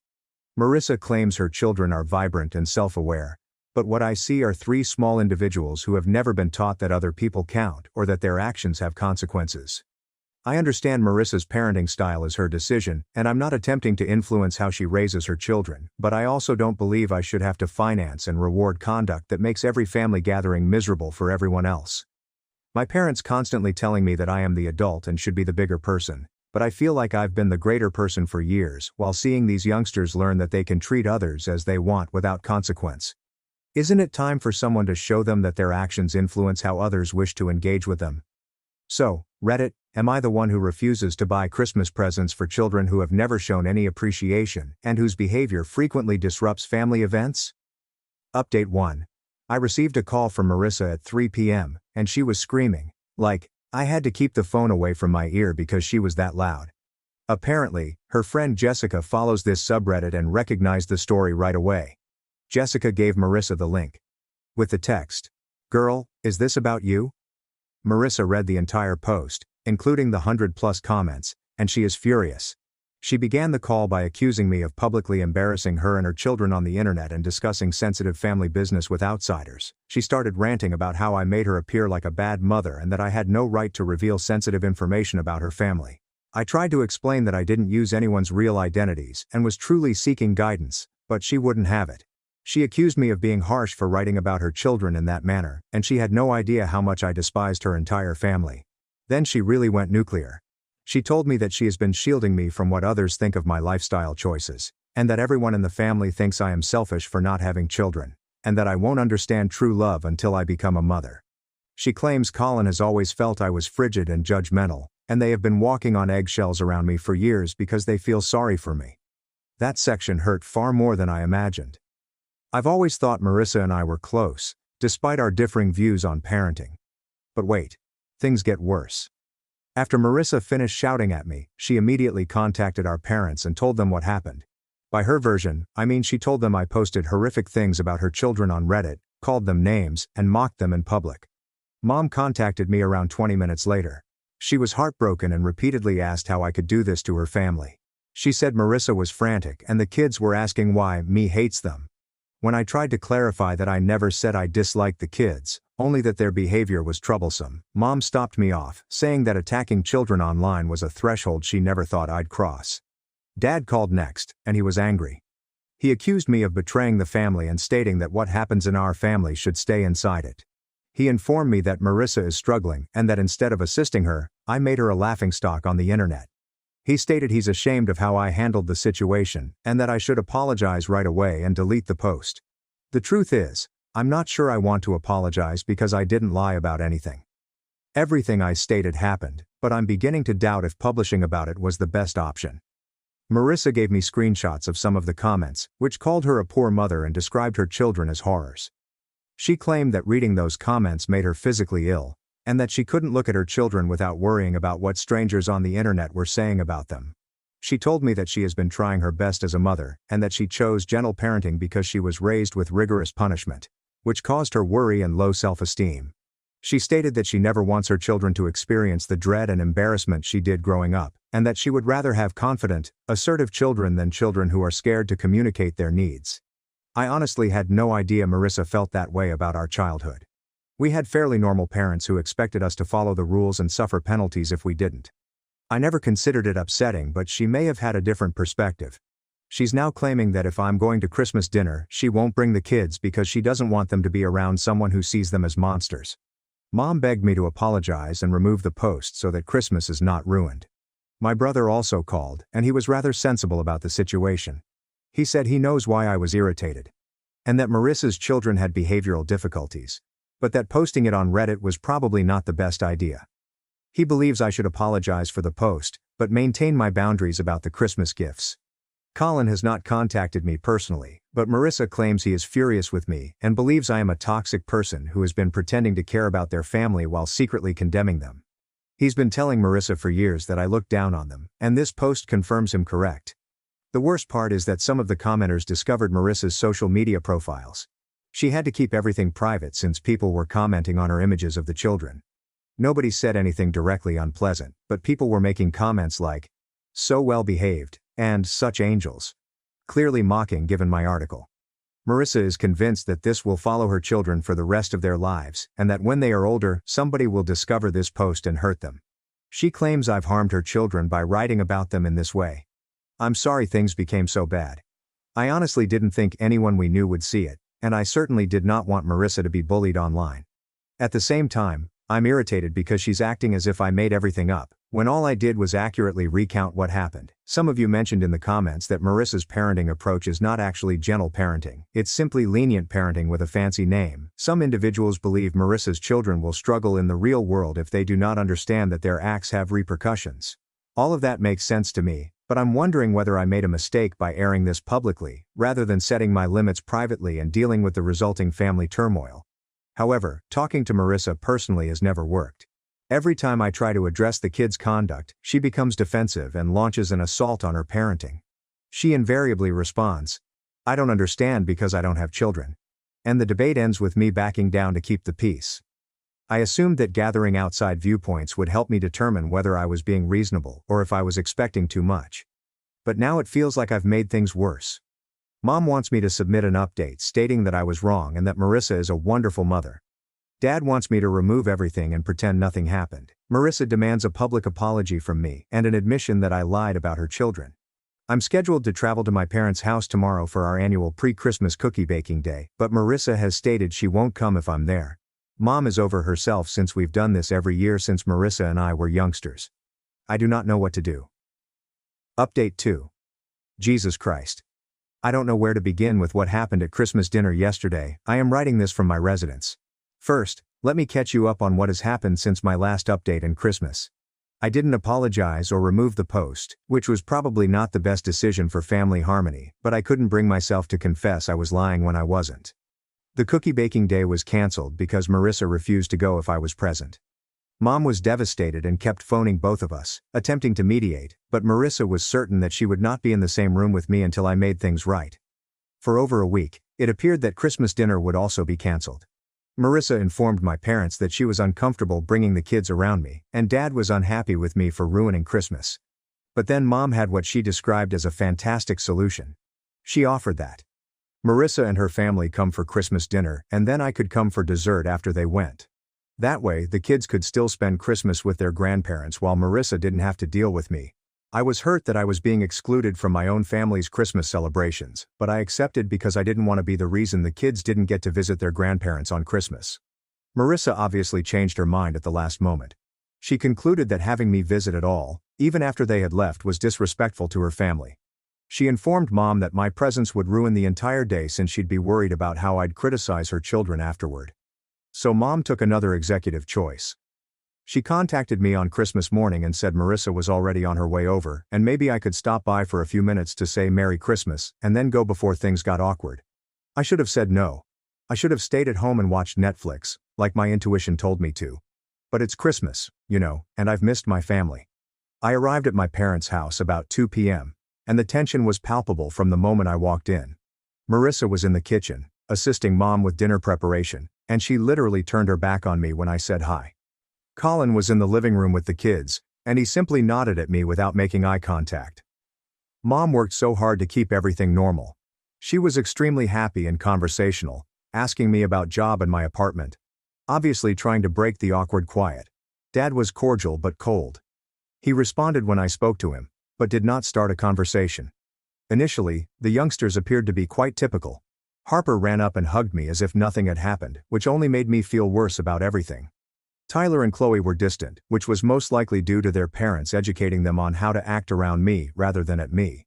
I had brought a bottle of wine for my parents and some nice hot chocolate bombs for the kids, not Christmas presents, but a peace offering. When I gave the kids the hot chocolate, Harper was ecstatic and wanted to make it straight immediately. Mom said it was all right, and I was beginning to think things might work out. Everything went horribly wrong at that point. Harper requested hot chocolate with milk instead of water, so Mom heated milk on the stove.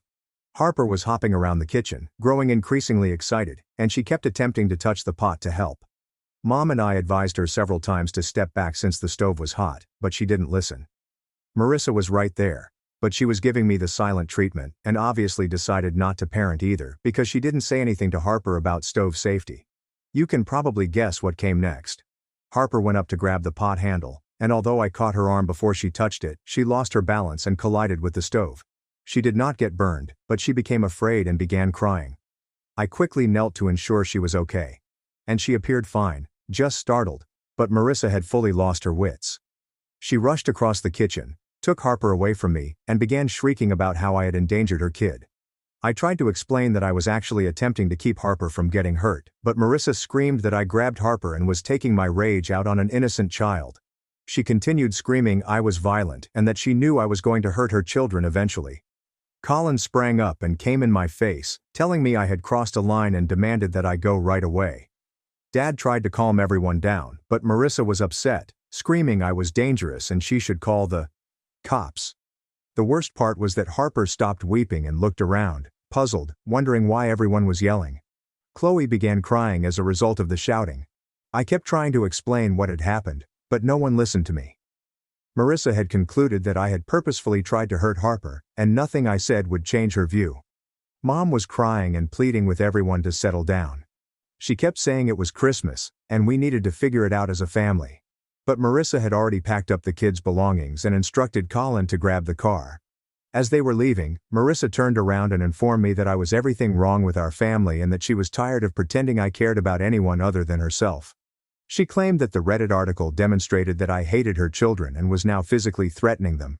Colin informed my parents that if I attended any future family occasions, Marissa and the kids would not come. He stated they had to choose between Marissa's family and me since he didn't want to expose his children to someone who despised their presence. Dad shouted at me after they had departed. He stated I had wrecked our family and that Marissa's children are the light of his life, and he might not get to see them again because I couldn't keep my mouth shut. Mom was sobbing and saying she couldn't understand how we had gotten to this point. She kept asking why I couldn't just apologize and get things back to normal. I tried to clarify once more that I had done nothing wrong, both with the stove incident and with the initial post. But Dad stopped me off and told me that if I couldn't understand how my behavior was harming the family, maybe Colin was correct, and I shouldn't attend family occasions anymore. So I left. I spent Christmas night alone in my apartment, ordering dinner and wondering how rescuing a 6-year-old from a hot stove led to my exclusion from my own family. The trouble is, I keep revisiting that moment in my memory, and I know I didn't grab Harper violently, or endanger her. I stopped her from touching the hot pot handle. In a normal home, that would have resulted in a thank you, not charges of child abuse. But Marissa was already primed to regard me as the villain because, to the Reddit article, she was hunting for evidence that I'm a bad person who despises her children, and she interpreted my behavior accordingly. I understand that she is protective of her children. I really do. However, the fact that she quickly moved to, "You're trying to hurt my daughter," rather than, "Thank you for keeping her safe," demonstrates how damaged our relationship is. My brother called to check on me this morning. He didn't attend dinner because he was spending Christmas with his girlfriend's family, but Mom told him what happened. He stated that, based on what Mom told him, Marissa appears to have overreacted, but that the family is now broken and he is unsure how to heal it. He also added that Mom is upset since she fears she will never see Marissa's children again, and Dad is discussing future holidays without me to keep the peace. The irony is that if I had just let Harper grab that pot handle and get burned, Marissa would most likely have blamed me for failing to stop her. There was no way I could win in that situation. I'm not sure what to do now. Update 3. I'm finished. I'm done with all of this. And I finally said what I had been holding back for years. So this is what occurred. After Christmas, I spent about a week feeling sorry for myself and wondered if I was the true issue. I kept thinking about what Dad said about destroying the family, and I considered reaching out to apologize just to make things right. Then my cousin Sophie called me. Sophie is my mother's sister's kid, and she attended the wedding last summer where Harper had the bouquet meltdown. She had heard about the Christmas disaster and wanted to check on me. During our chat, Sophie said something that made my blood boil. Apparently, Marissa has been telling her extended relatives that I attacked Harper at Christmas dinner and that she is thinking about getting a restraining order against me because I am unstable and dangerous around children, a restraining order to prevent a child from touching a hot stove. Sophie stated that the majority of the family does not accept Marissa's story because they have all experienced the children's behavior personally, but that Marissa is overly dramatic about the situation and portraying herself as a protective mother shielding her children from their violent aunt. That was it. I traveled to Marissa's house yesterday afternoon, while Colin was at work and the kids were at school. I knew she'd be home because she works part-time and normally takes Tuesday afternoons off. When she opened the door and saw me, she tried to close it again, but I put my foot in the doorway and told her we'd talk whether she wanted to or not. She threatened to contact the cops, but I told her to go ahead because I had much to say to them about how she lied about what happened at Christmas. She let me in, but she remained by the door with her phone in hand, as if she was prepared to call 911 if I made any abrupt movements. The entire situation was so ludicrous that I nearly laughed. I sat down on the couch and simply began talking. I told her I was tired of being portrayed as the villain because I had basic standards about how people should respect one another. I told her I was weary of her turning every talk about her children's conduct into an assault on her parenting, and I was tired of walking on eggshells around her family. Marissa tried to interrupt me with the standard, "You don't have kids, so you don't understand." But I quickly shut it down. I informed her that I didn't need to be a parent to see when children are reared without limits or respect for others. Then I let her have it. I informed her that her gentle parenting is really lazy parenting with a fancy name. I explained that she is so frightened of her children feeling uncomfortable or disappointed that she is educating them to believe the world revolves around them. I stated that every other kid I know can sit through a meal, play peacefully with others, and express basic thanks when someone does anything good for them, but her children behave like entitled little dictators because Mom has never trained them better. Marissa began crying, stating she was doing her best and didn't want her children to suffer the same childhood she did. She brought up the tough discipline issue again, saying she used to be afraid of disappointing our parents. I informed her that there is a significant difference between rigorous discipline and basic boundaries. I explained that teaching children to say please and thank you is not abuse, and that expecting them not to throw food or ruin other people's property is not traumatizing. Then I went for the throat. I informed her that her children would be sad in the real world since no one else would pander to their every desire like she does. I explained that teachers will not gently correct Tyler when he pushes other students. Chloe's future employers are unlikely to send someone to McDonald's if she doesn't enjoy the food offered at the office lunch. And that Harper's screaming episodes will make it impossible for her to establish friendships or relationships. Marissa was sobbing uncontrollably at this time, claiming that I was being unkind and that she loves her children and only wants them to be happy.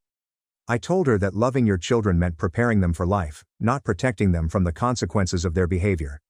I told her that if she truly loved kids, she'd teach them how to operate in society, rather than teaching them to believe that other people exist solely to serve them. Marissa kept repeating that children make errors and are still learning. But I pointed out that they aren't learning anything since she never allows them to face the natural consequences of their actions. I informed her that when Harper cried for the elephant at the zoo and I still bought it, I showed her that screaming works. When Chloe threw her plate at Christmas dinner and Grandma cleaned it up while Colin went to purchase chicken nuggets, they taught her that other people will mend her mistakes and satisfy her needs. I informed her I wasn't the problem. The problem is that she is so focused on being the cool parent who never says no that she has forgotten her mission is to create productive humans, not to be her children's closest friend. Marissa tried to turn it around on me, claiming that I plainly despise children and am envious of her family. She stated I'm bitter because I'm alone and dislike seeing other people happy. I smiled and informed her that if she believes her family appears happy to others, she is deluded. I mentioned that every family gathering becomes a stress fest since everyone has to walk on eggshells around her children, and that she spends the majority of each event chasing after them, attempting to do damage control while pretending their behavior is normal. I informed her that Colin looks unhappy half of the time, that our parents dread hosting holidays because they have to childproof their entire house like they're anticipating a storm, and that other family members have begun to make excuses not to attend gatherings when her children would be present. That struck home. Marissa wondered if people actually talked about her children in that way, and I honestly said, yes they do. I mentioned that Sophie's children question why they can't behave like Tyler, Chloe and Harper, and Sophie must explain that different families have different rules. I informed her that cousin Daniel had stopped bringing children to his backyard picnics after Harper wrecked his garden and Chloe finger-painted his fence with ketchup. Marissa remained quiet for a long period after that. Then she asked me if I wanted her to hit her children or yell at them, as our father used to do. I informed her that I wanted her to be a parent, rather than a friend. I wanted her to say no when her children asked for ridiculous requests. I wanted her to make kids apologize when they damaged or inconvenienced others, and to follow through on the repercussions rather than simply threatening them. I told her that she should stop making excuses for poor behavior and stop acting as if anyone who expects basic decency from her children is attacking her as a mother. I said I love those kids, but I'm not willing to pretend that throwing tantrums, destroying stuff, and showing no gratitude is appropriate conduct just to keep the calm in the house. Before leaving, I apologized for publishing about our family troubles on Reddit, and explained why it felt like a betrayal. But I also told her that I was not sorry for anything I wrote since it was all true, and that hearing it from strangers might have helped her realize what everyone else had been too nice to say directly. Marissa stated that she needs time to think about everything and that she will talk to Colin about seeking professional assistance. I'm not sure if anything will truly change, but at least I've finally expressed what I've been thinking for years. My family let my ex-wife handle family money, cut me out of my inheritance, and called me difficult. So I froze every account. My family let my ex-wife handle family money, cut me out of my inheritance, and called me difficult. So I froze every ACO. When I split, my family didn't merely side with my ex-wife. They basically replaced me with her. They invited her to Thanksgiving and told me, "You can come as long as you keep your mouth shut and don't pull one of your pathetic scenes." I responded, "Don't worry. I'd rather eat with strangers than sit with traitors." 5 days later, I made a single move that blew everything up. My cousin contacted me sobbing, "Everything is falling apart. Please help us fix it." So I'm just going to dump everything here, because I'm still upset, and want to know if I'm the only one who thinks this is nuts. If you get bored with family drama, simply scroll. But if you've ever felt like your own family was keeping you on mute, you'll probably understand. I'm not using a throwaway since I don't really care if anyone finds it. I am done keeping the peace. So, for context, I got divorced about 1.5 years ago, which sucked, but wasn't shocking. My relationship with my ex, Robert, lasted nearly 6 years. I'm not going to sit here and say it was entirely her responsibility. For example, I can be quite blunt. I'm not big on the, let's talk about feelings for hours stuff. And, yes, perhaps I overdo the snark. Robert's issue was that she always wanted everyone to like her. She'd physically twist herself into a pretzel trying to be the nice guy in any situation. So marriage is not a fantastic match. It turns out, whatever. Here's where things become weird. Most individuals find it unpleasant to split up with their family, but they still, I'm not sure, Recall who their actual blood is. Not my crew. My mother Faith and cousin Tucker, in particular, absorbed Robert like if she were their own. Lorraine is also my aunt. And I don't mean, oh, we're being civil to the kids. We don't have any. I mean, she's literally acting like she's still one of them. And I'm what? The mailman? It is wild. The first unusual thing I noticed was the group chat. Like, it used to be just me, my mother, Tucker, Lorraine, and my sister Tammy. Robert enters unexpectedly. They're all sharing pictures from this ridiculous pottery event, and I notice Robert's cup before everyone else's. Nobody even asks if I want to come. Then it's like, oh, we're doing a pumpkin patch day. And I see my own cousin post a selfie with Robert tagged, and everyone comments like she's the fun aunt now. My phone lights up, but only because I can read all their texts. Not because anyone is speaking to me. I figure whatever. Maybe they're only being courteous. Maybe it's awkward for them too. To be honest, I started muting the chat because seeing them all hanging out with her as if nothing had occurred was getting me angry. Then, around 2 weeks before Thanksgiving, I received this call from my mother. She's speaking in a serious tone, as if she's about to inform me someone has died or something. So I just reply, "What's up?" And she goes on about how things have been tight and she doesn't want any drama on Thanksgiving. She says, "You can come, but only if you keep your mouth shut and don't pull one of your pathetic scenes." What the hell? I haven't seen these people since July. Which scenes? So I question, why would I be the problem here? And she replies, well, you know how you get it. You always have to argue. And Robert just wants peace. I chuckle and ask, so Robert's coming then? And she says, of course. She's family, and she's been such a support to all of us. When I question, support how? My mother becomes quite defensive. Starts babbling on how Robert has been assisting her with housework and being available when she needs to vent about me not calling enough, etc. She literally says, Robert's unlike you. So at this point, I'm done. I claim I'd sooner eat with strangers than sit with traitors. She hangs up with me. Just hang up. That isn't exactly new. She has slammed the phone down on me since I was a child. When she doesn't want to deal with something, she makes the move. I text Tucker afterward like, are you serious with this? And he just responds, don't make it about you. Robert's been through a lot. What have I missed? Did I die and nobody told me? I try to get some actual answers and eventually phone my sister Tammy. She's the only one that doesn't treat me like I'm invisible, but she's so over it that she rarely participates. She goes on. Look, Robert's just easy to have around. She bakes, she helps out, she makes everyone feel like they're not walking on eggshells. She replies, you know how mom is. You always clash. She likes people who tell her she's right. You never did that. Robert does. I ask whether Tammy thinks I should just give in. And she responds, I don't know. Maybe just don't show up. Let them have their peace. She sounds sick. Thank you, sis. So I'll spend the next few days just existing. I keep receiving group chat notifications. Robert is preparing pies. Robert is assisting Lorraine with her garden. Robert is showing my mom how to use her new phone. I'm not even furious at Robert. She's simply doing what she always does. Gaining everyone's support by being helpful and charming and allowing everyone to unload their issues on her.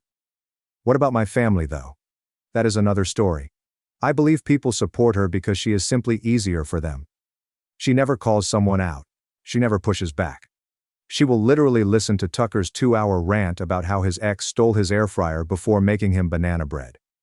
Meanwhile, I push back when my mother says something inappropriate. I tell Tucker to quit whimpering. I don't pretend things are fine when they aren't. So, okay, I'm difficult. But at least I'm not deceptive. So Thanksgiving rolls along, and I'm sitting in my apartment, going through my phone. Lorraine sends me a Snapchat.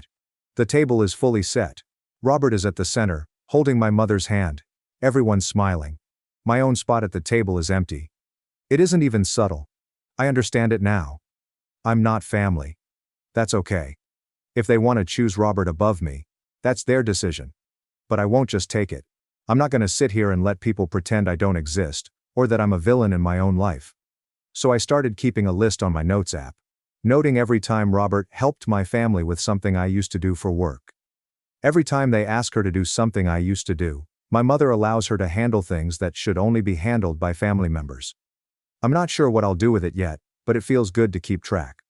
I'm not about to let them simply eliminate me. I'm not going to be the guy who stays at home on holidays while my ex takes my place. If they want a traitor at their table, they can have her. But they don't get both of us. So, that's where I am at. I'm not sure what my next move will be, but I'm done being the nice guy. Please drop any suggestions you may have. Because I'm not going to sit here and watch my family get played. Not this time. The next portion is probably going to be unpleasant. But to be honest, I'm prepared for it. Following the Thanksgiving catastrophe, I began to notice things I had previously ignored. Like something that didn't even register until I was scrolling and understanding I'd practically been kicked out of my family's life, and Robert had received my invitation. I'm not only talking about the holidays. I mean everything. When you become an outsider, you begin to notice all the tiny ways you are being replaced. For months, I'd get texts from Tucker about irrelevant family matters, but then I'd notice on his tales that Robert was there, hanging out at my mother's house, bringing food as if she was hosting, rather than visiting. She has her own cup at my mother's house. That is new. She never drank coffee while we were together. My cousin released a video of Robert telling Lorraine how to set up a television, as if she lived there. My aunt has her own speed dial now. It's constantly, Robert's so helpful. Robert's got the best ideas. Robert this, Robert that. As if I'm not even a footnote. I asked Tucker what was up with that, and he just said, "It's not that deep, man. Robert's just good with tech stuff. You know, mom's hopeless with remotes." Okay, whatever. But she never contacted me for assistance after the divorce. I guess I'm no longer helpful. Then there was this issue with the cabin. So my grandmother bequeathed this home upstate to her family, correct? It's not just my family, it's split between myself, Tucker, and Tammy. For years I was responsible for all bills and maintenance. Not that nobody said thank you.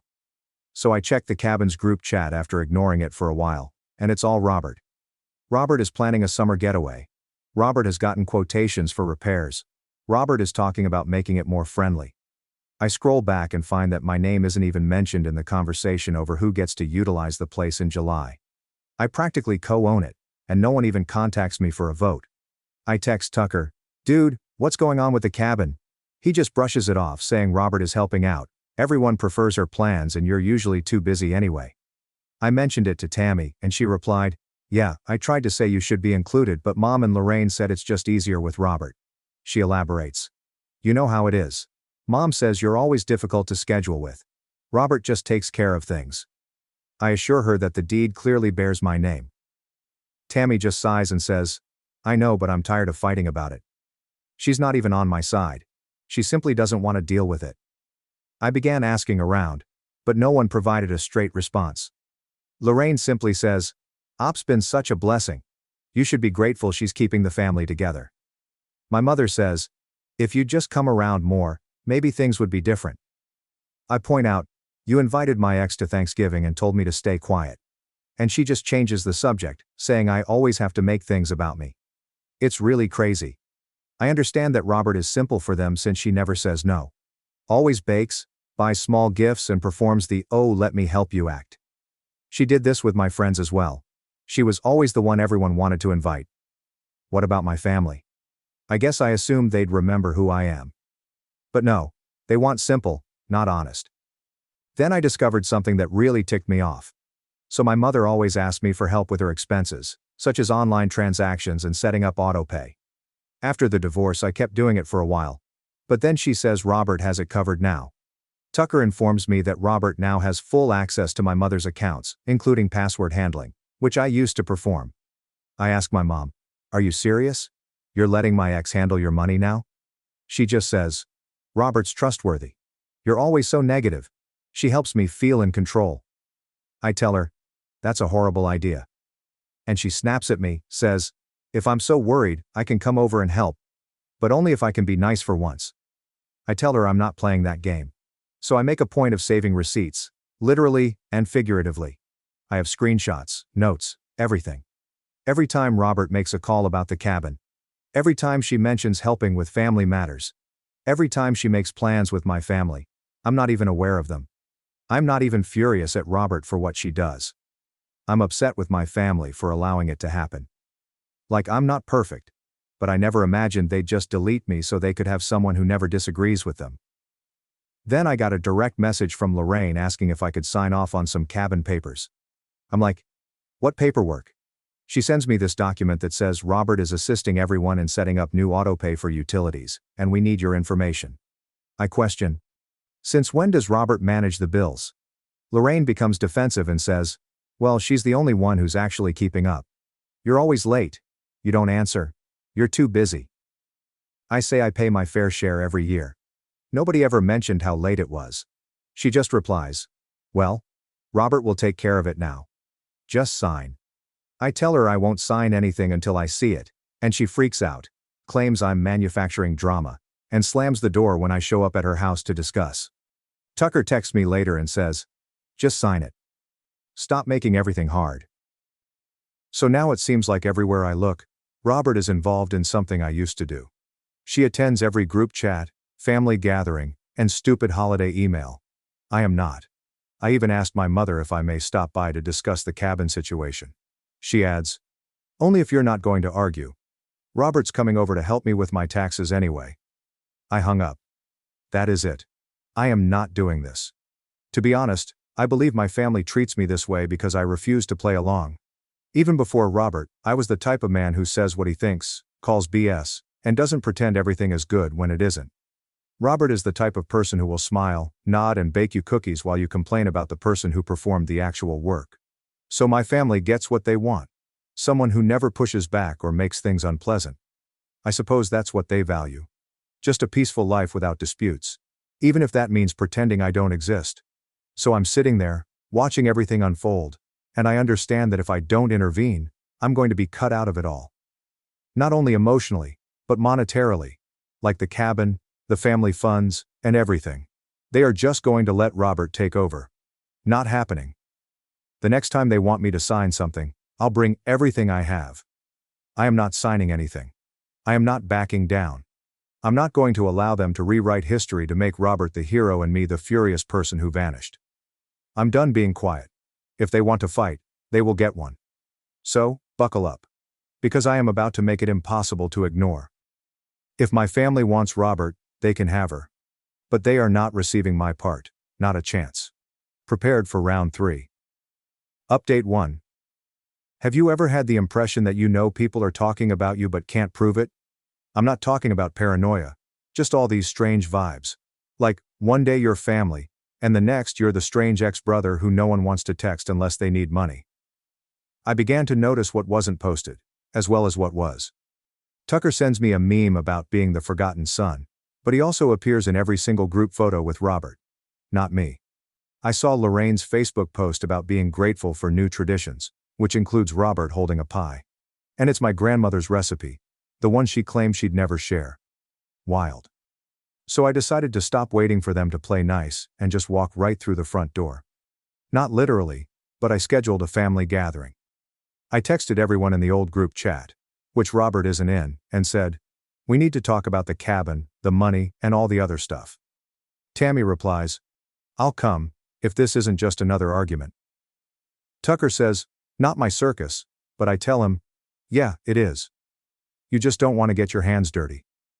Lorraine attempts to delay, saying Robert can handle it. I answer, no. This is for people who actually own things. She puts me on read. It goes like this. I'm bringing every doc I have. I want to see receipts. I want to hear what everyone's plans are for the cabin and the accounts. Tammy arrives, clearly annoyed. Tucker is late. Lorraine is acting as if she is at the dentist. I have everything printed and folders piled. I am not playing around. I begin laying out the fundamentals. I tell them, look. Robert doesn't own the cabin. She doesn't get a vote.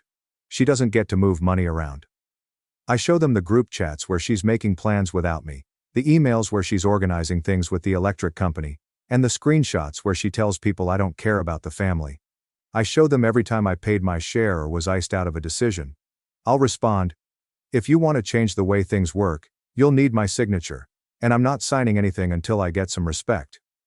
Lorraine screams and responds, you're overreacting. Robert's just helping because you're never around.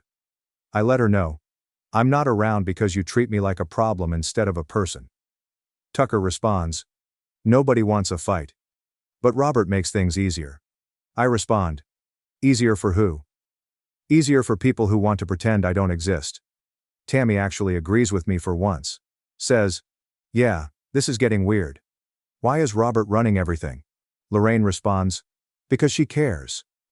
You just make things difficult." We begin squabbling. Voices are raised, nobody is backing down. Tammy smacks her fist on the table and yells, "This is our family, not Robert's. This is going too far." Lorraine rises up, pushes her chair back, declares she's not dealing with it, and slams the door. Tucker attempts to flee. I stop him and say, "You're not bailing." He shoves me and says, "Don't grab me. I'm not your problem solver." I tell him, "You want to be a grown-up? Then act like one." It gets really hot and nasty. I won't hold back. I tell them, "If you keep letting Robert handle the money, I'll have to freeze the accounts until we figure it out. I co-own the cabin. I have legal rights. And if you think I am joking, try me." Tucker scoffs. "You wouldn't screw us like that." I responded, "You already screwed me. So what's the difference?" Tammy then takes out her phone and opens the group chat with Robert. All these messages like, "Crew is too angry," and "Let's just do things without him." I had no idea about this one.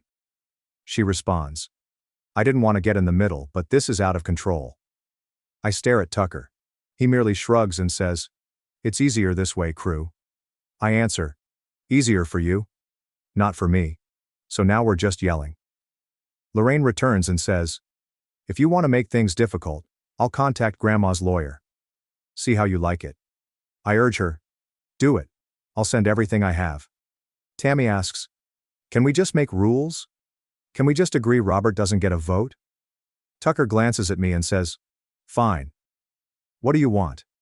I said, "I want you to stop acting like I'm dead and she's your new brother. It's extremely embarrassing. No one is crying, but it's clear that everyone is upset for various reasons." Tammy seeks tranquility. Tucker wants out. Lorraine wants Robert to run the show. I want my life back. I respond, "Bottom line, if Robert touches another account or signs my name or even tries to make decisions with my property, I'll take it all to a lawyer. You want to fight? I'm done playing." "Nice," Tucker replies. "Fine. Then we'll just do everything by the book." Tammy says, "I'm tired of all of you." She exits, slamming the door. Lorraine sits down and does not look at me. I let them know, "You did this. You picked her over me, and now you get to live with it." I stand up. Tucker attempts to obstruct me. I push him out of the way, take my folder, and go. When I come home, I'm angry, but yet strangely peaceful. I know what my next step is. I'm not kidding. They like to play games involving money and property. I'll show them what happens when you encounter someone who reads the fine print. I have to say, it's amazing how quickly people change when you cease being beneficial or convenient for them. Do they want Robert? They can have her. But I won't let her take what's mine. Not now. Not ever. The next update will occur when I flick the switch. Stay tuned. Update 2. So, after that fiasco of a family gathering, I gave it 5 days. I kept expecting someone to text and try to smooth things over or perform the standard guilt trip, but nothing happened. It was just the same group chats that I wasn't in. Robert's name is everywhere. I am not getting tagged in anything. I believe they expected me to give up and fade away so they could continue playing house with my ex ruling the show. But, nah, not happening. I started with the cabin. I opened up all of the paperwork, the deed, the invoices, the co-owner agreement Grandma had drawn up back in the day. I double-checked every payment I made, every signature, and every correspondence regarding repairs. Tucker couldn't disagree with how cleanly I had it lined up. They didn't comprehend that you can't simply vote a co-owner out and expect them to stop asking questions. I called the management office and instructed them to halt any fresh alterations. There are no repairs or bookings. Nothing happens unless I sign off. I instructed them to send this in writing to everyone on the file. I sent an email to the family group with the legal notice attached. There's no warning. There is no please. Only, if you want to use the cabin, come talk to me directly. Robert's not on the deed. She doesn't get a say. Oh, and I'm not going to help with bills anymore. All payments must go through the official account, which I currently manage. I then handled the family accounts.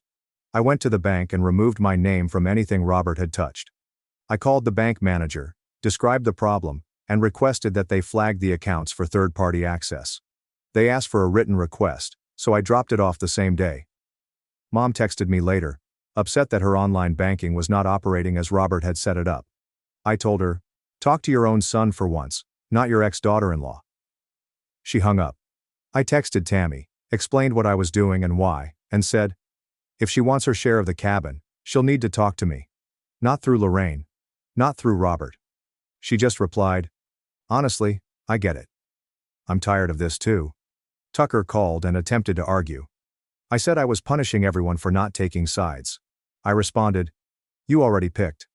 I'm just making sure you can't pretend I'm not here when it comes to money or property." Lorraine called and yelled at me, wondering how I could do this to my family. She tried to guilt me about Grandma's wishes, but I refused to yield. She claimed I was being vindictive. I responded, "Nah, I'm just enforcing what's actually legal." She slammed the phone down.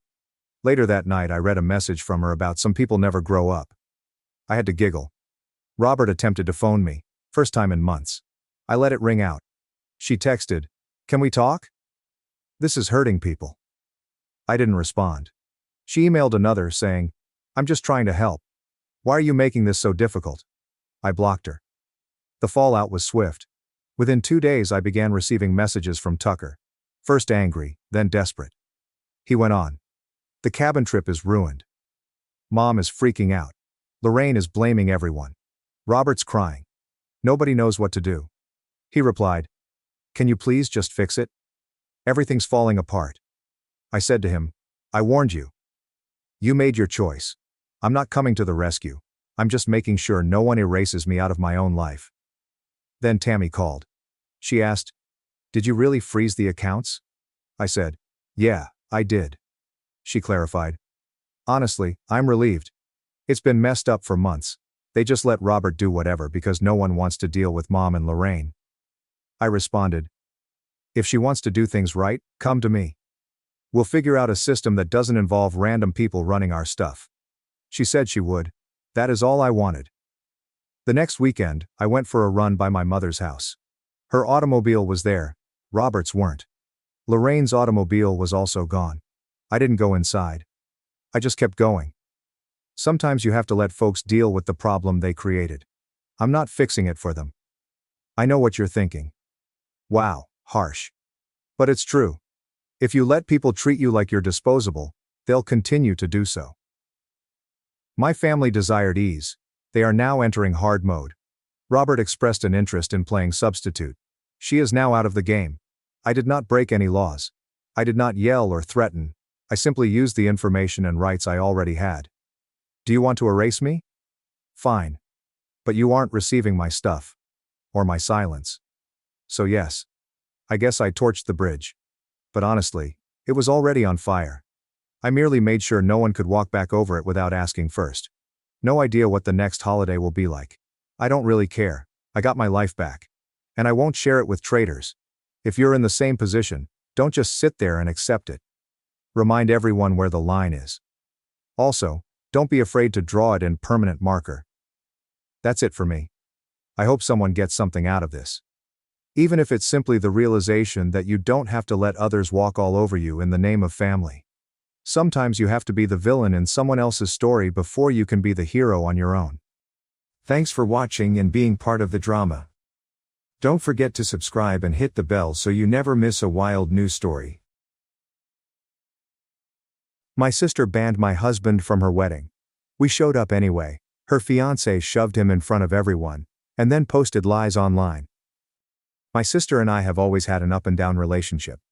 We adored each other, but we were not the type of sisters to share every idea or secret. We'd had some disagreements certainly, but they were usually about trivial matters or differing perspectives on family roles. But altogether I adored her. I was pleased with her accomplishments, supported her, and had been at her side through every life event thus far. We had a really nice connection until this wedding disaster. I've been married to Dan for about 4 years, and he fits in well with our family. Dan was the type of guy who made an effort to connect with the people I cared about, and I admired that. Because he had no siblings, he treated my sister as if she were his own, and they shared a light-hearted bond that reminded me of bickering siblings. They were constantly teasing each other, and he was always there for her when she needed it. She had been battling with a business venture for about a year. She wanted to start a modest, online jewelry company, and Dan provided her an interest-free loan to help her get started. It was a significant sum, and I was glad that he was prepared to help her. So when her wedding invitation arrived with that bizarre note asking me not to bring Dan, I was utterly taken off guard. It felt like a slap in the face, given how close they were. I read the note at least 5 times, trying to figure out whether it was a joke, or if I had missed some hidden message. Dan laughed it off at first, assuming she was planning some sort of wedding prank on him, but something about it didn't sit right with me. I attempted to contact her directly by texting her a few casual questions about the wedding, but she was vague in her responses, stating she was busy planning and would call back later. Since I couldn't obtain a clear answer from her, I decided to phone my mother. When I inquired whether she'd heard anything about Dan not being invited, she just laughed and replied, "Oh, you know how your sister is. She's just being her silly self." She assumed my sister was preparing something humorous for the reception. Her reaction was unhelpful and simply added to my uncertainty. My mother didn't appear to take it seriously, so I assumed it was simply a harmless prank. I was still unsure, but I couldn't see how bringing him would cause any significant harm. After all, it was a wedding. It was intended to be a happy occasion, a time for family to gather, not strange constraints and mind games. We arrived at the wedding location together. As soon as we went in, some folks gave us strange stares. I tried to dismiss it, focusing on the joy of the day. I believed they were merely observing us since Dan and I had dressed more professionally than normal to show respect for the big day. Then I saw my sister. She was in the middle of a chat with several of her bridesmaids, but when her gaze fell on Dan, her entire countenance transformed. Her face plummeted, and then changed into a startlingly angry expression. She stormed over, her voice trembling with rage as she demanded why Dan was there. She did not try to keep her voice quiet. Everyone around us could detect the sharpness in her voice. The atmosphere was strained and I felt heat rise to my face, embarrassed by her reaction. I tried to pull her aside for a private conversation, but she insisted he wasn't supposed to be there and that I was violating her desires.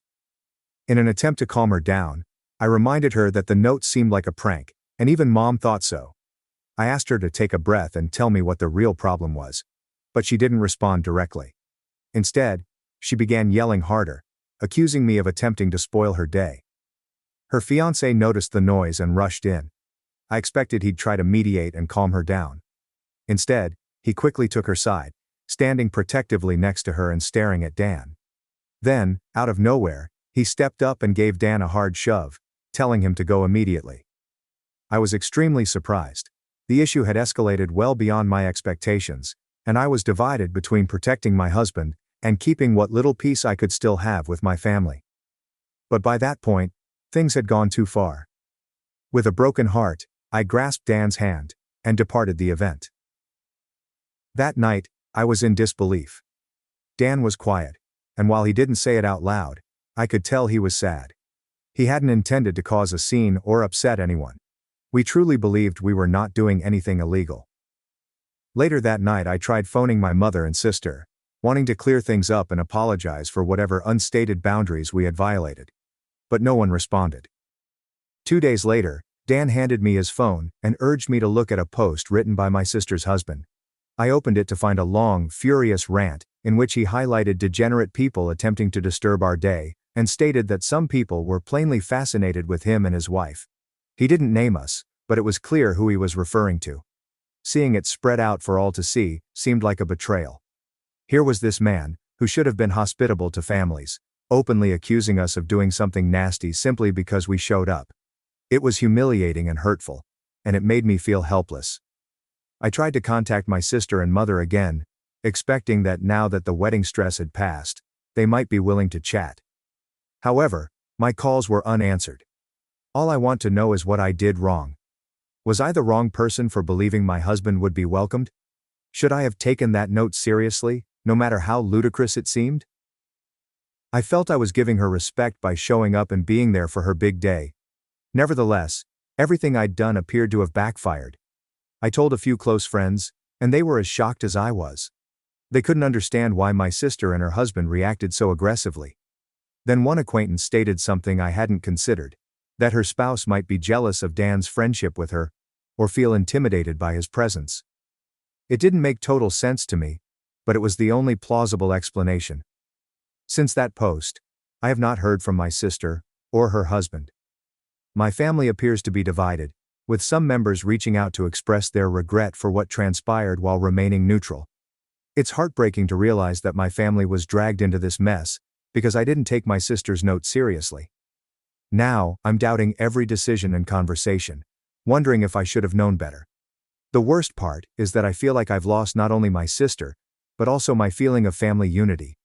I never wanted to create a fuss, or make her special day about anything other than her enjoyment. Now all I have are regrets and questions that I may never have answered. So, Reddit, I'm left wondering, was I wrong to invite Dan? Did I miss a warning sign that I should have seen? Or was I correct in thinking that families should be free to share each other's life without unstated restrictions and harsh reactions? I'm bewildered and confused, and I'm not sure if I'll ever fully comprehend how something that began as a wonderful occasion turned out this way. Update 1. Hello everyone.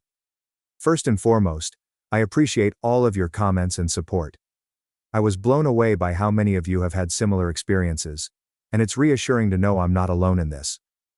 Some of your stories have been eye-opening, and they have helped me make sense of the insane events that have occurred. Unfortunately, what I'm experiencing with my family right now is the polar opposite of healing or understanding. After the wedding, we didn't hear from anyone for several days. It was like this strange silence, and I began to assume that perhaps they simply wanted space. Dan and I both assumed they'd come around eventually. But then, out of nowhere, our phones became inundated with text messages. It was as though the floodgates had opened. Messages from relatives, friends, and even people I hadn't spoken to in years, and they weren't offering support or understanding. They were calling me everything from a homewrecker to a spoiled child who had destroyed my sister's wedding day. Some of the texts were so cruel and bizarre that I initially thought they were jokes. But then I realized how serious these people were. One message from a cousin read, "If you loved your sister, you wouldn't have pulled a stunt like that at her wedding." Another family accused me of attempting to spoil the wedding because I was jealous of my sister's happiness. Her husband's social media posts appear to have caused a ripple effect. In his post, he claimed that I was obsessed with their connection, which sparked a frenzy among individuals who assumed the worst of me without even asking for my side. To make matters worse, he implied that I had gone out of my way to disgrace them by coming there with Dan, despite my sincere belief that it was all a misunderstanding. It grew so severe that Dan's own family learned about it. They had been friendly with my sister and were surprised at how things had turned out. His mother even contacted my mother to attempt to clarify matters, only to be told that I had made my bed, and now had to lie in it. My mother's words, apparently. Dan's mother told me this, and I was distraught. My own mother was on my side, believing the horrible lies I told to outshine my sister on her special day. I also began to notice an unusual trend in these messages from family members. Everyone seemed to buy the story that I was obsessed with my sister's spouse, that I was attempting to insert myself into their life, or had some ulterior motive. It sounded ludicrous. Yet folks I'd known my entire life appeared to believe it. And all of this was so terrible and strange because, as I already stated, my husband Dan was like a brother to my sister. They had always shared a sibling bond, nothing more. People were now implying that I had used Dan on purpose to damage her. Meanwhile, my sister had yet to contact me. She was utterly ghosting me, letting her new husband do the talking through his nasty post, and allowing our family to rip me apart. In desperation, I contacted her best friend, thinking she could provide some insight. Her friend informed me she couldn't say much, but she did remark that my sister had been battling with pre-wedding anxieties, and had been heavily impacted by her fiancé's perspective on family dynamics. Apparently, he has a history of possessive behavior, and even had problems with some of her friends prior to the wedding.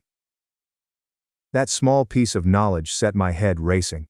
What if he was trying to cut her off from her family, beginning with me? A few days later, my greatest fears were realized. A spiteful cousin who has always liked to stir the pot provided me with a screenshot of another post by my sister's husband. And this time, he went even farther, stating unequivocally that he was grateful to finally be free of certain toxic family members who had been attempting to influence his new wife. He hinted that Dan and I were involved in some sort of vengeance against them, and that he was forced to defend his wife from our shenanigans. I could not believe it. Not only was he spreading lies, but he was also making it sound like we had a long history of being toxic to my sister. It was terrifying and embarrassing. Worst of all, people were gobbling it up. All of this had spread to mutual friends who had nothing to do with the family, and I was beginning to feel isolated in my own town. Despite the outrage, I couldn't let it go. I felt compelled to confront my sister and ask her directly what she thought of everything that was said about me. So I called her one final time. She didn't answer, but a few hours later I received a text from her with the following message. "You crossed a line. You can't come back from this. I hope you're happy with the choices you made." The text felt like the end of our relationship. I was startled and heartbroken, trying to figure out how everything had come apart so quickly. Part of me wanted to go on social media to share my side of the story and defend myself against these heinous charges. But Dan begged me to remain silent, reminding me that it would only fuel the flames. And as much as that stung, I knew he was correct. If I started defending myself online, I'd simply appear guilty, as if I had anything to conceal. But it wasn't just about me by this time. Dan was also caught up in this situation. He told me that his own friends, some of whom had seen the post, had contacted him, questioning why he had fallen to that level by showing up. People who had no information about the note or the background had already portrayed him as a disruptive force. It's difficult to put into words how angry, betrayed and sad I feel. My husband has been nothing but kind to my sister, but now he's being dragged through the muck. And, as much as I want I could go back in time and avoid going to that wedding, a part of me believes this would have happened anyhow. It's evident now that her husband was determined to isolate her, and it appears that I was only the first in line to be disconnected. In some ways, I feel as if I've lost not only my sister, but my entire family, as a result of one mistake that was blown out of proportion. I'm now the homewrecker, the toxic family member, the one who's allegedly concerned with upsetting other people's happiness, and all I did was come there to support my sister's wedding. Update 2. There has been a lot going on that I was unaware of until recently. And after a furious talk with my mother, I'm starting to see the situation in a new, troubling perspective. I decided to pay her a visit since I couldn't let things escalate without at least attempting to talk them out. I wanted to clear up the lies and figure out why my family was so readily misled by these damaging rumors. When I arrived, my mother was defensive, repeating what relatives had been saying, that I was seeking attention and making a commotion at the wedding, even calling me a homewrecker for causing trouble in my sister's new marriage. It was the same laundry list of accusations that had been leveled against me for weeks. But she said something that made me freeze in my tracks. "You should have handled things better, especially given how your husband feels about your sister." I wasn't prepared. What exactly was she talking about? I asked my mother to explain what she meant by my husband's affections for her. My mother's expression remained unchanged, and I felt my heart sink into my stomach. She began telling, almost casually, how my sister had been concerned about Dan's feelings, and how that fear had grown since her engagement. It turns out that when my sister got engaged to Trent, she shared with him the relationship she had with Dan, which we all perceived as a sibling bond. But Trent, as I discovered via my mother's remarks, saw things differently. He obviously persuaded her that Dan was drawn to her, and could not be trusted. According to Trent, my husband was madly in love with my sister, and he didn't want anyone who loved his bride to attend their wedding. When I asked my mother why she would even consider such a preposterous concept, she shrugged and said that sometimes people hide their feelings effectively, meaning that my husband had been hiding some secret love for my sister all these years. That was absurd. I wanted to laugh, but instead I was filled with rage. Trent's envious anxiety made the brother-sister bond Dan and my sister had always had seem twisted and unnatural. And it wasn't just Trent's notion. My sister and even my mother had been seduced by this wrath. I sat there shivering, wondering how my mother could possibly believe Dan, who had treated my sister with nothing but compassion, would have a secret goal.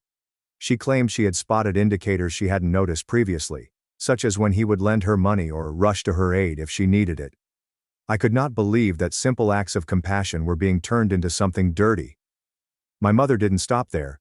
She went on to tell me that when my sister first expressed her concerns about Dan, she tried to protect her by staying away from him. Trent apparently informed her that Dan was infatuated and would always pose a threat to their relationship. Trent had even urged her to remove herself from me, claiming that I was fostering Dan's alleged obsession by constantly bringing him around. I couldn't believe what I heard. Trent seemed to have planted seeds of doubt in my sister's mind, changing her perception of Dan, and by extension me. He'd fabricated a story in which Dan and I were both attempting to ruin their happiness, and it was working. I attempted to reason with my mother, telling her that none of this made sense, that Dan had no reason to be in love with my sister, and that we'd all been getting along fine before Trent arrived around. But she would not listen. She insisted Trent saw things others don't, and was only trying to protect my sister. I left her house that day feeling more hurt than before. Trent's jealousy had not only ruined my connection with my sister, but it had also corrupted my mother. Following that, I returned home and told Dan everything. He was speechless. He couldn't believe that his sister-like relationship with her had evolved into this warped story. He remembered every time he'd assisted her, even when he believed he was simply being a helpful brother-in-law, and how those memories suddenly seemed contaminated. He was frustrated, trying to understand how a man he hardly knew had managed to turn my family against us by using jealousy as a weapon. Later, I texted my parents, telling them they could believe anything they wanted, but I had already explained and supported my side. I informed them that I was aware that Dan was being falsely accused, and that if there had been any validity to the accusation, I would have been the first to address it. They needed to understand that I wouldn't stand by him solely because he was my husband. I would never endorse something so heinous if it were real.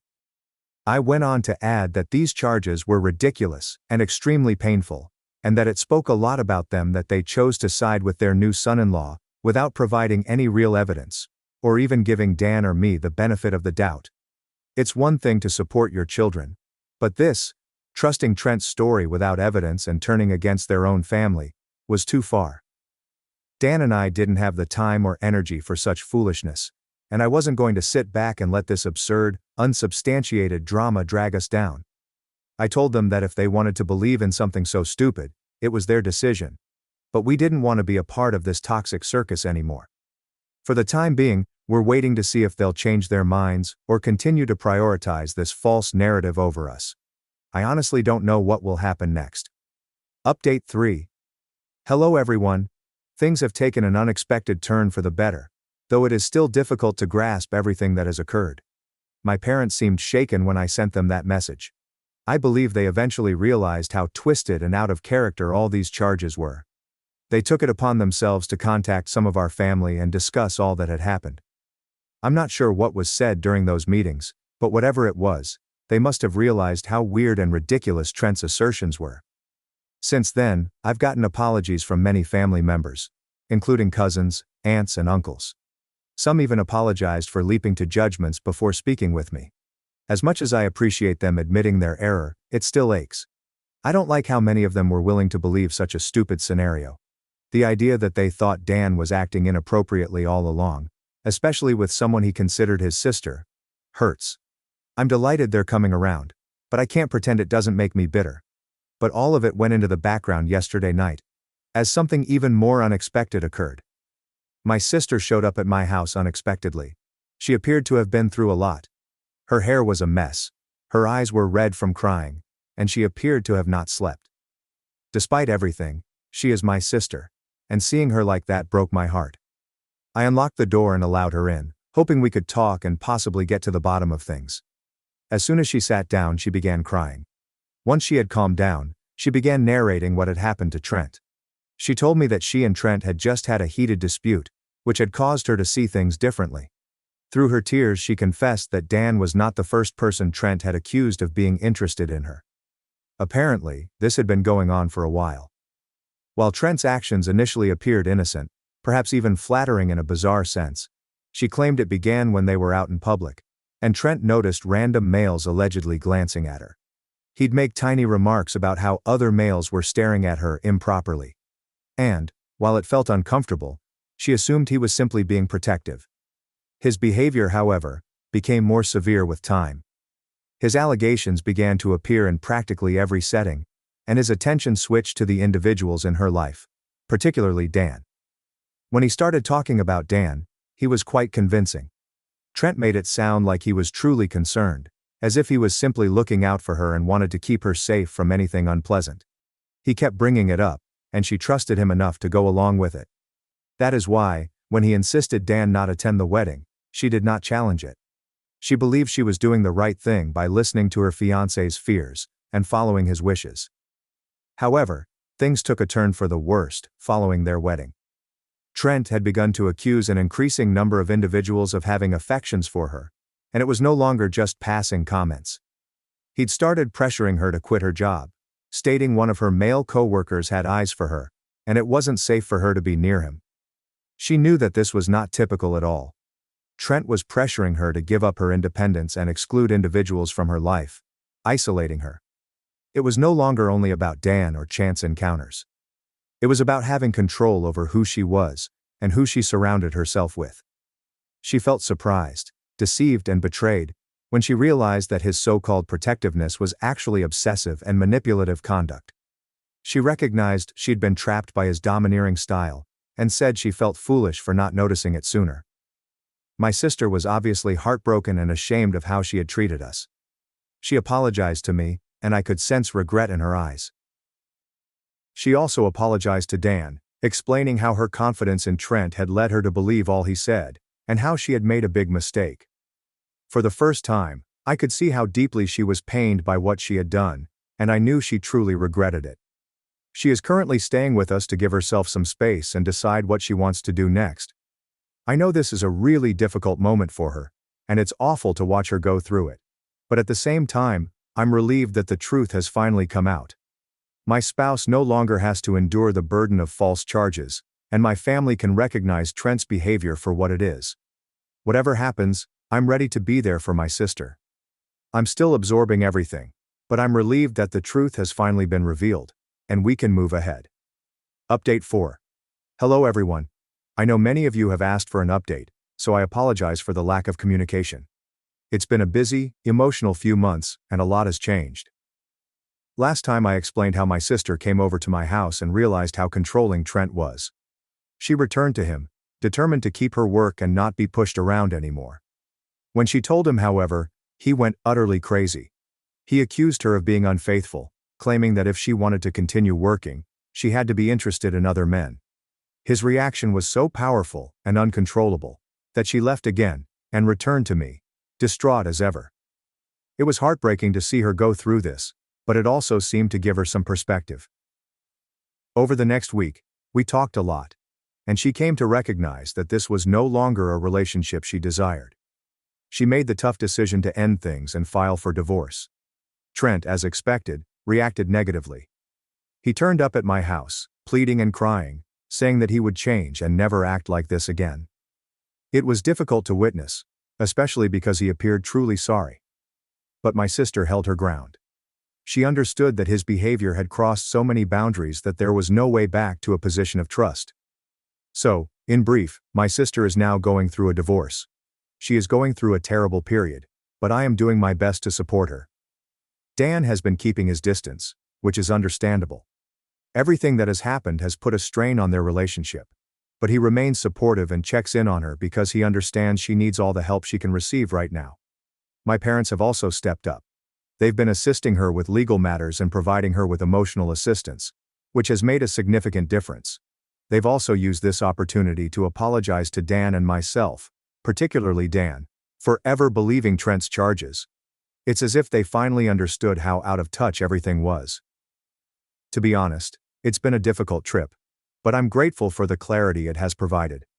My sister is doing better, despite the difficulties, and my family has become closer in certain respects. I'd like to thank everyone here for their encouragement and support. It was reassuring to read your words, which encouraged us to be strong and trust in ourselves. Thank you so much for being here through everything. Thanks for watching and diving into this wild family drama with me. If you love Reddit family drama, don't forget to subscribe and turn on notifications so you never miss the next one.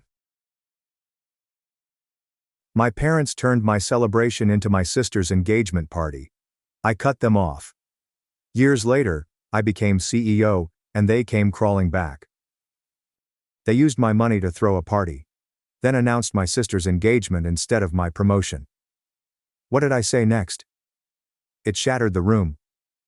My name is Nancy Allen. I was born and raised in a tranquil suburb of Oregon. From the outside, my family appeared to be the ideal of middle-class American life. A house with a lavender-filled front yard, a spotless white picket fence, and pleasant family dinners under soft lighting. However, the inside was far from as nice as it appeared. My parents, Mark and Linda Allen, were firm believers in modern parenting techniques, and I was their firstborn. My father, a software engineer with a passion for math, had always wanted to have a bright, special child. My mother told her friends that she had read more than 40 books on child psychology before I was born. I was born into this world with tremendous expectations, monitored, measured, and experimented on like a test subject. But when I turned 3 and still couldn't count to 20, or write my name correctly, Mom's dismay was obvious. "Mark, I don't think she's capable of learning as quickly as we hoped," she said, her voice tinged with disappointment and trepidation. "We need to intervene early so we don't miss the golden stage." My father simply nodded slightly, but I recall how he looked at me that day, as if I were a math problem with the wrong answer, unworthy of further investigation. My younger sister Claire was born when I was 4 years old, and everything changed at home. Mom appeared to be another person. Every room in the house was packed with brain-boosting toys, emotion flashcards, and advanced learning tools often found in high educational institutions. I had clear memories of that afternoon. I was quietly building Lego blocks in the corner of the living room when Mom passed by, looked at me and said, "Claire is only 7 months old and already responding to 3-step sequences. You never mind, keep playing." Claire received a musical high chair, Swedish cloth books, and a private monitor teacher before she turned 2. And me? I had pre-printed workbooks, a stubby pencil, and daily reminders that I needed to work harder to achieve. When I was 8, I finished second in the school-wide art competition. I brought my painting home, filled with excitement. Mom looked at it and said, "Huh. Well, Claire read an entire short story in English today." Dad didn't say anything because he was busy putting together a logic problem board for Claire downstairs. I've learned not to anticipate anything. No compliments, no incentives, and no proud expressions. I gradually became a shadow in my own family, ever present but never really seen. The breaking point came in the fall of the year I turned 12.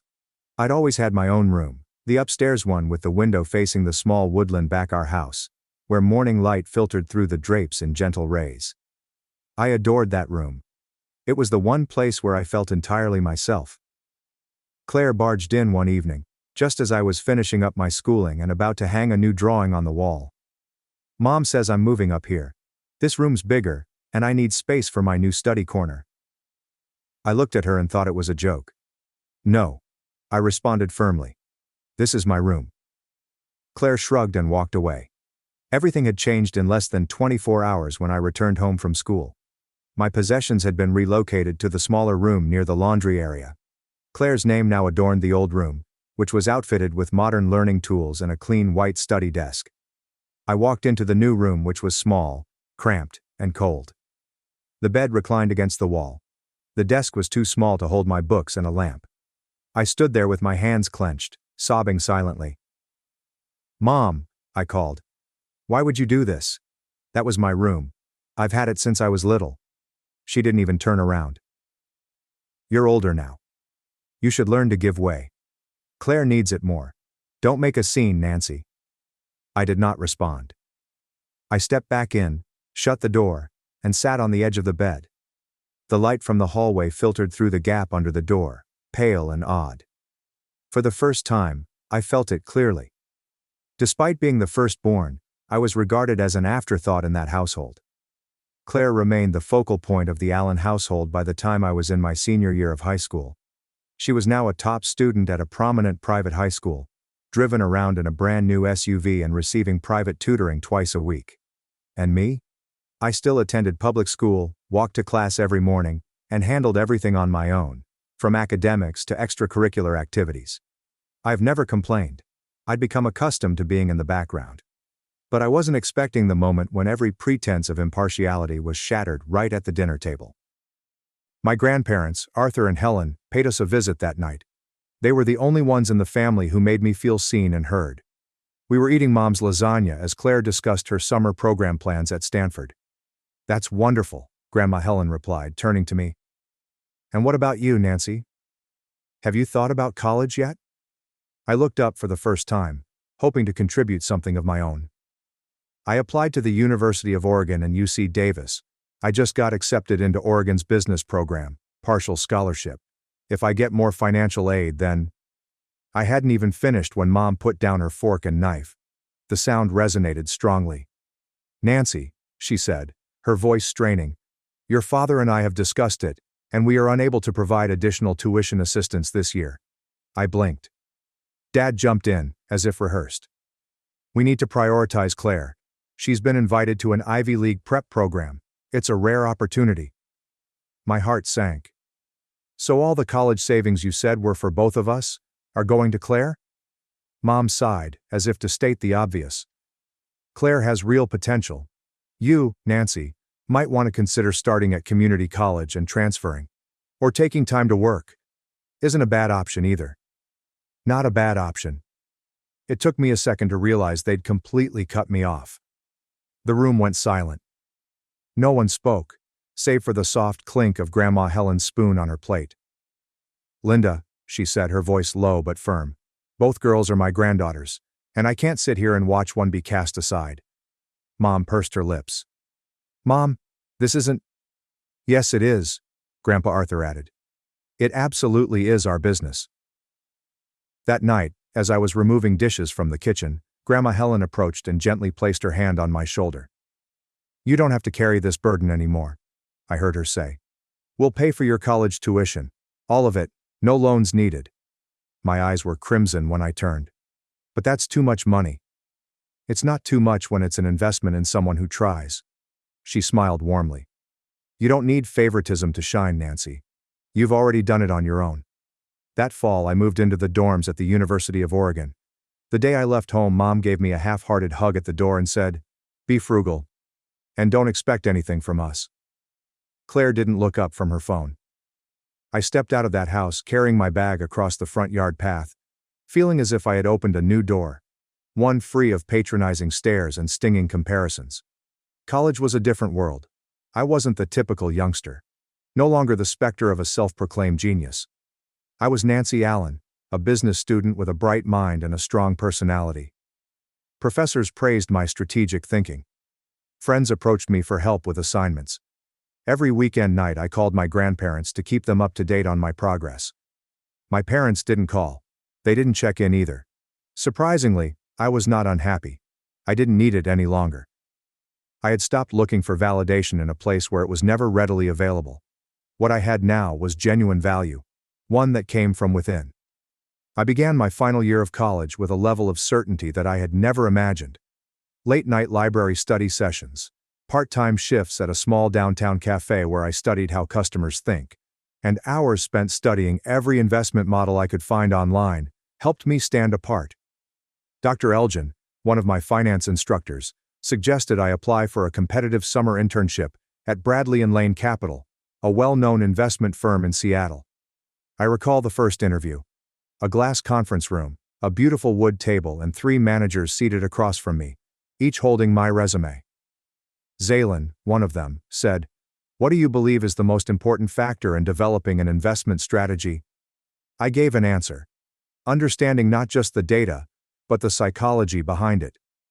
They exchanged glances and nods. I received the offer. From that summer forward, everything changed. After graduating with honors and having my study published in a financial magazine, I was offered a full-time position as a junior investment analyst at Bradley and Lane. I worked relentlessly, learning everything from risk studies and shareholder presentations to how to read between the lines on unpredictable market charts. 3 years later, when doing a standard assessment of a high-net-worth client portfolio, I discovered something concerning. A set of high-tech stocks in which our firm had made significant investments demonstrated signals of fake growth. The internal indications appeared to be especially robust when compared to the wider market. Most experts thought it had breakout potential. But I didn't. I spent 2 sleepless hours reading through every number, tracking back appendix reports, and eventually discovering the truth. Those businesses were inflating income through internal transactions, basically purchasing their own things to generate sales. If we did not withdraw in time, we would lose at least $32 million in customer assets. I couldn't be silent. That Monday morning, I entered the executive boardroom carrying a 42-page report and a risk simulation model. Nobody interrupted. When I finished, the CFO sat dumbfounded, then turned to the CEO and said, "She just saved the company." Within 3 days, the entire portfolio was reconstructed based on my proposal. And 6 months later, not only had we avoided a major loss, but the company recorded an 11.4% increase, the greatest in 7 years. I was promoted to lead investment strategist, but my journey didn't end there. I began using my after-hours time to create a risk score system based on market behavior, incorporating aspects such as consumer psychology, social media trends, and global political changes.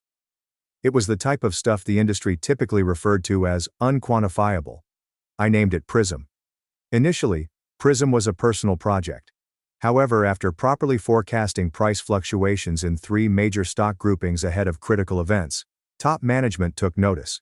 A year later, the method was fully integrated into the firm's fundamental strategy, allowing Bradley and Lane to outperform 2 of its main competitors in the sector. I still recall the day I was summoned to the senior boardroom. Richard Langley, the CEO, smiled at me once everyone had taken their seats. "Nancy," he responded, "we're creating an entirely new position, Chief Strategic Investment Officer, and no one is more deserving than you." I could barely breathe. Just 4 years ago, I was advised I should work for a time and figure things out later. That role was more than just a title. It was proof of everything I had conquered, from being the ignored child in my own home, to being the one at the helm of a multi-million-dollar company's boardroom. That evening, I did not celebrate with champagne or a party. I visited my grandparents' house, a simple red brick home filled with warmth. Grandma Helen was baking, and Grandpa Arthur was preparing tea. I placed the appointment letter on the table. They grinned at each other. "Little Nancy," Grandpa added, now leading the way. I looked at him, then at Grandma, the first person who told me I didn't have to be extraordinary to be worthwhile. For the first time, I did not require anyone's approval. I had already proven it to myself by silent fortitude, dogged determination, and unshakable faith. After accepting the role as Chief Strategic Investment Officer at Bradley and Lane, I knew I needed to document the event. Not with grandeur, but with a small, loving gathering of individuals who had supported me. My grandparents, a few close friends, and a couple of trustworthy co-workers. When I relayed the idea to my mother, she promptly suggested, "You should let us host it. Do it at home. Make it more intimate. The family can also reunite." I paused, but she added, "You only need to send the money for catering and decorations. I'll handle the guest list and everything else." I was skeptical, but I believed after all these years, this would be our chance to start anew. I transferred $3,500 to her account, and did not inquire further. A week later, when I arrived at the old house in Salem, where I'd grown up steadily sliding behind Claire's shadow, I never expected to walk into a brilliantly organized production. The mansion was more richly furnished than I had imagined. White orchids decorated the dining tables, silky golden ribbons wound up the staircase, and the aroma of great meals pervaded the environment. I noticed my grandparents at the small pub, speaking with a few family members. Claire climbed the steps in a gorgeous crimson satin gown, her face flawlessly made up. I didn't recognize the tall, polished man who was walking beside her. People gathered around, and just as I raised my glass to speak, my mother stood up, smiling. "Dear family," she said to you, "we're here today not just to reconnect, but to celebrate something truly special. Claire and her boyfriend Andrew are officially engaged." Cheers and applause erupted.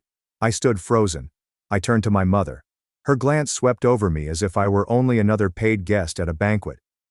As I stepped forward to speak, my father grasped my wrist like a period at the end of a sentence.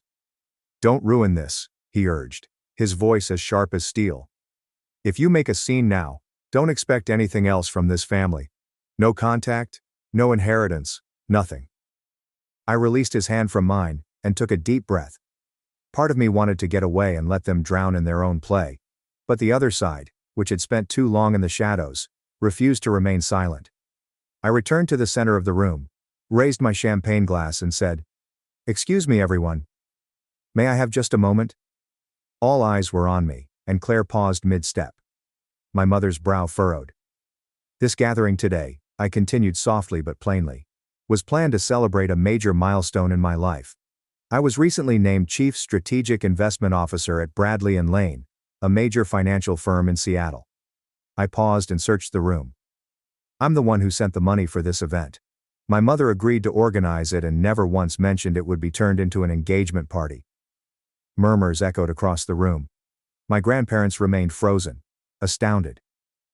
I'm not against Claire's engagement, I told her. What I can't stay silent about is the fact that my own family tried to erase me from my own moment. Just like they did all throughout my childhood. Andrew looked at Claire, perplexed. You told me this was just a family gathering. Claire's face turned red. Andrew, I just wanted to wait for the right time. By using your sister's money to stage your big reveal? He asked, his voice dropping. I came here expecting to feel welcomed, not to watch someone be pushed out of their own moment. He put down his glass and walked away. Claire chased him in vain. The room plunged into uncomfortable silence. My father stood there, outraged. You should know your place, Nancy. This is still... No, I interrupted. This is a place built on favoritism. It's not a home anymore. I turned to my grandparents. They hadn't moved. Grandma Helen's eyes sparkled, and Grandpa Arthur took my hand as I approached them. I don't need the rest of this family to know who I am. I walked out the same door I'd previously left silently. But this time, I held my head high. Andrew left the party without saying anything, leaving behind Claire's terrified visage and a perplexed family. She chased him to the porch, but the car door shut before she could speak. The Mercedes' tail lights faded behind the trees, leaving the room silent after it had previously been full with laughter. Claire returned, her tears quickly replaced by wrath. You've always been jealous of me. You can't stand seeing me happy, so you destroy everything. I stood still. I did not reply. For the first time, I wasn't hurt. I was just sick of hearing the same boring blame repeated like a broken record. Claire, Grandma Helen said, her voice calm but firm. You made your own choices. Don't blame the consequences on your sister. My mother raced forward, her face blanched with rage and embarrassment. Nancy, who do you think you are to humiliate your sister in front of our family? I don't need to think, I said quietly. I just told the truth. And I've stayed quiet long enough. My father grabbed my mother's hand and tried to hold her back, but his eyes were blazing. If you walk out of here today, he said in a cold tone, you're no longer part of this family. Don't expect an inheritance. Don't expect to ever call us again. As far as we're concerned, you never existed. I was about to speak when Grandpa Arthur, who had been silent the entire evening, stepped forward, his voice ringing out like a bronze bell in the quiet room. David, if you're going to cut Nancy out of this family, then it's time we clarify a few things. Grandma Helen walked beside him, holding his hand. My mother looked at them, as if she knew what was coming. We updated our will 3 months ago, she replied gently. The entire estate, the house, the savings, the investment shares, it's all going to Nancy. My mother let out a surprising gasp. What? We've seen enough, Grandpa Arthur said. Enough to know who lives by their values, and who lives off of being coddled. Claire is my biological daughter, my mother nearly yelled. Why her? Because she's the only one in this family who has never demanded anything, complained, or stepped on others to elevate herself, Grandma Helen explained, her voice trembling slightly, but her gaze steady. We don't reward favoritism or deceit. Claire burst into tears as her pride disintegrated. She ran up the stairs, her red dress bursting like a bleeding stroke on a collapsing canvas. My mother stood in the middle of the room, lips trembling. My father turned away silently. My pulse pounded as I grasped my purse and gazed at my grandparents. I never asked for this. I don't need the inheritance. We know, Grandpa Arthur said, smiling. And that's exactly why you deserve it more than anyone. I looked around the house, which had once been a wound, but is now a stage for the truth to be shown. The family rose from their seats one by one, averting my gaze as if they had just woken up from a bad dream. Nobody stopped me when I turned to leave. I went outside, the spring night breeze stroking my cheeks and carrying the familiar scent of apple blossoms from the backyard. I heard the door close behind me, but this time it did not crash shut. It was the culmination of years of endurance. On the walk back to my grandparents' house, Grandma Helen reached out and lovingly grasped my hand. "You don't have to fight to prove yourself anymore, Nancy," she once said to me. "Now you get to just be." I looked at her with stinging eyes. I'd never felt so calm. Not because of money. This is not due to recognition. However, for the first time I chose myself over gaining acceptance from those who never truly wanted to see me. 3 years have passed since that night, when I walked out of my parents' house for the last time, carrying the truth, agony, and power I had no idea I possessed. I never looked back. I've never felt the impulse to. Throughout those 3 years, I gave my everything to my work at Bradley and Lane. Every early morning before dawn, every tranquil night on the 19th floor, I was there. Fine-tuning strategy, updating the Prism algorithm, listening to the market, and leading my team beyond previously insurmountable obstacles. When Richard Langley, the existing CEO, announced his retirement, no one expected him to choose me as his replacement. But for me, it was not luck. It was the conclusion of every effort, sleepless night, and difficult decision I had ever faced. I was 30 years old when I was officially appointed CEO of Bradley and Lane Capital, making me the company's youngest female CEO in its 60-plus-year history. The announcement happened in the main hall. Camera lights are flashing. Every seat was filled with shareholders. I came on stage not to wow, but to represent a new generation, one that does not have to be born into grandeur to make its mark. After the lecture, I took out my phone and called my grandparents. "I did it," I exclaimed, my voice full of enthusiasm. Grandpa Arthur laughed on the other end, and Grandma Helen spoke words that I will never forget. "You've always been worthy, Nancy. From day one." Meanwhile, 40 miles away in Salem, where I grew up, not much had changed. Claire was now 27. She no longer wore her engagement ring or had steady employment. Andrew left that night, and her life became a series of failed attempts. She dropped a fashion course because she felt under too much pressure. I attempted being a content creator but quit, because no one gets my style. I eventually moved back in with our parents, into the room she had taken from me. I haven't interacted with my parents since that night. My grandparents occasionally mention that they have inquired about me through shared relationships, but I don't care any longer. I've realized that not every relationship is meant to last, especially when it is founded on denial and selfishness. Every Sunday afternoon I visit my grandparents for dinner. We toast bread and pore through old photo albums that I assumed were lost forever. Grandma Helen still tells me modest anecdotes about my upbringing. Grandpa Arthur swears he doesn't remember them, so I have to repeat every detail. I once asked them whether they had any regrets about leaving everything to me. "We didn't leave because of what it was worth," Grandma stated. "We left it to the one who understood the value of choice, the one who chose integrity over convenience, silence when it mattered, and voice when it counted."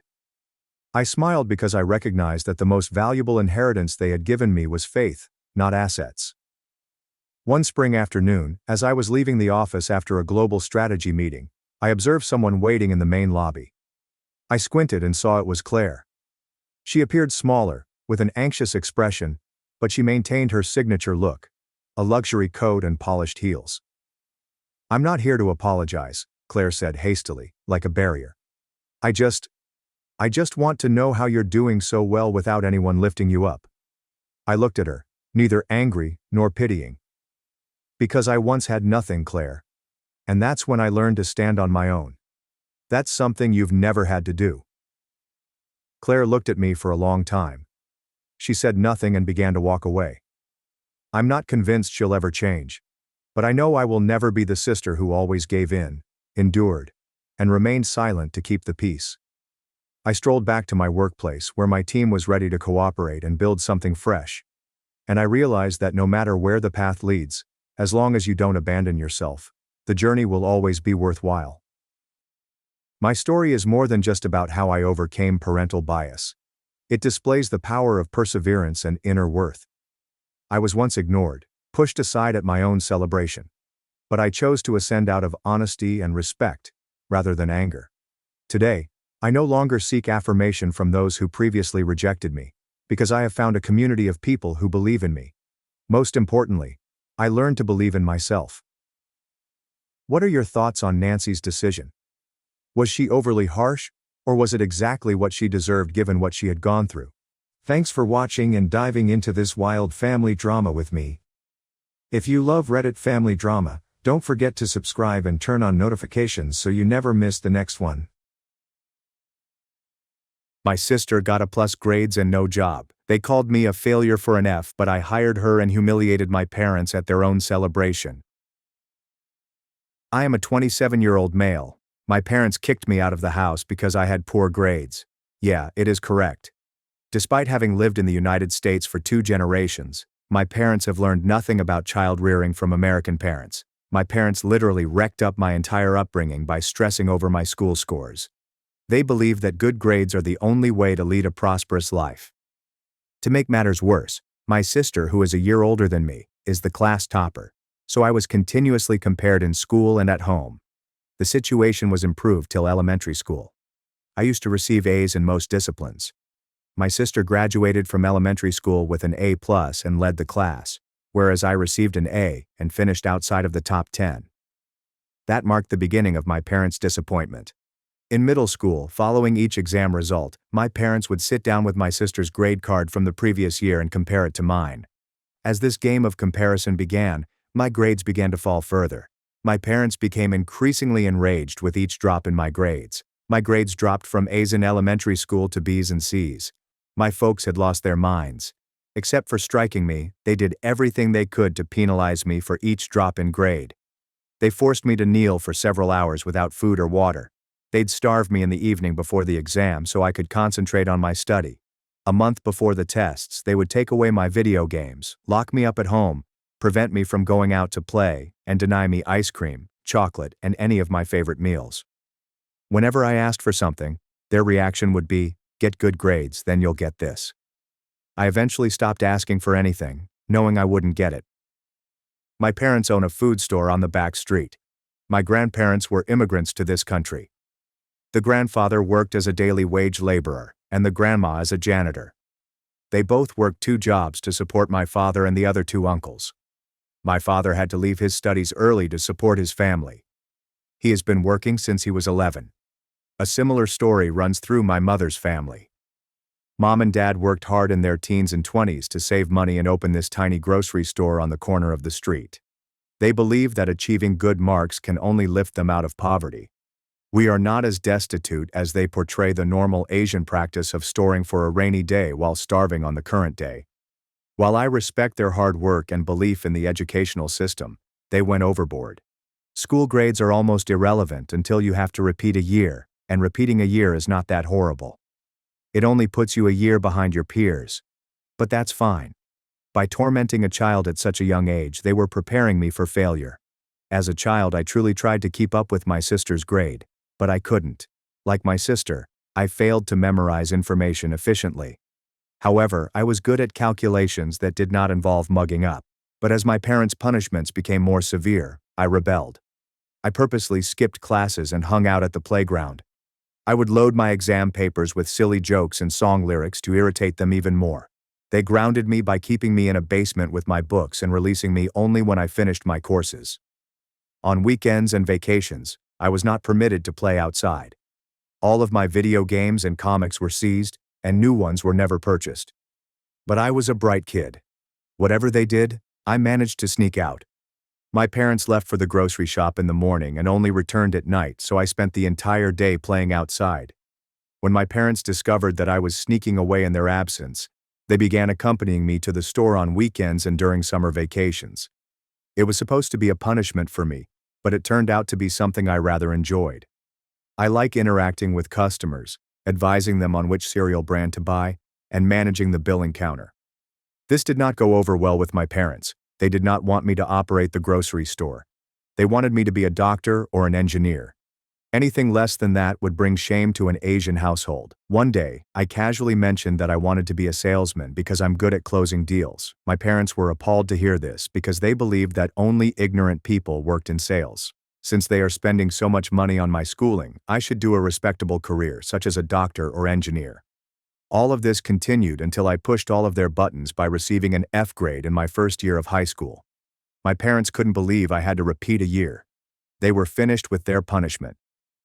They blew right on my face as if I had committed a horrific crime. There was nothing left to punish me. Except for beating me, they appeared to have done everything they could to get me back on track.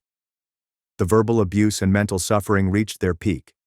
They stated I brought shame to the house and they couldn't bear the embarrassment I caused the family.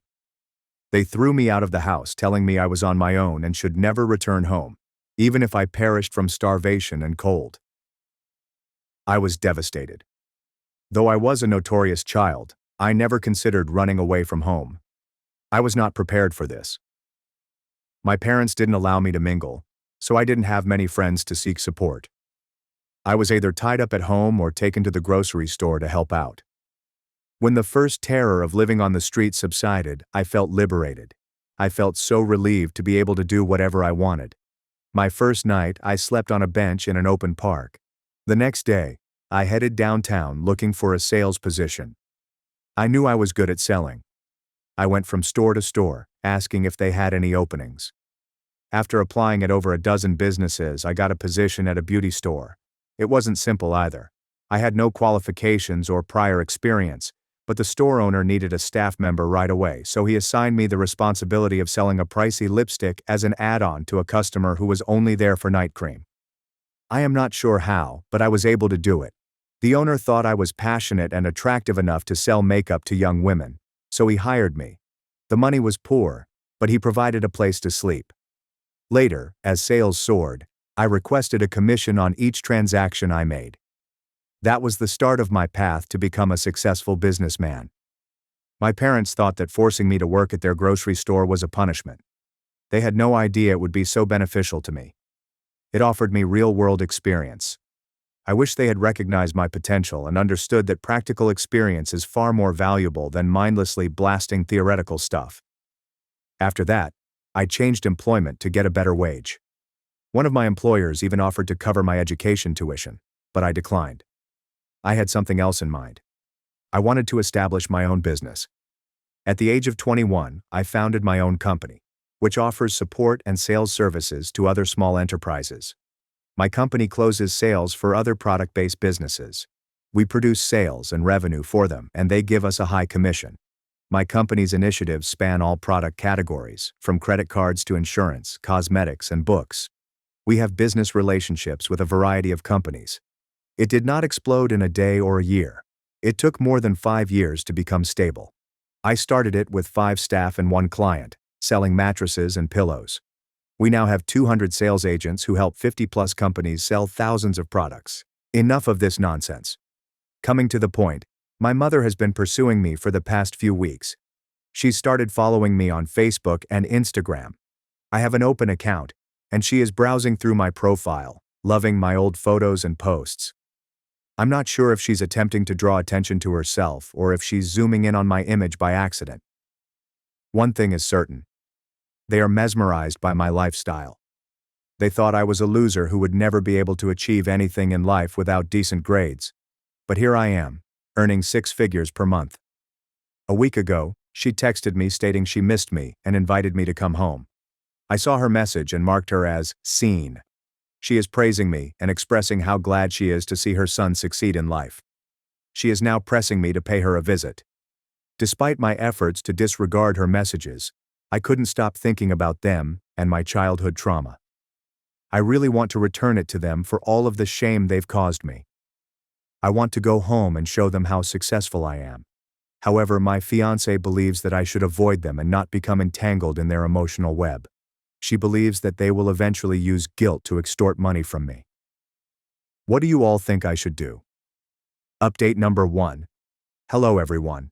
This is going to be hilarious. Despite my girlfriend's objections, I wanted to show off my achievement to my parents, so I visited them. Dad was not home, but Mom and sister were waiting for me. Dad is still unaware of my success. He believes I am getting money by duping innocent people and does not want to be linked with me. Mom apologized to me and said that I had to suffer because of Dad's old-school ideals about getting good marks for life.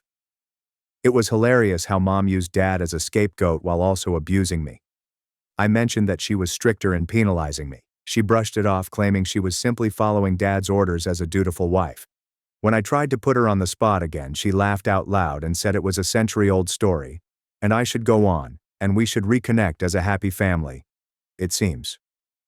I inquired about my sister's life. She stated that she had a master's degree in literature but is having difficulty finding work as a teacher due to weak communication and social skills.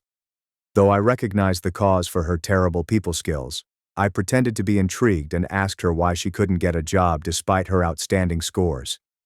She blamed our parents for her failures. She has essentially spent her whole life imprisoned in a room, studying to please and impress our parents.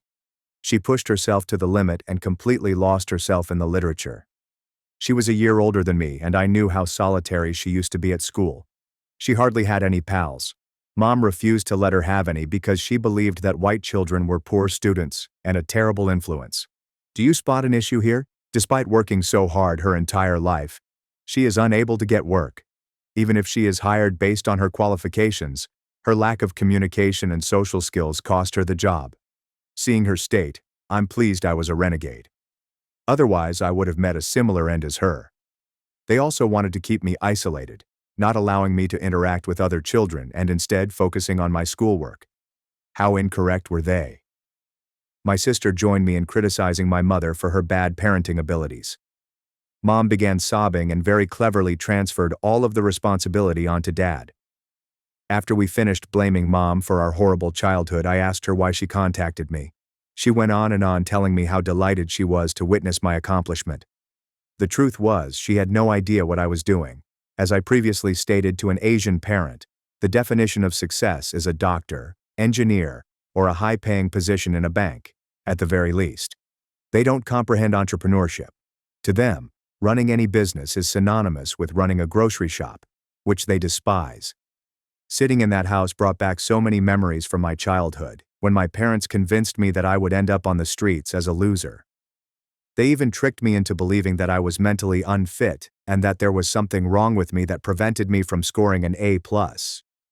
Oh, I forgot to mention it. My parents even took me to a therapist because they thought I had trouble focusing on my studies. After 2 to 3 sessions, the therapist chastised my parents for excessively pressuring me to study, claiming that I was a perfectly normal child with a typical IQ for my age. My girlfriend betted that my mother had invited me to ask for money. She lost the bet because Mom did not ask for any money, but her behavior indicates that a money demand is on its way. Since then, my mother has been continuously checking on me, and any time her text message appears, my girlfriend places a $1 bet that it is about money. LOL. I'm winning every single bet because Mom hasn't requested the money yet. But I believe I'm about to lose the wager because Mom has invited me to dinner this weekend. I know she's attempting to construct a positive image of herself before asking for anything. I just got a text from her saying she is planning a dinner for me this weekend. I will provide an update in my next post. I have to rush right now. Bye. Update number 2. Hello everyone. I got my sweet revenge on my folks. I don't think they'll call me again after this humiliation. In my last post, I mentioned Mom's text inviting me to supper. I replied saying I was busy and couldn't make it. Yes, I was being costly. Since she insisted, I questioned her why she was being so nice to me since Dad still believes I am making money illegally. She explained that Dad was planning the meal for me as a gesture of reconciliation with me. She claims that Dad is proud of me and wants to apologize to me in person. I responded, "What do you mean by organizing? It's just the 4 of us, right?" She said no, they're calling all their close friends and relatives who live nearby. I answered, "Sure, I will be there." I couldn't have gotten a finer chance to avenge my childhood suffering. Mom requested that I arrive on time and dress appropriately. My rebellious side was ignited. I wore my workout sweater with hiking shorts and a cap on top. I arrived 2 hours late. It's a terrific deal for an Asian parent, as wearing shorts at a social event is considered a felony. Mom repeatedly called me, but I did not answer. I basically texted a couple of times saying I would be late with no reason or explanation. I am sure that would have irritated my parents. They have a thing for presenting themselves as the perfect individuals. If any guests arrived at my house, my parents would spend at least 2 days cleaning every area of the house, compiling a list of food items to be served to the guests, and arranging everything in its proper location. The guests would be served with the best china set, and if they stayed, they would be given the best bed sheets, pillows, and everything else. They claim that it is our custom to treat our guests with the utmost respect, although part of it is exaggerated for social acceptance. My parents had reserved one rooftop portion of the restaurant. When I came in such casual attire, I was given a glance. Because I make more than everybody else there, that expression was replaced with a phony smile of admiration. My parents were also upset, although they didn't voice it. They hugged me, raised a toast to me, and sang my praises. This was the first time Dad had hugged me. Not reassuring at all. I felt resentful. The way they behaved made me wonder if I was the jerk who had always assumed they were wrong. They're imposters. The hall was packed with people, and for a brief moment, I considered quietly tolerating it, eating my dinner, and leaving. But the way they flaunted my accomplishment alongside theirs irritated me. They were gloating about my accomplishments, wealth, and opulent lifestyle. And guess what? They were taking full credit for developing me into a good human being. My outspoken aunt stepped in and shouted, "Didn't you toss him out of the house?"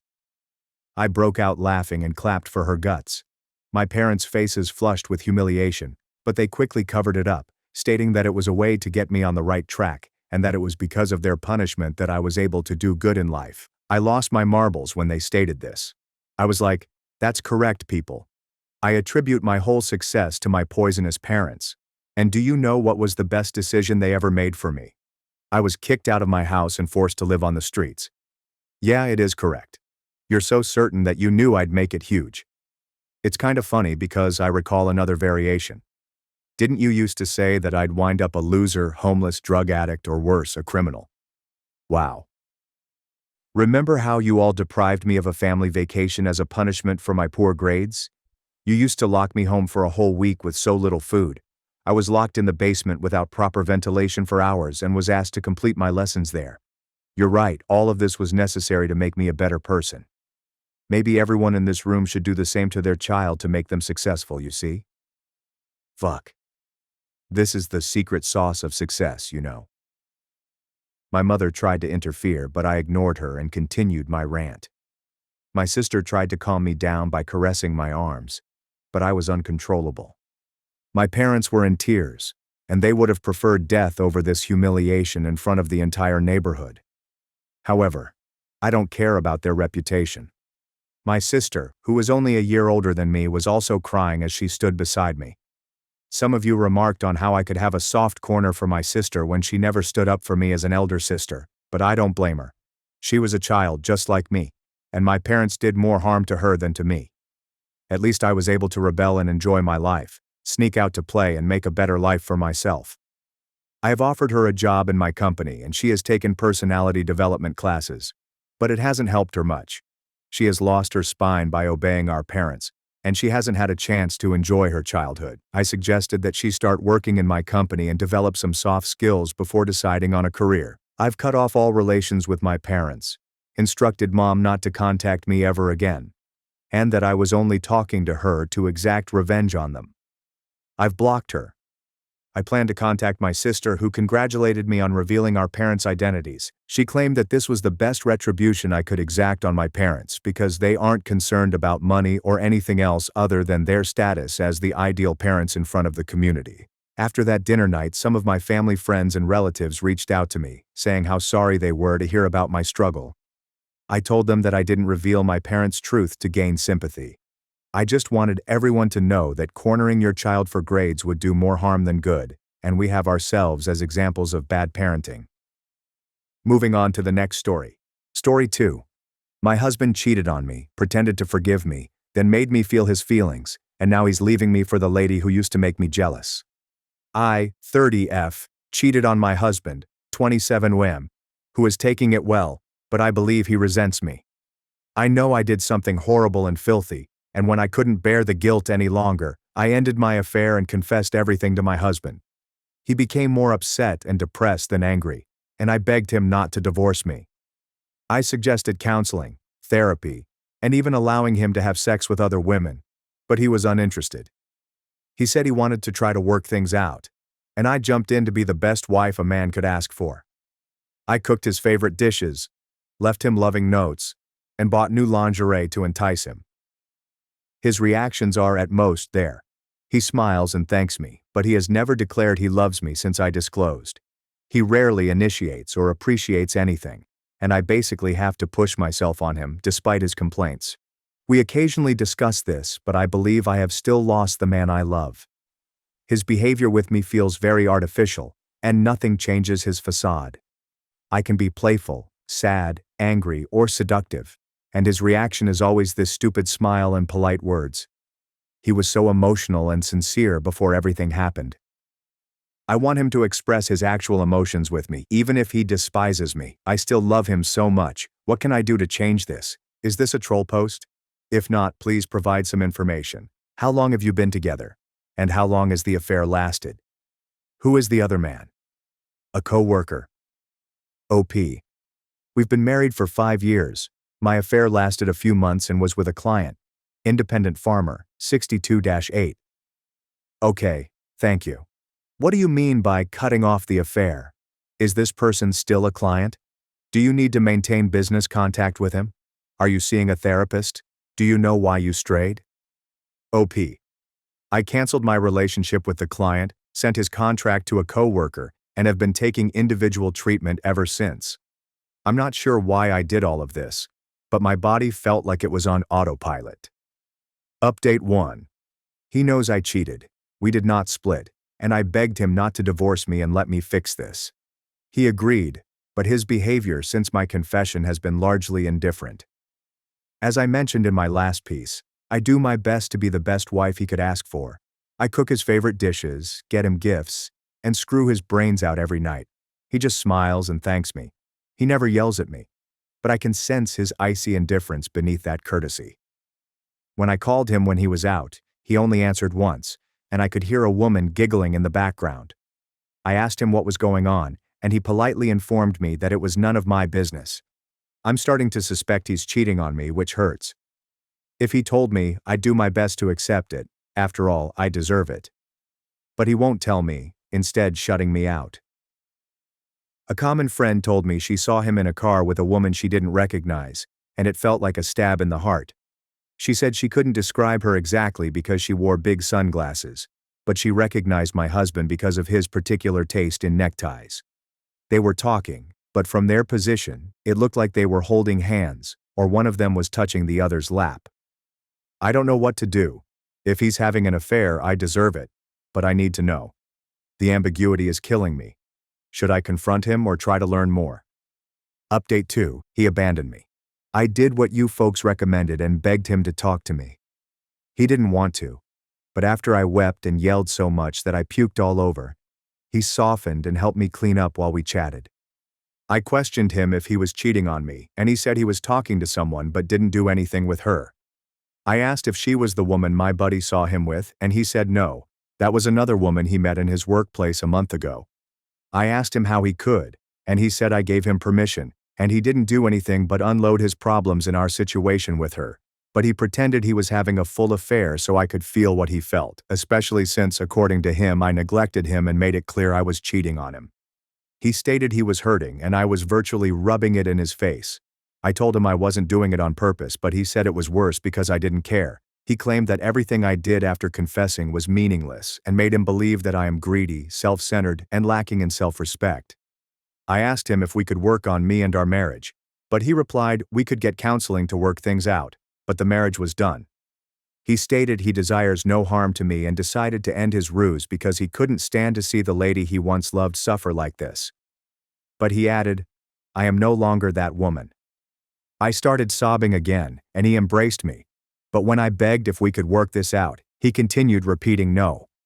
I asked him what he was going to do when he moved out, and he said he had already found another apartment. I inquired if he planned to live with that woman, and he answered no, but she was close enough. I questioned him how he could choose a total stranger he met a month ago over his wife of 5 years, and he answered his wife of 5 years no longer exists, so he had to choose between two strangers, and that woman impressed him much more. I told him he was an idiot, and that he couldn't have known that this woman would most likely use and dump him. He got angry and declared she was definitely better than me. He said he won't tell our families that our marriage ended because I cheated, but because we grew apart, and that he will leave the house to me as long as I make the divorce go smoothly. But if I try to take him to the cleaners, drag it out, or cause any problems, he will tell everyone what I did and destroy me and my reputation. This happened yesterday and he's already packed up virtually everything. I can't stop weeping, and I can't believe this is happening. It's horrible and unfair. One last comment from the OP. You're right that I'm bad, but he's also to blame. He never really wanted to fix this, and he used me for months before abandoning me. Despite our past hurts, I want him back. As for his girl, I don't think she'll be a good fit for him. Update 3. I received divorce papers today. This feels like a nightmare. I keep telling myself it's not real and I'll wake up. My husband went out 2 weeks ago apparently to live with another lady, but I continued checking on him, had some acquaintances tell me what was going on, and there appeared to be no other woman at all. I hoped he was simply collecting his thoughts and would get back to me. But today, he did it. He ordered me to serve. I don't want to believe he is finished with us. I love him so much and miss him every day. They said I was too emotional. Then I caught my ex grabbing my mom's wrist in court. 1 week later, I won full custody and cut them off forever. It was simply an ordinary birthday, with pastel-colored paper napkins. My mother had cooked the fruit tart she always prepares when she wants to appear effortless but still impressive. My father was repeating one of his go-to stories about how difficult life used to be. My sister Sable had brought balloons and pretended she hadn't spent the morning yelling at her children. In other words, everything seemed normal. The kind of normal that you become accustomed to while you live there. Same scents, noises, and rhythms. A few laughs and several complaints. My daughter Lily had gone somewhere to play or read. There were cupcakes, inexpensive wine, and background music. There was no drama, shouting, or tension in the air that I could detect. I was not even thinking. I was simply existing in it, floating through it, keeping my head down and my mouth quiet, as I had trained myself to do. Keep it light. Avoid bringing up difficult topics. Smile as if you are not tired. Play along. Looking back, I want to shake myself. How come I didn't feel it? How could I not detect something was wrong? But I did not. If anything, I hoped that things were improving and that we'd all found some serenity. I even found myself smiling once or twice. Then my phone rang. I retrieved it from my pocket and blinked at the screen. My daughter called. This was bizarre. She generally just came to me when she needed something. I looked around and didn't see her. Perhaps she was upstairs or in the backyard. I responded. Hey, what's up? Her speech struck me like a punch. Get out now. I stopped moving. The room did not come to a halt, but I felt as if the air had changed. What happened? I inquired. Just get out of the house. Please. Right now. Her voice shook. She was whispering. She sounded afraid. I stood up gently. My mind was blank and then loud. What's going on? Did someone hurt her? Did she fall? Was someone in the house? I didn't ask anything else. Just walked out the front door. Not a word to anyone. Not even a glance at the snack table or my mother's cheerful smile. Not a check for my sneakers. I just moved as if my body had taken over, and I was outside of it, watching myself walk. When I stepped outside, the air was still warm. The garden smelled of cut grass and cheap perfume. And there she was. Standing at the driveway, rucksack over one shoulder, her gaze fixed on mine. She was not crying. She didn't move either. My heart halted for a second. Actually, it has stopped. Then everything caught up. I hurried over. What's going on? What happened? Can we go? She responded. I don't want to talk here. Just get in the car. I stared at her hands, her face, and how she grasped her bag's straps. She was not hurt, yet she appeared hollow. Did someone yell at you? I inquired. Did someone say something? No, she replied. Not exactly. Just please, let's go. I nodded. My voice did not work. I simply turned, opened the car, and got inside. We drove away silently. Not fast and not dramatic. Just left. Nobody saw us go. Or if they did, nobody stopped us. She looked out the window. I maintained my hands firmly on the wheel. My mind was trying to fill in blanks that I didn't have. Did she hear anything? Did someone injure her? Did someone threaten her? Was it one of the other children? Was it my mother? My father? Everything was possible. Each concept was worse than the last. I wanted to ask more. I did not. We stopped into a parking spot beside an old garden center. It was closed. Quiet. I switched the engine off. Just sitting there. Okay, I said gently. We're alone. You can tell me now what happened. She didn't respond. I gazed at her. Her hands rested in her lap. She was still looking straight ahead. After a time she stated, I don't want to go back. Not to Grandma, not to Grandpa, not to that house. Never again. I felt like my breath had been knocked out of me. Her voice was neither aggressive nor theatrical. It was flat. Honest. The way you say something after you've already made up your mind and thought about it for hours before expressing it out. I don't understand. I replied softly. I thought everything was fine. What happened? She simply shook her head. Please don't make me go back. I sat there, staring at the steering wheel, trying to get my head to catch up, trying to join the dots without even seeing the board. I won't, I replied finally. I won't take you back there. And that was all. She did not explain. I did not push.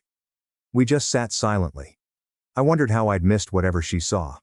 She was quietly attempting to keep herself together in the passenger seat. I kept attempting to replay the day in my head. Replaying everything. Every look. Every comment. Every wasted opportunity. I had nothing. That's what terrified me the most. I didn't see it coming. I lived at home. I knew these individuals. Though I knew. And she'd witnessed something that made her want to flee. And I'd never forget how desperate she sounded on the phone. Mine did as well. But before all of that, there was a life that brought us here. I was the older of the two girls. You'd imagine that comes with authority, leadership, and possibly a little bias.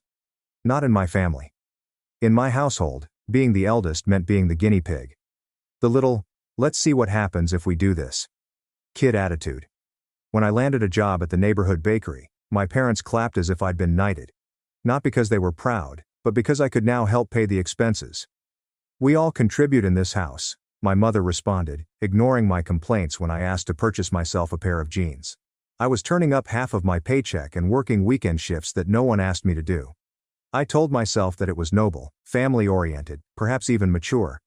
Then my sister reached the same age. No employment, no pressure, and no mention of giving. She got to sleep in and go shopping with her buddies while I was elbow deep in dish soap and working overtime. I gently asked my mother why that was. She's just not built the same way as you, she explained, as if I were a factory model and my sister a porcelain doll. So I swallowed it. I did not want to be petty. I didn't want to cause issues. Besides, I was doing fine. I had plans. I had a future. Or so I thought. I probably got married too young. But I thought I was happy. My spouse Daniel was charming in that low-energy, quiet way that makes you believe he's easygoing. He was not. I worked a lot. I had a good job. Better than good. Long hours, good compensation, and a strong reputation. Daniel worked part-time. He said he wanted to spend more time with Lily. I said I was better at career stuff anyway. And at the time, it worked for me. I did not question it. I had no idea how quickly unbalance might start to feel normal. Things began to shift gradually. He became irritable, reclusive, and snapped more frequently. His presence began to feel like walking on broken glass. Nothing had broken yet, but you could feel it in your footsteps, and it bled over not just with myself, but also our daughter. Not striking or bruising, but shouting, slamming, long silences and threats whispered just low enough to be denied. The bottle proved to be the final straw. He tossed it across the room. I did not hit anyone. I didn't mean to, he said. However, our daughter was in the hallway when it shattered. She flinched so fiercely that she dropped the mug in her hands, and something inside me shattered. I couldn't wait to see what happened next. I packed a bag, took my daughter, and walked away. I returned to the one place I never expected to need again. Home. Except it wasn't truly home anymore. My parents took us in technically. However, it was evident from the start that it came at a cost. I gave up my job when I moved back. I couldn't keep up that routine as a single mother. Not with court appearances, trauma therapy, school pickups, and a child who began flinching at startling noises. Part-time employment opportunities are rare in my industry. I settled for something flexible but humiliatingly underpaid. Enough to survive, but not enough to live, and certainly not enough to support others. This was a dilemma since for years, I had been the golden goose. When I was still earning money, I'd send it to my parents every month, covered large bills. I took care of the little ones without them asking. I even paid for their all-inclusive trip in Portugal. They still talk about it as if it were the pinnacle of their lives. As a result, when the checks stopped coming in, their lifestyle suffered, albeit quietly. They weren't happy, not overtly, but in small ways. My mom sighed as she looked at the food bill. The way my father brought up the water bill twice a week. They unexpectedly neglected to add me to the family group chat. The house was full. My sister and her husband also lived there, with their 2 kids, who had the energy of caffeinated raccoons and no volume control. They essentially pay no rent. My parents adored them, kept an eye on them, babysat them and bragged about them. So I figured that if she could stay here with her circus, I could too. But something didn't feel right. I observed the shift from day one. My daughter's drawings only stayed in the fridge for a day. Her dish was cleared before she had finished. She was once chastised for talking too much after simply laughing at a cartoon. There were stares. Not from everyone, but sufficient. She also noticed it. Of course she did. She stopped spending time downstairs. She gripped me tighter. She wondered if we could have our own apartment shortly. And I promised her we'd explain that this was only temporary and that the family was supposed to help. I truly believed that till the day she called and instructed me to leave the house. We sat in our car, which was parked under a sad little tree in a secluded lot. My hands were on the wheel, but I wasn't moving. I finally spoke. "Can you tell me what happened?" She did not hesitate. Not this time. "Grandma and Grandpa and Aunt don't want me there. They were talking. I was in the bathroom. They didn't know I could hear." I stared forward and let her talk. "They said they're going to send me back to Daddy. That I'd be better off. That they're planning something." She spoke it as if it were simply information. Weather. Nothing personal. "I don't want to go," she said, still looking out the window. "I don't want to be near him." I did not say anything. She had overheard a plan to return her to the man I had taken her away from, and I had not seen anything. When I was a kid, I assumed treachery would be more obvious. Like someone yelling surprise while holding a knife. It turns out it was quieter. It sometimes concealed between bathroom tiles and whispered through thin walls. Sometimes it was whispered by those who raised you. I gazed at her. "They said what?" She did not blink. "They're planning to make you lose me." They were talking in the kitchen. I was in the bathroom. They didn't know. I waited, braced. "They said you'd lose custody anyway. That they could help it happen faster. That Daddy would take better care of me, and if I went back to him, then you'd go back to your old job. Start helping them again." I opened my mouth and nothing came out. "They said you'd be better off." She hesitated. "They said they could plant something in your stuff. Drugs maybe. So it looks bad. And then call child services." Silence. "They want to frame me." She simply nodded. Her lips were squeezed so tightly together that they had become white. "And you're sure?" "They said it, Mom. They said it all. That I'm too much. That I never stop talking. That the house is full and it used to be so nice. They said you're not useful anymore. And that he was always the better parent." I felt a shift. Not in a snap. Not shatter. Just shift. She proceeded. "So I packed what I could. There's 2. I left. I called you." I glanced down at her small backpack in the footwell. She had thought about fetching my charger. I almost lost it right then. Instead, I cranked the ignition and drove. I didn't go back for clothes, answers, or even my toothbrush. I drove directly to Travis's residence. Travis and I have been buddies since we were children. I've never dated or tried anything other than one of those rare human unicorns. A platonic male best friend who comes up, stays silent, and always has extra toothpaste. He opened the door holding a coffee and wearing one sock. "I need to crash here," I explained. He looked at me, then at my kid, and walked away without asking any questions. This is why he is still in my life. That night, we slept on his sofa. Lily cuddled up alongside me, too quiet for a child. I stared at the ceiling, counting ceiling fan spins while trying not to scream. My phone vibrated 17 times. I did not check it once. The following morning I attempted to be normal. I combed my hair, found socks that almost matched, prepared my daughter's lunch and added a napkin with a sloppy drawing of a cat. I kissed her cheek and told her, "You're brave." She nodded. No smile. Just pure bravery. We walked to school, and they were present. Of course they were. My parents stood at the gate like the mafia, but with tote bags and that false nice strain that people wear when they're about to say something terrible. My daughter froze. "It's okay," I said. "Go in. I've got this." She ran away. I confronted the adversary. "Where have you been?" my mother snapped. No good morning, no embrace, and no apologies. "I think you already know," I said. "We've been calling all night," my father explained. "You disappeared with her." "I didn't disappear," I explained. "I removed my daughter from a place where people were plotting to destroy my life." My mother blinked. "Excuse me?" I did not flinch. "She heard you in the kitchen while you were laying out your little custody sabotage plan." "That's ridiculous," she replied hastily. "She must have misunderstood." "Did she misunderstand the part where you were going to plant drugs on me?" Her mouth opened and then closed. A flush spread up her neck. "We were talking hypotheticals," she muttered. "You've been stressed. You quit your job. The custody fight is going nowhere. You've been trying." I cut in. "I've been trying while you've been busy plotting my collapse because your spa weekends dried up." "That's not fair," my father said. "We've helped you." I laughed. Actually, I laughed. "You housed me after I paid your bills for years. After I booked you 2 a week in CIT and bought your damn espresso machine." My mother's eyes narrowed. "This is about money now?" "This is about loyalty," I explained, "which you sold for a better chance at holidays." "We just wanted what's best for her," my father stated. "You're fighting all the time. He was always so good with her." "He threw a bottle at the wall while she was in the room," I remembered. "He wasn't a father. He was a threat. And you knew that." My mother folded her arms. "You're emotional. You're blowing this out of—" "I'm done," I replied. "I'm done letting you twist this. You tried to wreck my custody case.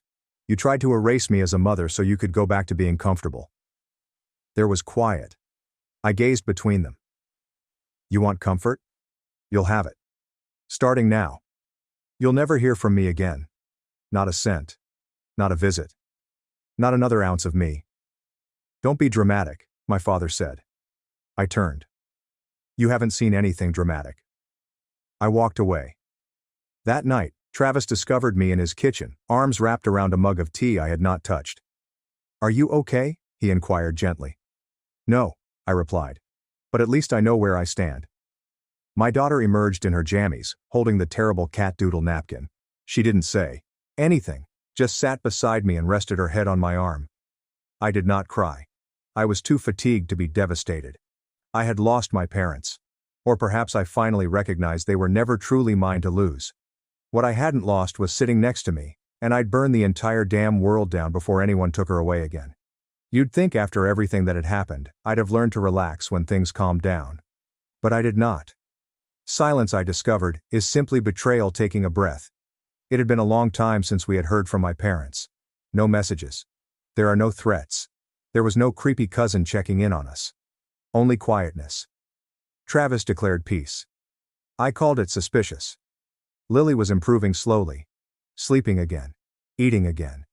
She had started painting these strange little comic strips of wolves fighting snakes, and I didn't ask any questions. Because in the end, the wolf won and curled up in a den with her young. That was good enough for me. I was still staying at Travis's. I say still, as if I had a lease lined up but hadn't signed it yet. I did not. I had nothing set up. And Travis, bless him, had never suggested that we were overstaying. He made pancakes for Lily and coffee for me, and I began to believe he meant it when he said, "You can stay as long as you need." Then came the job offer. It was versatile. It paid well. And I wouldn't have to sell my soul or stop seeing my child just to afford cheese again. I did not cry when I received it. However, I did lock myself in the bathroom and laugh till I coughed. That employment was my first taste of old life, with the positive side pushing its way back.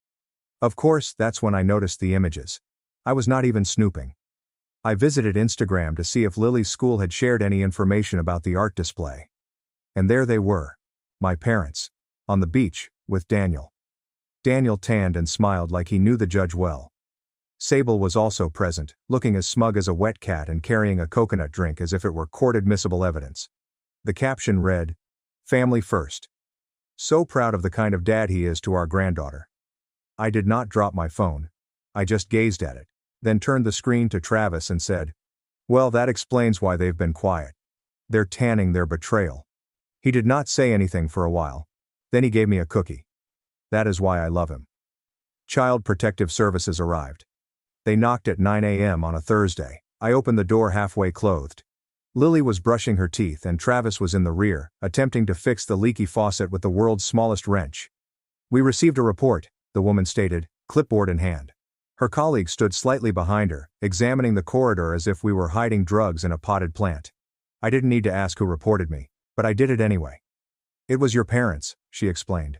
"Of course it was. They said I'd run away with Lily, that I was unstable, that I did not have a permanent home, that I was including unknown males in my daughter's care," which I assumed was Travis, who was currently in the kitchen pouring juice into a unicorn horn-shaped cup.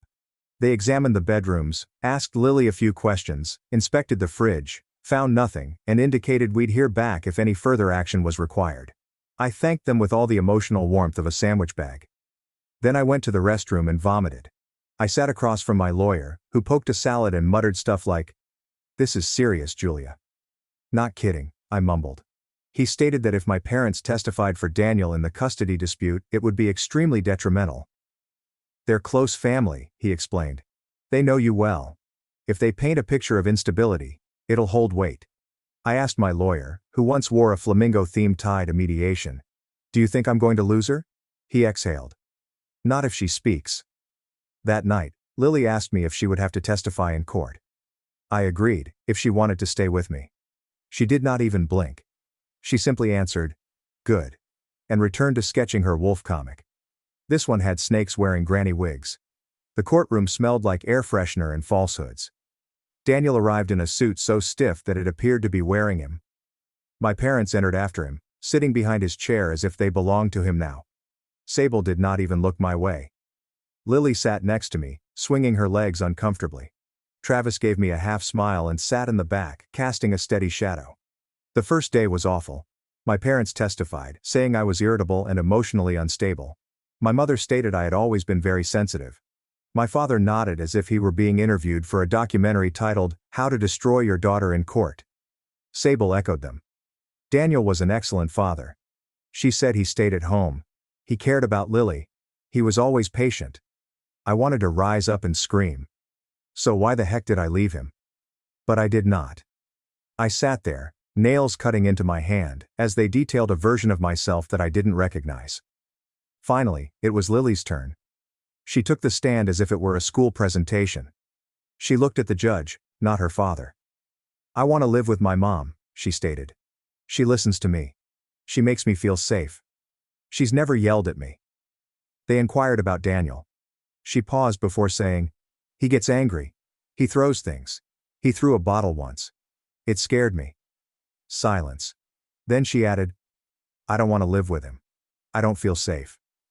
They inquired whether anyone else had ever made her uncomfortable. My grandma and aunt said they wanted me to go live with him. That they were going to make mommy lose me.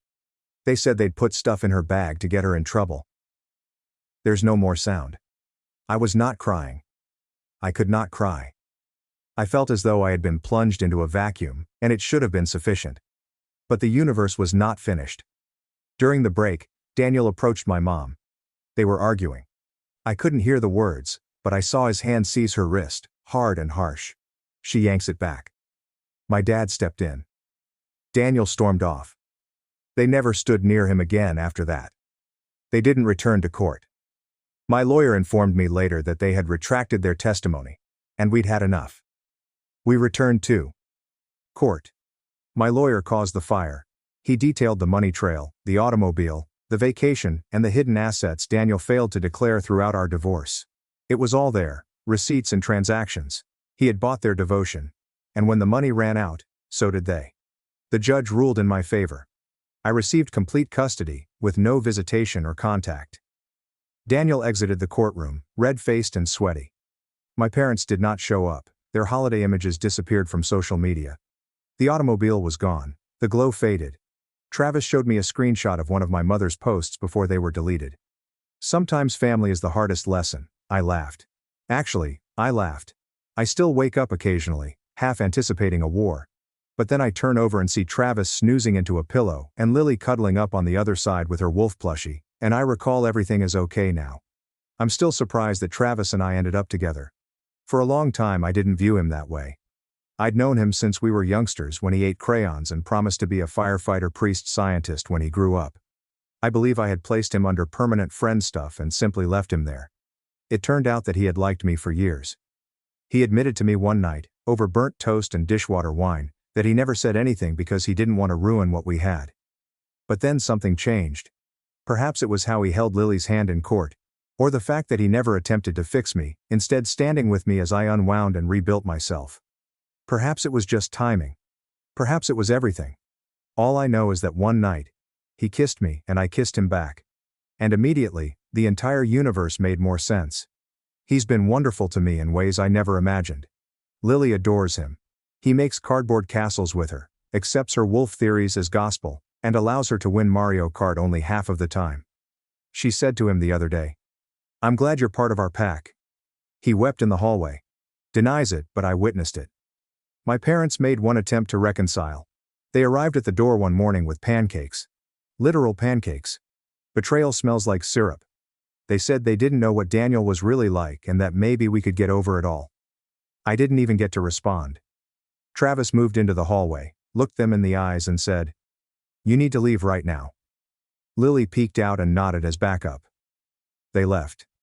I have not heard from them since. I have heard through the grapevine that things have not been easy for them. They are hurting financially. Some extended family members and old friends severed relations after learning what they attempted to accomplish. Apparently, trying to frame your daughter in order to recoup a free babysitter and vacation cash does not go down well at Bridge Club. Me? I am doing okay. Actually, it's better than okay. I have a secure job that I enjoy. A daughter who chuckles while asleep. And a partner who makes me feel protected in ways I had not realized I needed. It isn't showy. It is not ideal. But it is mine. And I will fight like hell to keep it.